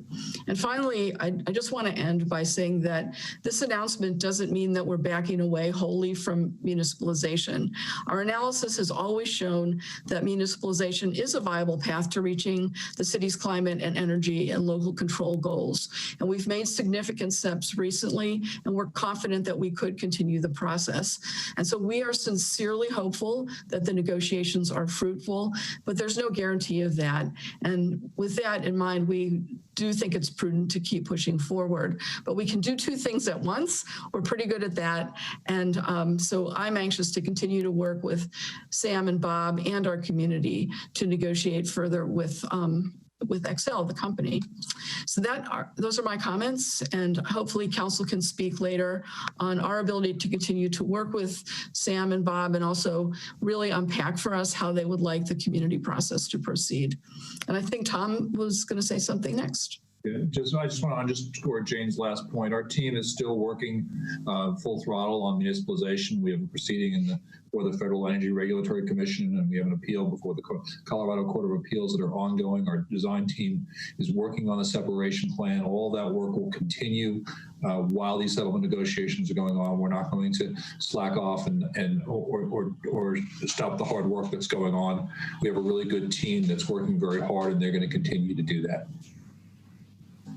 Thank you, Tom. And so the two questions that Jane asked are essentially the two questions that I think council needs to take up tonight, in addition to any comments that council might have in general about this. So I'll turn to council for feedback. I'll reiterate the two questions. So when you speak, if you choose to speak, if you wouldn't mind addressing how do we want to do community engagement and outreach? So are there any inputs that you have about what we need to be thinking about as far as how we include community in these discussions within the constraints of what we're not allowed to say in detail? And then the second is, do you agree or not agree with Jane's suggestion for having Bob and I participate in these conversations? So I'll open it up from there.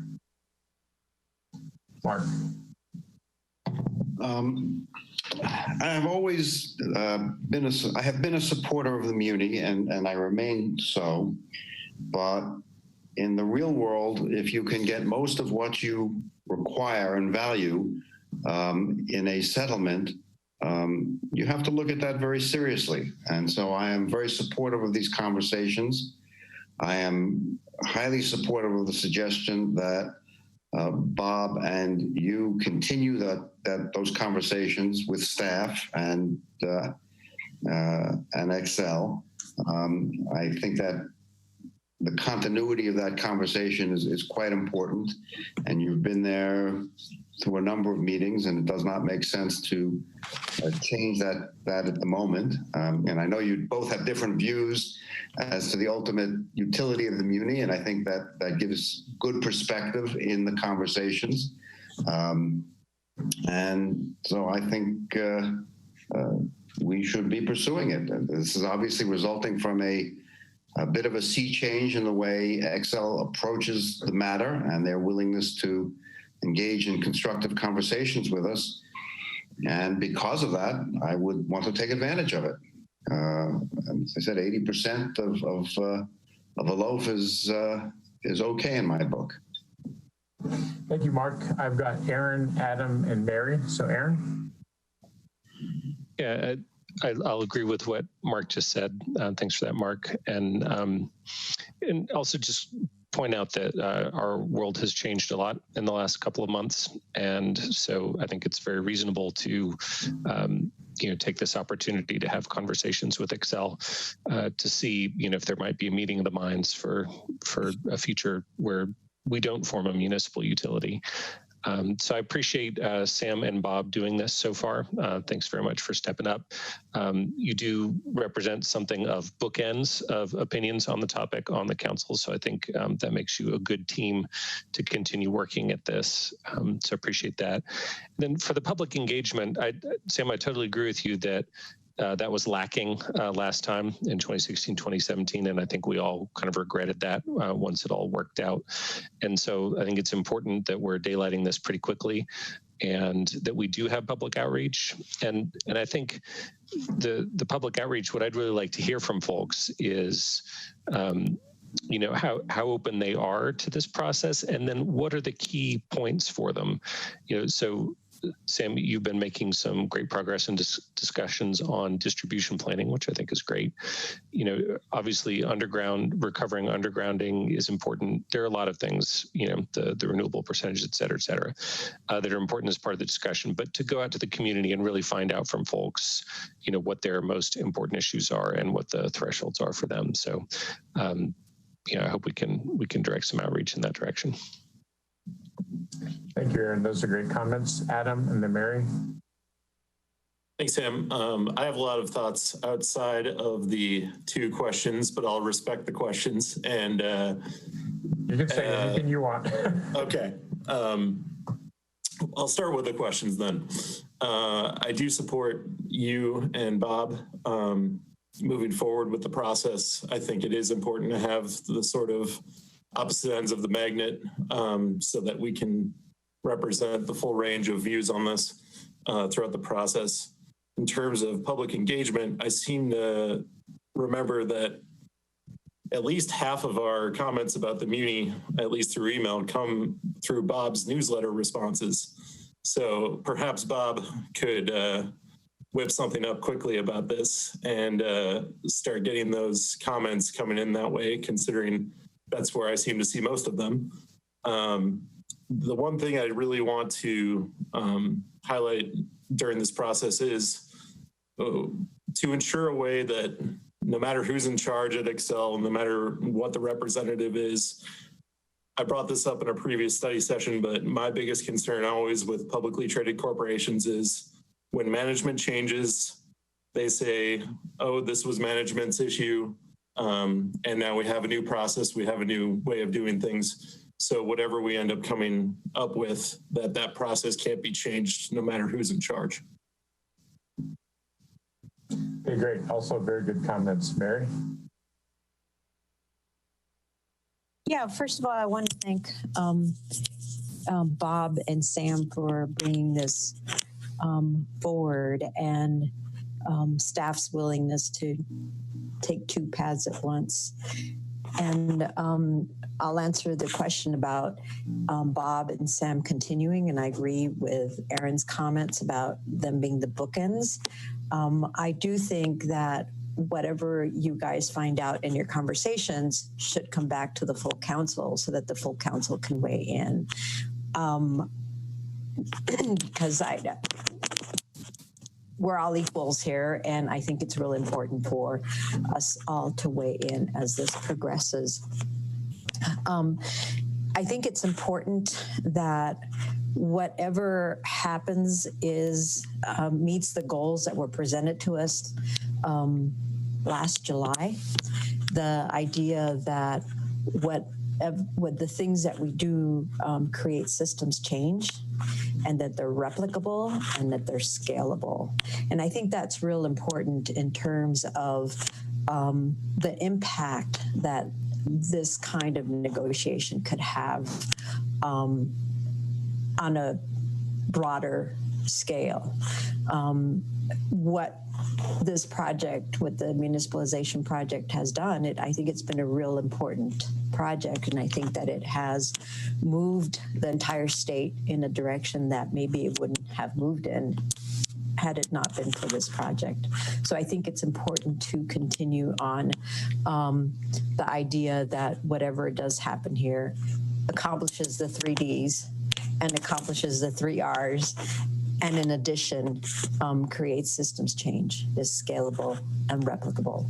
So those would be the things that I would want to see out of this. I think as far as public outreach, we'll hear from the people that are interested in this topic, no doubt, that people will weigh in. But I think that it would also be important to reach out to others that are affected by the price of energy and their energy bills. So to the extent that we can reach out to folks that haven't weighed in on this at all and how this might impact them, I think that that would be important. And so that would put a little bit of onus on communications, because it would, to present it in the way that we usually hear it is so technical that it doesn't engage a broad spectrum of the community. So I think we need to come up with some sort of communications with broad appeal in order to get some good feedback from the broader community. So that's what I would say about the outreach, is to go a little bit beyond the people that we know will weigh in, some supporters and some detractors of municipalization. But I think that the real feedback on how it will affect people's lives will come from those that have not weighed in to date. So thank you both for doing all this work to date, and I appreciate your willingness to see where this takes us. Very good. Thank you, Mary. Now I've got some responses, but Mirabai's up next. Sam, if you need to respond, if it's easier, I can hold off for a minute. That's fine. Okay. I'll just answer the 2 questions, and then I have a quick question. I'm fine if you and Bob move forward with the discussions. I think you two are really well suited to do that. And I think just what Mary said, that, comes back to council as you get information, but I would assume that would happen anyways. You guys are great about doing that. In terms of getting the word out, I think obviously we can, I like the idea Adam brought up, and I like Mary's ideas, and then obviously using the resources that the city has for Be Heard, or Listen Up Boulder, and all the everything along those lines. Our social media, those would seem to be able to cover the bases pretty well. So those are the questions. And then one question I had, and I'm sorry, I think some people in the community might wonder about this. While the discussions are happening, will we still continue moving forward with condemnation, or will that be put on hold, or is that not something we can talk about here? So right now, the condemnation case stayed. So the cases that are ongoing are the petition in front of FERC, on the substations and the appeal of the dismissal of the first condemnation case, the second condemnation case, which is why the third condemnation case was stayed. We're going to proceed with those as we go through the process. Great. So we'll continue kind of moving forward with things so that if the discussions don't go through, that we haven't lost all this time. Is basically that's correct. Okay, great. Thank you for clarifying, and I think it's good for the community to kind of know on that level. So that's all I have. Very good. I've got Rachel. Just briefly, I'm fine with you and Bob proceeding, and thank you for the work you're doing. And I trust that staff will, Sarah and staff will do a great job on engagement. Thanks. Okay, great. So I think we've heard from most folks. Junie, do you have any thoughts you want to share on this? No, I think everything that needed to be said have been said, and I support everything that was said. Okay, super. Bob? Yeah, thanks for all those comments. Those were all great. And I also want to thank our colleagues for having confidence in Sam and I to continue the discussions. I did want to comment on a couple of things that people brought up and just make a few observations. First of all, Mary made a great point about keeping both council and the community informed as we go forward here. And there will be lots of things that I think we will be able to talk about at council meetings with the public, and that'll be part of our engagement, I think, quite frankly, is sharing with the community at council meetings what we're hearing along the way. There may be some things that are not quite ready to be shared that we may need to share with council confidentially through our lawyers. Ultimately, all will be transparent, but there may be some steps in between. If you've ever been involved in a settlement, you know there's sometimes some sensitivities. But Mary, that's a great point, and I think our commitment is to, now that this is public, is to communicate as consistently and as continuously and as broadly as we can. Adam made an outstanding point about commitment. We have a legal right. The city has a legal right to condemn these assets and to run its own utility.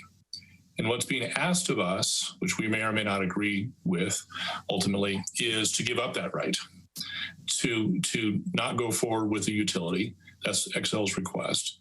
In exchange for which they'll do some things. They'll make some commitments and promises to us. And we're still understanding what those commitments and promises will be. We'll obviously bring those back to council and the community as we understand them. And then we'll make a decision on balance about whether those things are things that are sufficient for us to pause the work that we're doing on municipalization.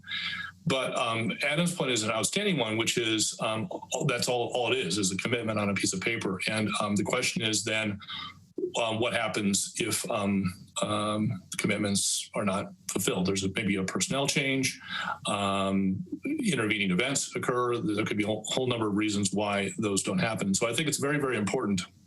And we'll be talking about this, I think, with Xcel to ensure that not only we understand what the commitments are, but we also understand what the repercussions would be if the commitments were not followed through. So thank you for raising that, Adam. And I think that's going to be a very essential point to any proposal that we might bring forward. We, of course, don't know if we're going to have a proposal to bring forward. We're very early in the stages. We've been talking for about 3 weeks. The reason why we're bringing this forward now is we've had enough conversations that I think we have a sense that there's seriousness on the part of both parties. And so we wanted to share this with the community as soon as we sensed there was seriousness, but before we got too far into a whole lot of details. I can't predict now whether we're actually ever going to reach a settlement. But one thing I will say is, having been on council back in 2016 and 2017, the last time discussions happened, is the tone seems to me to be very different. There was a settlement discussion that went on for many, many months back then. As Aaron observed, one of the mistakes the council made back then, that we made back then, was to have those discussions go on for quite a long time, and were really unveiled to the community really only after the proposal was pretty fully baked. We don't want to make that mistake this time. But what I will say about tone is there seems to be a very genuine desire by Xcel to work with us, to partner with us, as Jane said, on any number of things, whether it's carbon reduction, distribution planning, catching up on the undergrounding. There's a long list of things to talk about. And my sense is of the tone is that there is a desire on the part of Xcel to see if we can form a partnership. And so I'll stop right there and just observe finally that if something can be put together, and we'll be talking every step of the way, whatever that is, if there's a there, we'll have to come back to the community for a vote. We'll be talking to Xcel, and we'll be trying to get the best deal we can, quite frankly, for the city. And we'll be talking to council every step of the way and the community every step of the way, and hearing what the community wants us to get.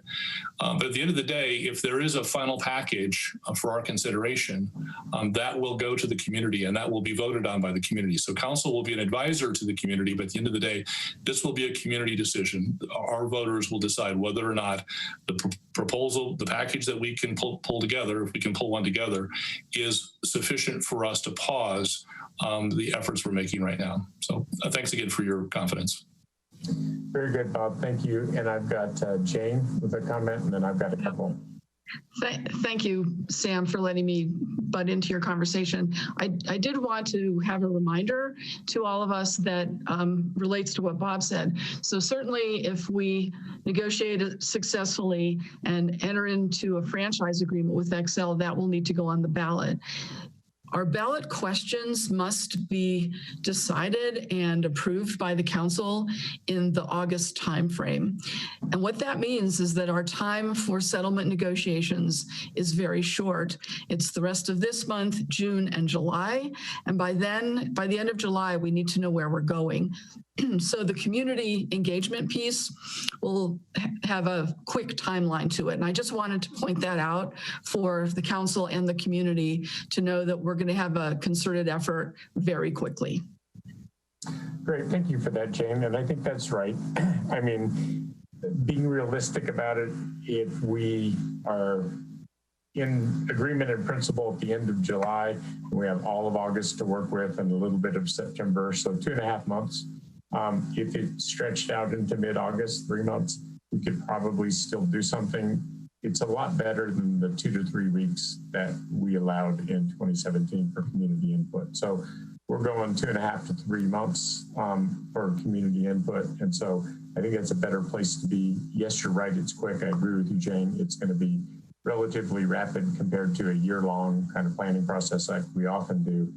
But I think many folks who have been watching this are they're going to understand the details of what we're talking about. I think Mary made a really excellent point about us needing to make the discussions accessible to people who aren't hip deep in the details, whether they're legal or regulatory or technical. So I think that will be a key point of the outreach, is to make sure that we're engaging. And I think our Energy Future staff generally does a great job of trying to bring things out to the community. And this is just a different element of that needs to be brought out.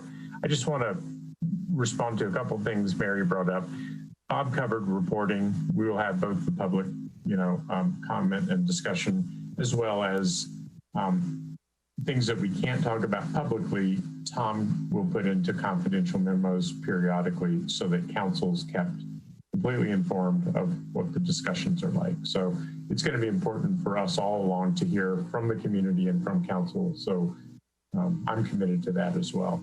Replicable and scalable, which Mary brought up, an interesting piece of working with the company on this discussion is they almost have to do replicable and scalable, because the Public Utilities Commission insists that they not treat communities very differently in their service territory. And so part of the conversation has been, if we can come up with a process that works for Boulder and integrates Boulder staff with Xcel staff during the planning process, that would be something that they would want to offer to other communities who wanted that same kind of localized planning for their grid. And so I think it's kind of built in the way that Xcel is regulated, that anything we come up with, not 100%, but say 90% of whatever we come up with them would be something that's replicable and scalable, at least within Colorado. I wanted to touch on that. And then I will say, regrettably, that we will not necessarily be able to touch on all 3 R's. So I think the 3 Ds are squarely in the crosshairs. I think 2 of the R's are reliability and renewables. But rates is something that we may be able to do experimental time of use rates or various kind of perturbations as a pilot. But rate setting is a complicated subject, as we've talked about around the muni, and it's handled at the Public Utilities Commission. So I think we are always involved in rates. We intervene at the PUC, our staff does. We're very, plugged into what is coming forward as far as resource plans, what's coming forward as far as rates and rate cases. But the forum and the venue for much of what gets decided on rates is outside of our control. So and that's one of the compromises we'd be making. We can address the 3 Ds, we can address the 2 Rs, but that 3rd R of rates is going to be something we'll do the best we can in these discussions, but we'll also have elements of the PUC. So I think that's the end of my comments. I'm hopeful. I appreciate council having trust in Bob and I to go forward with this, but we will hopefully earn your trust with lots of reporting back to you and the community. Anything else we should touch on? Very good. So I think that's the end of that. And community members, let us know what you think. And I think we are on, Lynette? You are on the initiative petition discussion. Okay, very good. And so I think just to frame this up briefly, we have 4 initiatives approved for circulation. One of them was just approved today, in fact. And each of the 4 initiatives has a different subject, and each of the 4 initiatives got certified at a different time, but all of those 4 are approved now. We have previously discussed whether we wanted to do electronic signature gathering. There was a decision not to go forward with that. And Rachel and Aaron have brought forward the point that there's new information, and the new information could have an influence on how we want to approach dealing with these initiatives that are out there in the time of COVID. And I guess the last thing to point out is in their hotlines, Rachel and Aaron pointed out that we had never taken a vote on whether or not to have council place the initiatives on the ballot for 2020. So with that framing, I think, unless other council members object, I would turn it over to Rachel and Aaron to kind of make the case for what they're looking for out of this subject. So Rachel? All right, thanks. I know it's late, and I thank you all for staying with us and all the community members who are still watching and the journalists. So also thank you to CAC for slating this for additional discussion. And I also want to thank the petition signature gatherers for continuing to keep us apprised of the realities of being on the ground and trying to gather signatures right now. So because they've kept us apprised, it's the reason that Aaron and I have brought this back up is due to public safety concerns. The change in circumstance is that since we considered this, our county health experts have advised that they actively discourage going door to door or collecting signatures in public places during a pandemic. So when we considered this issue previously, we discussed and some of us endorsed that people could engage in sort of traditional signature gathering efforts, but now we know that per the experts, that is not safe or advisable. I would say that the realities of COVID have caused us to change a lot of things in our lives in pretty short order. As an example, we are virtually attending this very meeting, and that was unthinkable and not permissible under our charter like just 9 weeks ago. So what I'm asking for is that we try to best protect the members of the public from COVID, and that we be mindful of equity considerations. So I'm somebody who has been a legal advocate for individuals with disabilities and older adults. And I think we should not ignore COVID inequities. So the fact is that right now, people in vulnerable categories, even if we said go forth and collect signatures, they cannot safely sign in-person petitions this year. So we can sort of acknowledge that COVID means that business as usual is not really okay in 2020. And lastly, I think this is an opportunity for us to demonstrate to the community that we are with them in supporting direct democracy. If we look back at Boulder history, some of our greatest accomplishments have been through direct democracy, things like the height limits and sugar beverage tax more recently. So we do have a pretty long tradition of supporting and benefiting from direct democracy. And so we have to sort of do things a little bit differently this year. And I think that we can probably find a way that we would all be comfortable with to get this done. And even though we may not have a duty to take steps to make this happen, I would hope that we have the will to take some steps. Personally, I would have preferred that we did online signature gathering, but I would say that we passed the period when that would have been a feasible fix because there's not enough time anymore, especially for the early June deadlines for that to happen. So in light of all the foregoing, I would ask that we vote tonight as to ballot initiatives certified as of today to have a public hearing, ideally next week, and then vote on, after we have a public hearing on whether to refer the initiatives to the ballot. That would mean that people can stop collecting signatures in person. It would relieve the community of the burden and inequities of gathering signatures during a pandemic. And in light of sacrifices we are all making, it seems like a pretty small price to pay during a singularly tragic and extraordinary year to dispense with signatures and just refer for well thought out measures to the ballot. I think the biggest risk, if there is one, is that voters will approve all 4 measures. I have faith in Boulder voters that they will use critical judgment and common sense in considering their votes, so I don't really see a risk. That's my pitch. Thanks. Thank you, Rachel. Aaron? Yeah, I appreciate CEC putting this on here, and that I'll just say that the approximate reason for doing this, for bringing this back up, is that one of the main reasons I think cited by folks who didn't want to do electronic petitioning was that in-person signature gathering could be done safely, I think was the assertion, but having county public health weigh in and say that they did not feel like that was a safe activity and that they recommended against all in-person signature gathering, and in particular door-to-door, but all in-person signature gathering, I think is what has changed things. So I won't repeat everything that Rachel said. Rachel, I think you said that very well. Thank you for that. But just that I'll say that throughout this COVID-19 period, we've taken our guidance on what steps to take from county public health and the state public health departments, which I've really appreciated. I think we've done a great job on that. And then here and there, we've gone a little bit further to make things a little bit more restrictive where we felt that was merited.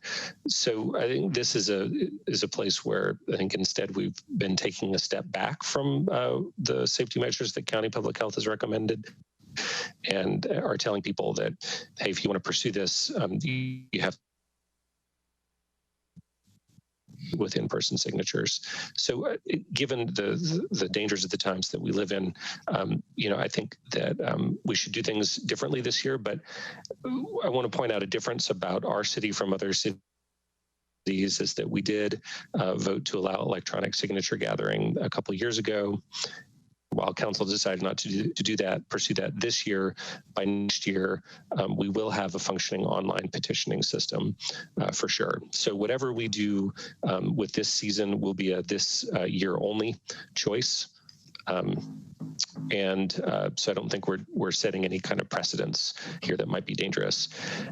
So I think, like Rachel said, I think the request is to put a public hearing on the agenda for the next meeting so that we can go ahead and end the in-person signature gathering. And just to make the point that, we're not doing anything by fiat in the sense that we're not passing laws. We would solely be allowing the Boulder voters to decide on these questions, and make the point that this year, in a presidential year, there will be likely to be very high voter turnout, so that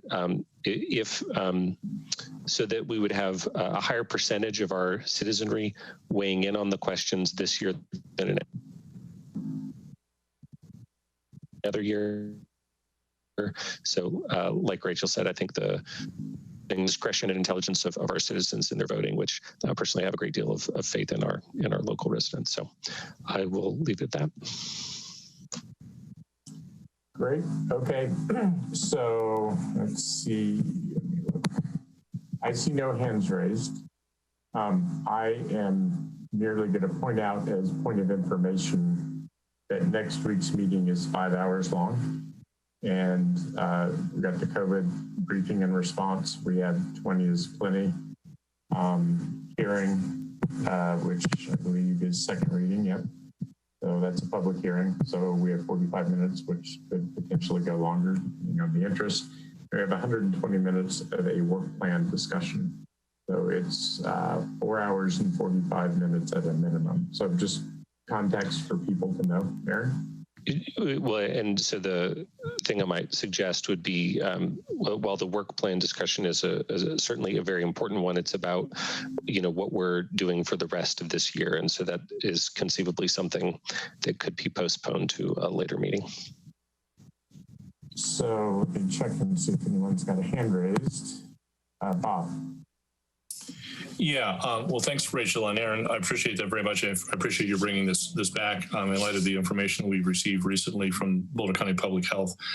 I'll just start by saying that I actually agree with Rachel and Aaron that it is worthwhile for us to have a public hearing on these 4 ballot measures and to consider whether council wants to put them on the ballot. And so I'll just start right there that I actually agree with that part. I think the question that I'm struggling a little bit with, and of course I did a hotline post today with a kind of slightly different alternative. I'm struggling a little bit with really over timing. I think the two of you had proposed having a public hearing next week, and we'd have to, as Sam said, we'd have to juggle our schedule to make that work. And I'm sure we probably could. I do worry a little bit about whether that's adequate notice to the community. I mean, there are certainly going to be community members who disagree with each one of these ballot measures. Many of them are pretty divisive issues. Some of them are issues that have been debated in our community for literally decades. And the beauty of the petitioning process, which I think we all recognize has been interrupted by COVID here, is that there's a certain threshold, 3,000 or 4,000 signatures. So you have a pretty good idea that may not be enough to ultimately carry the day. And there certainly have been petitions that have been put on the ballot that ultimately did not pass. But more often than not, they do pass because of the fact that you've got several thousand people who have taken time to sign petitions, and that's probably a pretty good indication that there's at least a fair amount of interest. Unfortunately, with the exception of, I think, one ballot measure, which actually got started in January, the other 3 have started within the last less than 2 months, I think, and have collected few, if any, signatures, or at least in relation to the number that they'll ultimately need.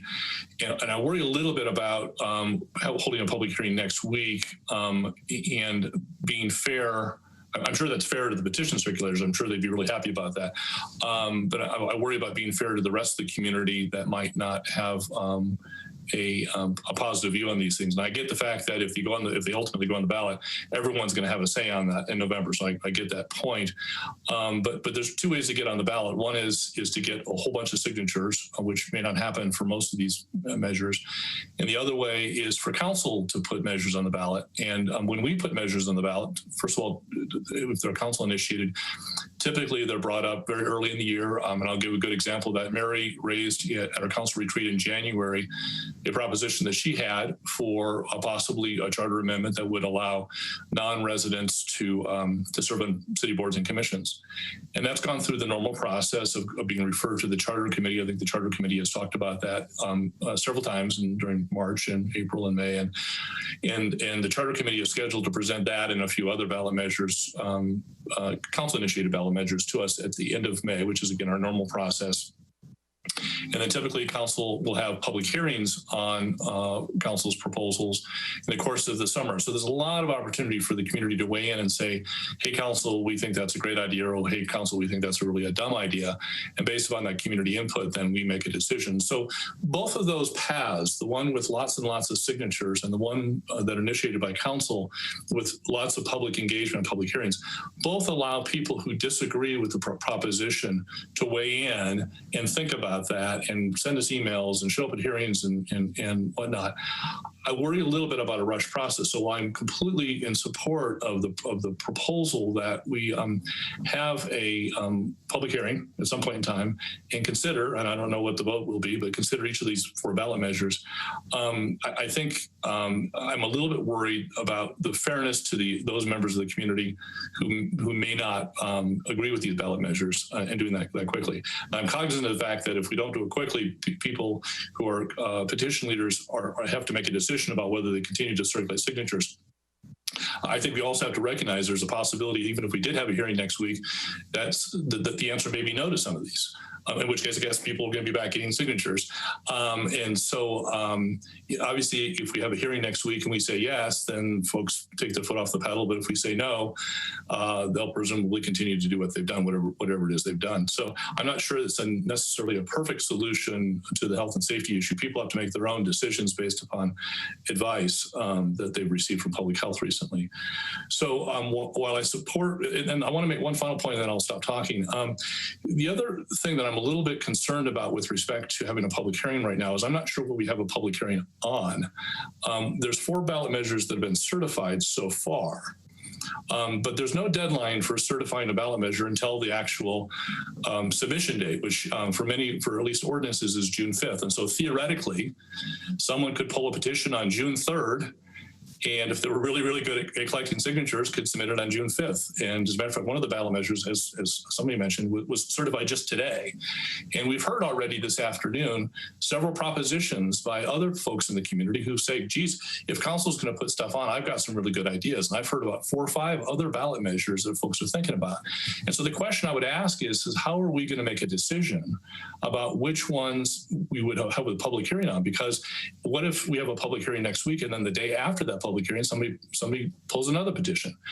The advantage of waiting until the June 5th date is come and gone is twofold. Number one, we'll find out if anybody actually does get enough signatures. I don't want anybody to do anything unsafe. But at least one of the ballot measures had made a lot of progress before COVID shut things down, and those folks may have a shot at getting their signatures. I don't know, but there's a little unfairness to picking these 4 and saying these are the ones that we're going to consider next week, and anybody that comes after today, sorry, we're not going to consider that. The advantage of waiting until after the June 5th date is we'll have the entire universe. Maybe there's 4, maybe there'll be 6. I don't know how many there'll be, but I'm not sure that I feel comfortable picking winners and losers just on today's arbitrary date. So for all those reasons, I would suggest that we do have a public hearing. We do consider putting these on the ballot.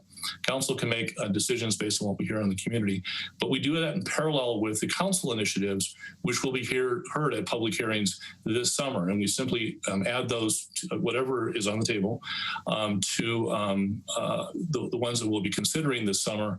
And we consider them as a package or at the same time, the same set of hearings. And we'll make our decisions based upon community input, and that'll give everyone in the community plenty of time to consider what they think about these ballot measures and tell us what they think. So that's, I guess, where I'm at. I'm agreeing with Rachel and Aaron to a point, but I do suggest that public hearing be actually this summer rather than next week. Thank you, Bob. And I've got Rachel and then Mark.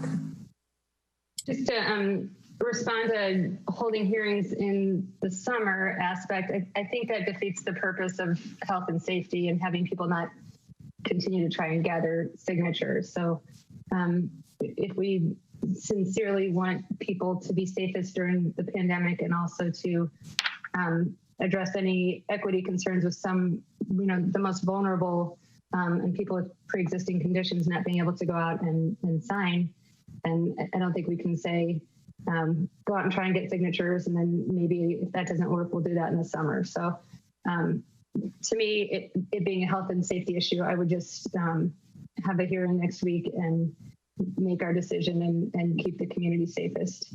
In terms of which ones we hold for the hearing, I would say we would not want to open the floodgate to like any random petition that somebody thought of after we started talking about this could come in. So I would probably pick some date that feels right for the majority of council, be that today or the moment we started talking about this concept or something like that. But I don't think I would say somebody who comes in June 1st and, realistically, it's a little bit late in the game to start if you're going to be getting signatures for June, because these do take a lot of effort out front. So I think we could probably come up with a reasonable cutoff date.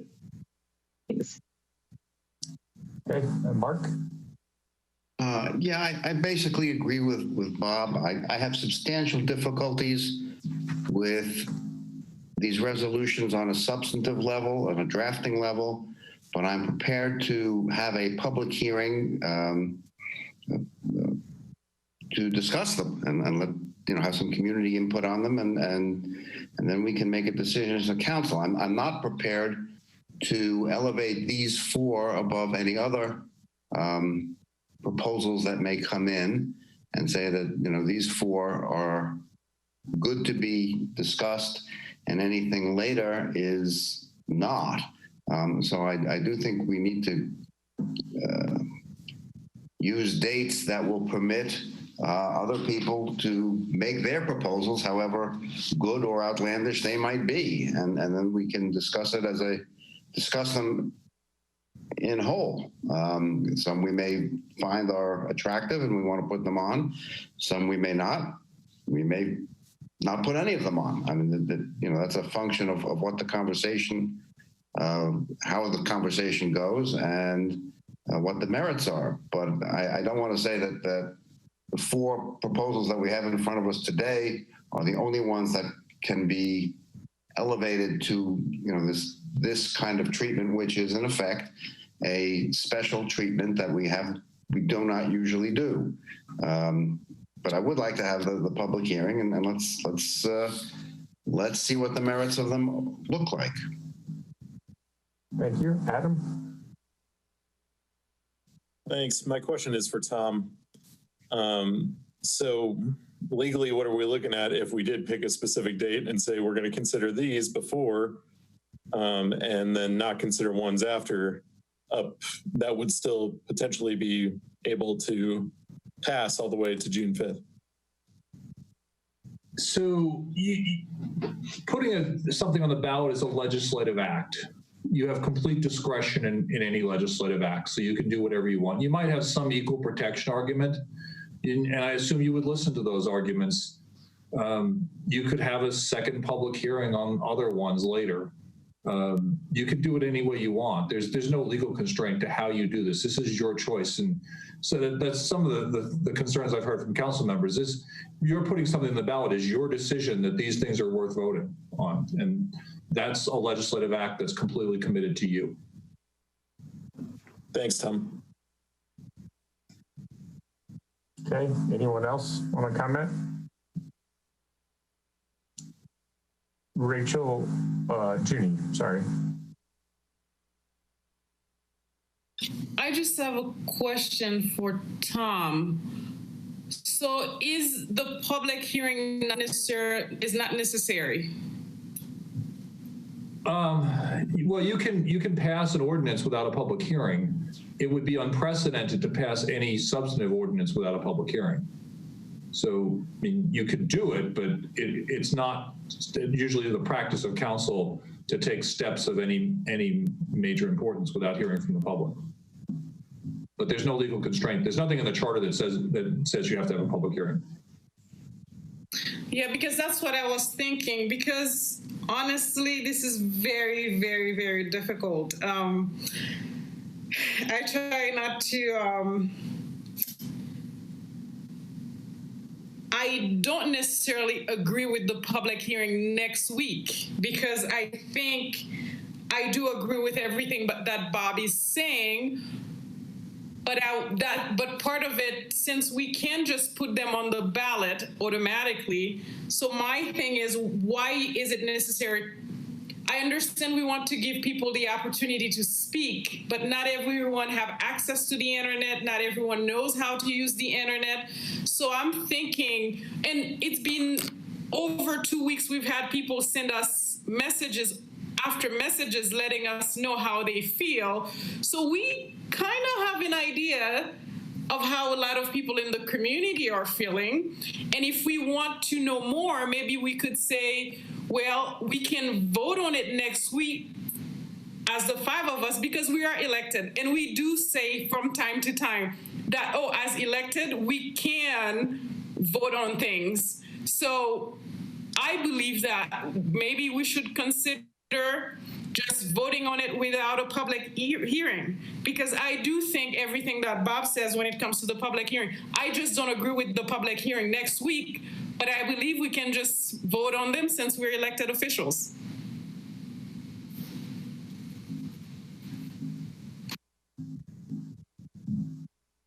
Okay, so I guess, I mean, I've got thoughts on this, but I don't need to weigh in on it right now. I think the way I would look at this is, Rachel or Aaron, would you like to make a motion? And we can have a vote, and depending on how the vote comes out, we can have further discussion one way or the other. But this was brought by the 2 of you, and I think we've heard an alternative idea that Bob put out, and there's seemed to be a variety of opinions. So I think the easiest thing to do would be for somebody to put a motion on the table and discuss and vote. Aaron, you want to take a stab at a motion? Rachel, you go for it. You brought this forward first. Okay. I would make a motion that we have a public hearing next week and vote on whether to promote the 4 certified petitions to the ballot in November. Second.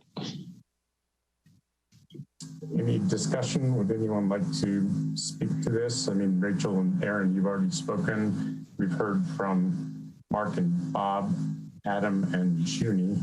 I'm prepared to vote. So if Mirabai or Mary would like to speak, now would be the time to do it. Okay, seeing no discussion, I would ask all in favor to raise your hand. We can see it on the screen. So we've got Rachel and Aaron and Adam. Okay, all opposed, raise your hand. 1, 2, 3, 4, 5. So it fails 3 to 5. Junie, did you vote? So an abstention, I believe, counts as a no effectively. Bob, we don't have many. Counts as a yes? Yes. Okay, so in that case, this fails 4 to 5. Sorry, I thought you said Junie's abstention counted as a yes. It counts as a yes. I'm sorry, you're right. It fails 4 to 5. You're right. Sorry. I'll just make sure we've got them all. Junie, Adam, Aaron, and Rachel voted in favor, correct? Junie abstained. Yes. Adam, Aaron, and Rachel voted in favor. Yeah, sorry, my mistake. Just making sure, want to get it right. Okay, so the motion fails, so we will not be having a hearing next week. Does anyone want to have any further discussion? Aaron? Okay, well, I mean, obviously I'm disappointed in that result and that we're going to send people out back out to collect signatures.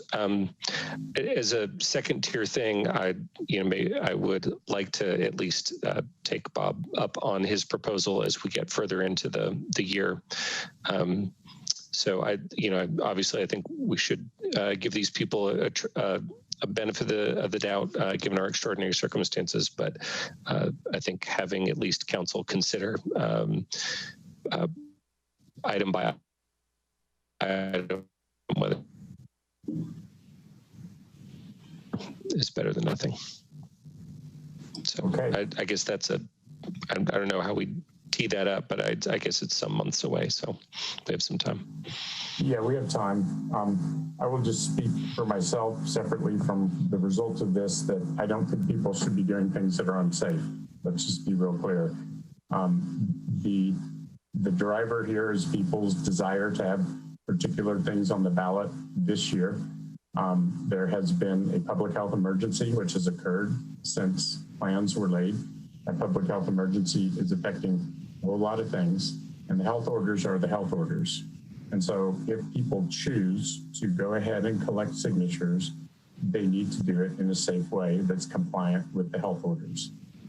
Should they choose not to do that, they're risking their own exposure to being sick and risking getting other people sick and propagating the pandemic. So there's no way to say, in my opinion, that not supporting just putting these measures blindly on the ballot is telling people to go out and cause risk of human harm. That is not what is being said here. What is being said is 5 members do not approve of the particular measure that was the motion that was made. That is different than saying what we might think of Bob's or any other alternative, but there is no endorsement of breaking public health rules by this vote. If people choose to interpret it that way, that's an interpretation being made, but it is not something that any person here has stated that I'm aware of. And so making that interpretation is an attribution of motives, and that is not something which is really a fair thing to do. My vote did not indicate that I think anybody should go out and do anything that risks their health or anyone else's health. There is a chance next year, and if next year for some reason isn't good enough for whatever tactical reason that people believe, then there's the year after and the year after and the year after. So I guess my point is, and I'm just saying it clearly and out loud, is that there is no indication by this council that people should violate public health rules.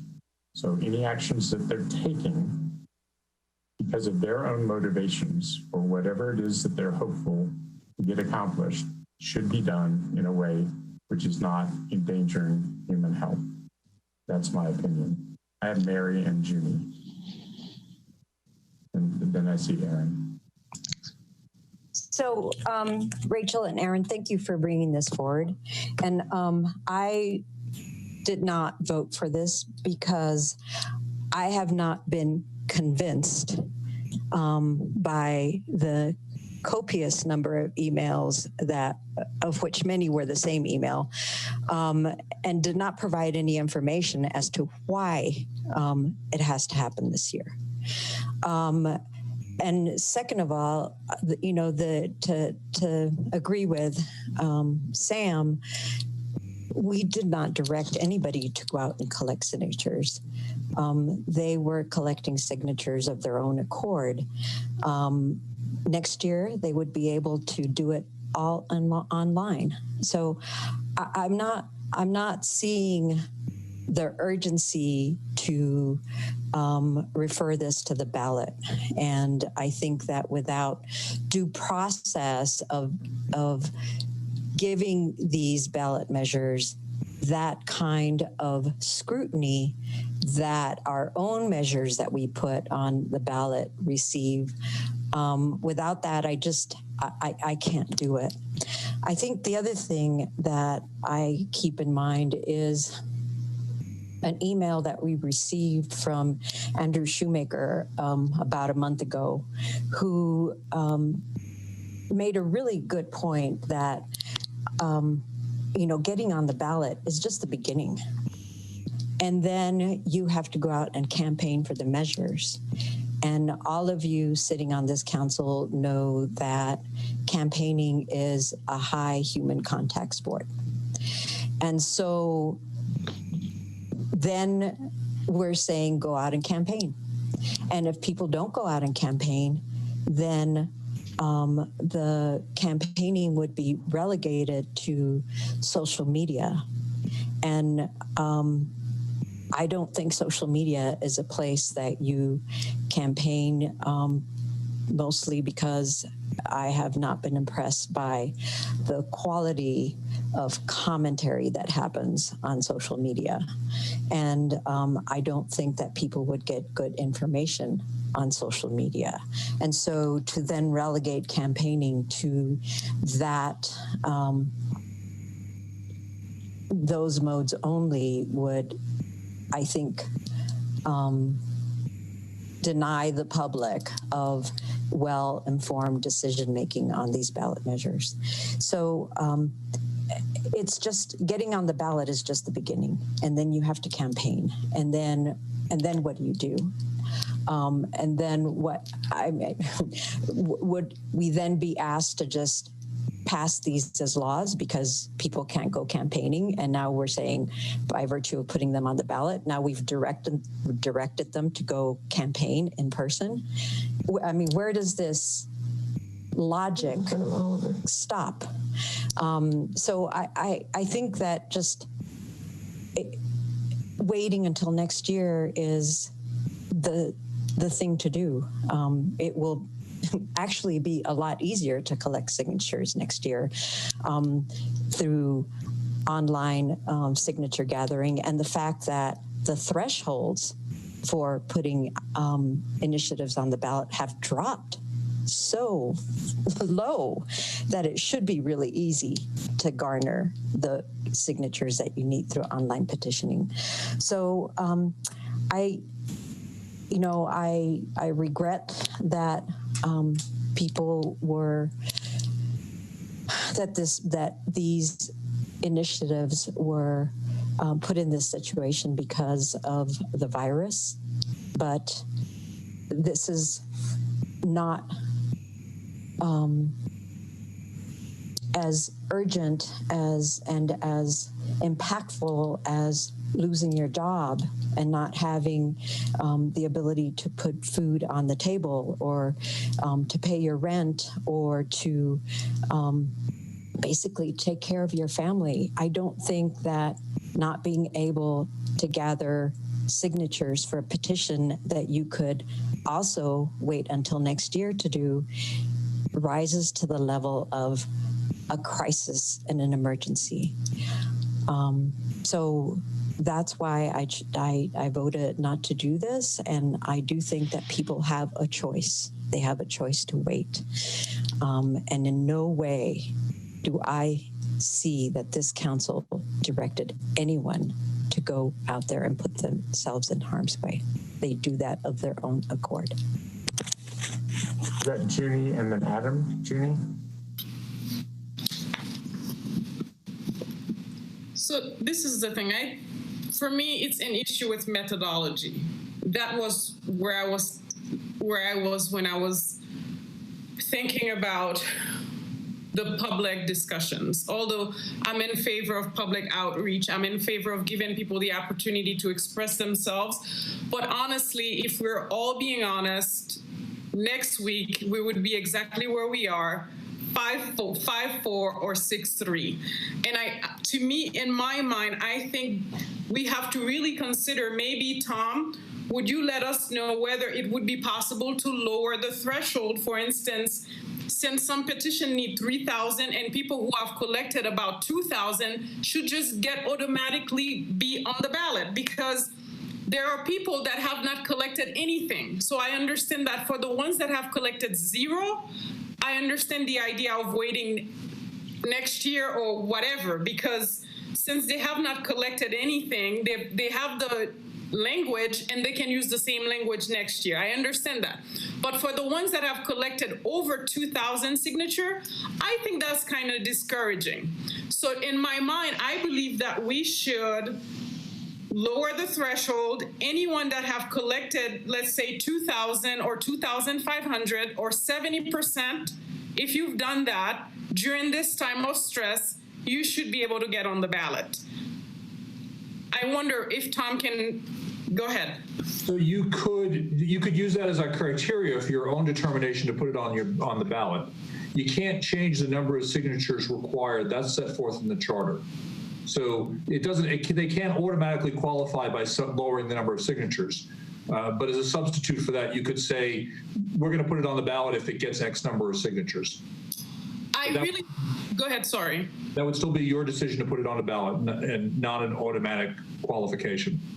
Thank you. I think that's the fairest thing we can do, because it will be, even with the public hearing, it will be so subjective.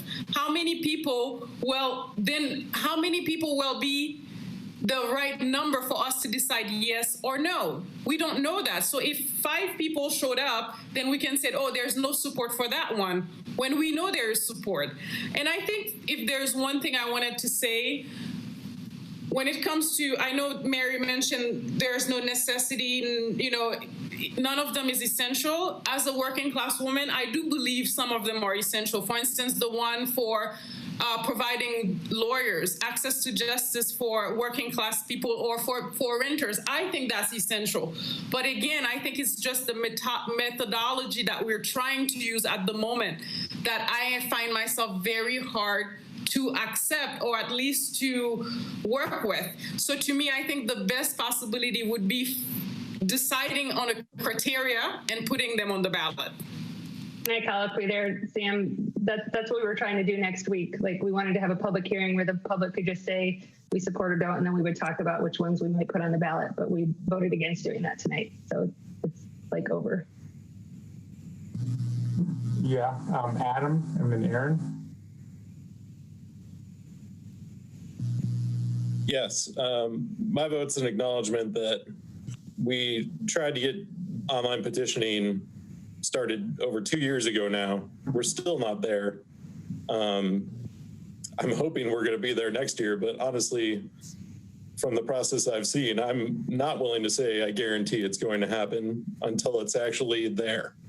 And without having provided the alternative that the community asked for in what I would consider a timely manner, I think it's important that we look at an alternative to at least giving some sort of democratic representation, whether that comes through us, since the direct democracy format has seemed to fail this year with our votes. We still have to provide some sort of democracy, and maybe the last we have left is elected democracy, where we choose whether or not things get on the ballot, and then people choose whether or not they will support us in the future based on those decisions. My intent was to try to expedite that process with the ones that we currently know are existing, so that we could reduce the total amount of people that might be exposing themselves to a deadly disease. In this instance, I don't know if any of them would have gone through, but it was at least worth a shot in my mind, because it's pretty apparent to me that these people are willing to put their lives on the line for what they are trying to accomplish. And the only thing that we could do is put things on to stop them. I'm not saying that's a very good deal, but up to this point, I think the city as a whole has failed in the process of direct democracy, especially through online petitioning. So that's kind of where my vote was at.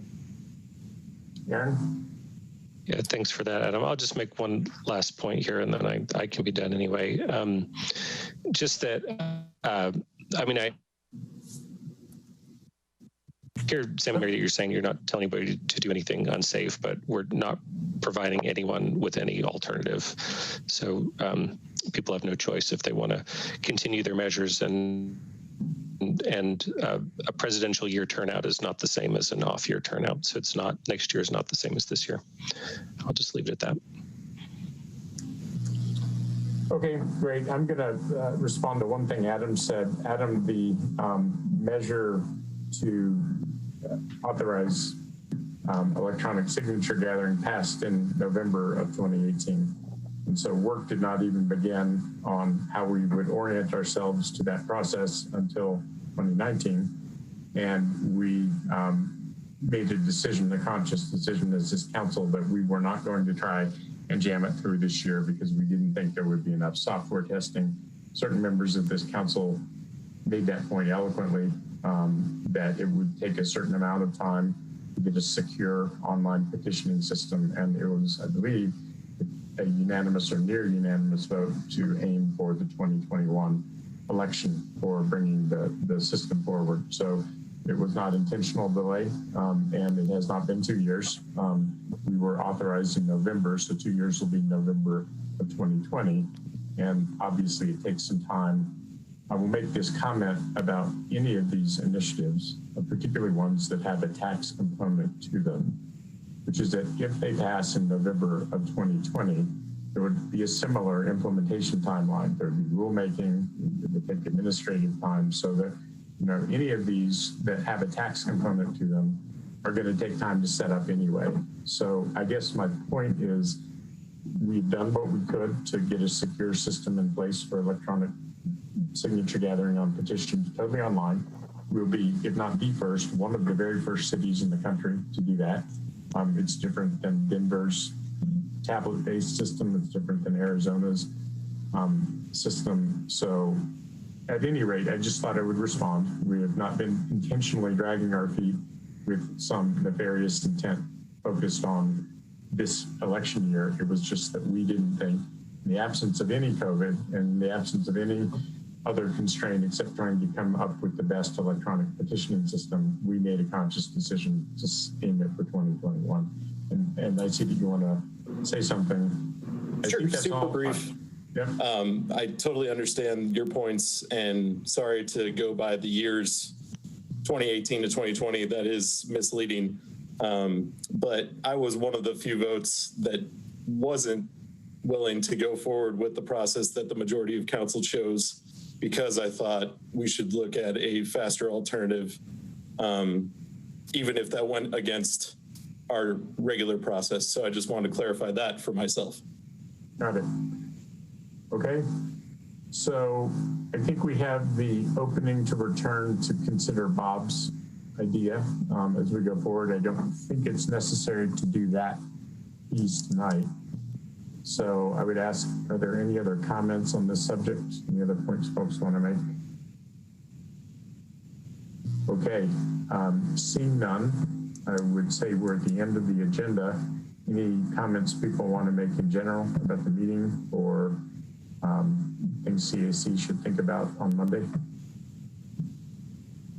Okay, seeing none, the meeting's adjourned. Thank you all. Have a good night. Thanks, everybody. Have a good night.